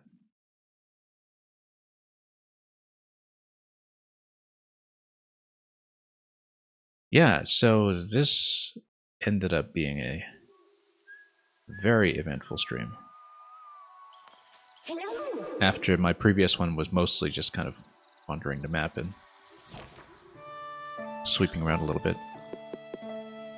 I don't know if we will do much more streaming of this game in the post-game. Obviously, I would love to sweep the map and especially figure out what's going on with the train and try for 100%. And of course, we haven't done the time trials yet either, which I think would be fun. And which I was thinking originally I'd just do post-credits possibly even today, except everything with the final sequence was much fuller and much more traditionally Bayonetta-like than I could have expected. Yes! Yeah, so Archive Origin is basically the Bayonetta 3 style. So the question is, do you get the Bayonetta 2 style? Yeah, after standing against all odds and finding my true self, I'll surely be reunited with my only prince. Definitely something very divisive about where certain aspects of the character went in the third game. Gameplay switches to Jean and Charles. Yes, because I guess Jean's form would use her binding ability instead. And I wonder if that actually does anything to change the upgrade tree. I'm going to check it. Yeah, so basically if you switch to Jean, then you also switch to Charles. Whereas if you switch to Cheshire, you switch back to Cereza. You can't mix and match any more than you can with the weapons and forms in the main series. Bought at Pygmalion, a designer store for trending toys. Yeah. That's actually an extremely appropriate name for a toy store. Because, of course, the whole myth of Pygmalion involves, bringing statues to life. Hence why it was also the basis for the play by George Bernard Shaw, which is better known in its musical form as My Fair Lady. So yeah, you can switch to Jean gameplay completely. And I'm going to check the skill tree to see what that affects there, if anything. But I think the main thing that it affects is likely... I mean, I didn't really feel that Charles necessarily played that differently at a glance, but Jean's trapping ability is obviously quite different.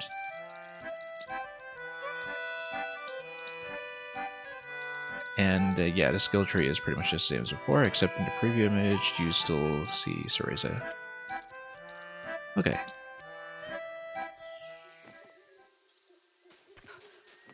And I actually wonder if taking Jean into time trials would have an effect on anything. If you, for example, have the challenges that are about binding enemies, maybe she's actually a more optimal character to play as. But I need a break.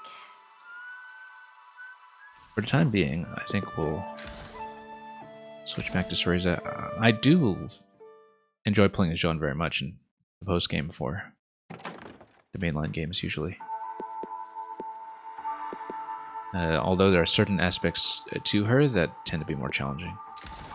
So yeah, you get the AO3 form, you get the 1 form. I really think that this slot... Oh, it gives you the requirements as well. I didn't even read that earlier when we were scrolling through this, that it just shows you the requirements. Save enough wits, perform well in time trials, learn skills, right, because we have to finish the skill tree.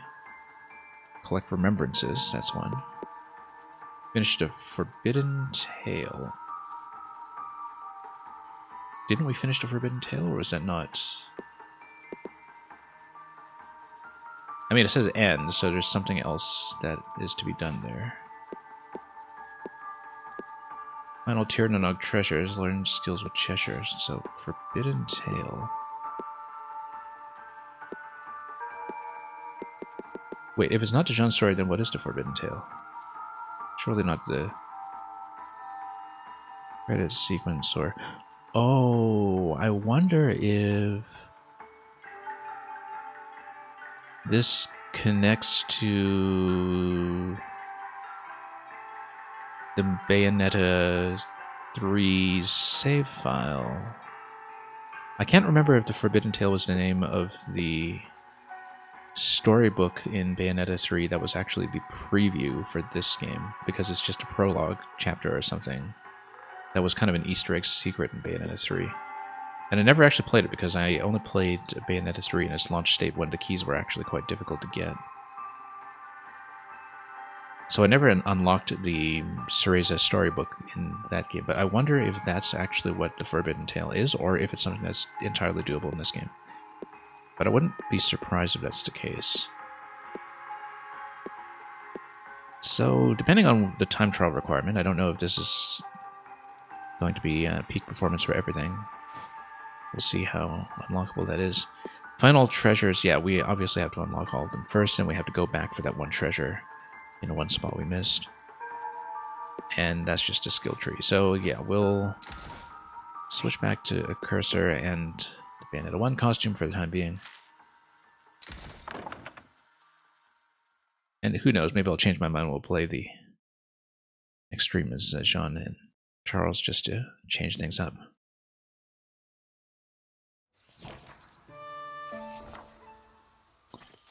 But yeah, for the moment, we are going to leave things here, so... Let's take a break.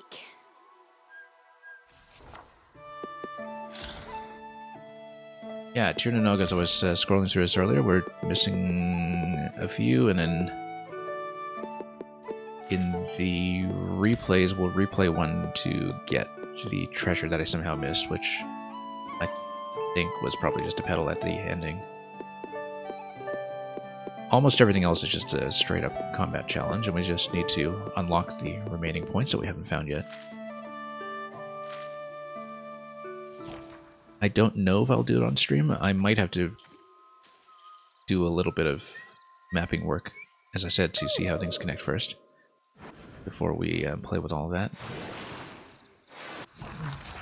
But it would be fun. As far as streaming plans in the immediate future go, we will be back to Mario Maker as usual over the weekend. but I am planning to follow up this game with another bit of Platinum Games side content, which is the side-scroller DLC adventure that was released for The Wonderful 101 earlier this year. It's called The Wonderful 1 After School Hero or something. I think it was originally pitched as Luca's first adventure, Luca being Wonder Goggles in that game. And it's basically a side-scroller DLC adventure that I'm told is short enough to be done in one sitting. We'll stream that sometime next week, I think. And if we have time left over, we'll probably dive into this game again to do more post-game. And we also have some other things lined up. I'll be mostly trying to focus on games that can be doable in 1 or 2 streams between now and Wonder. And we might fold some more Mario Maker in as well if we have time for it. For the time being, though, we pretty much finished the story content of this game, as far as I know. And finished in a pretty good state here. Oh, I'm exhausted. Since we unlocked the costume, let's just save up again, and then we will call it for today. So, thank you for joining me for this stream, and for the game in general. Like I said, I really enjoyed this whole experience. As kind of a more casual, laid-back kind of experience that still had a ton of Bayonetta flavor to it, but was also very much its own original twin-stick puzzle plus combat game. I only really have one major misgiving about this game, and it is the fact that the map connections are not labeled even after you discover them. It is by far the biggest headache of this game, and I do suspect it was something deliberate, that this map literally makes no sense because Avalon is a tangled magical forest. And the connections between zones are effectively not what you see here. The game world itself is wonderful, incredibly intricate, very vertical, deeply and seamlessly interconnected. It's just that the representation on the map is practically unintelligible. But just a minor blot on what I think was a grand adventure, much bigger than I realized going in for what seemed to be a bit of a spin-off side game. And just beautiful to look at the whole way through. Do I still have stuff to do in Tears of the Kingdom? Yeah. I don't know how much of it I'll stream necessarily. I keep saying that, but every time I go back to Tears of the Kingdom, I actually do stream all my progression. I have a little bit of the side adventures left to do. The side adventures are the more prominent side quests that are separately cataloged from the other side quests. And at some point, I probably want to go back to the finale to play it with all of the main quest content complete, which is not something that I've seen previously, since we previously reached the ending fairly early on relative to the main quest progression. Basically, there was a lot of main quests that I hadn't done when I last fought the final boss, because I wanted to take advantage of my final opportunity to do that without the paraglider. Yeah, right now, percentage-wise, my Tears of the Kingdom file is in the high 70s. We're obviously not doing 100% Koroks or anything, but...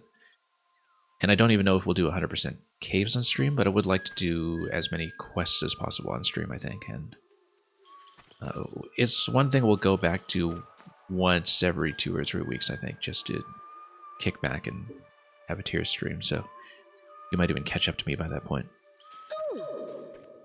Anyway, that's it for today. We'll send those of you who remain off somewhere else, I think, depending on who might be on at this hour.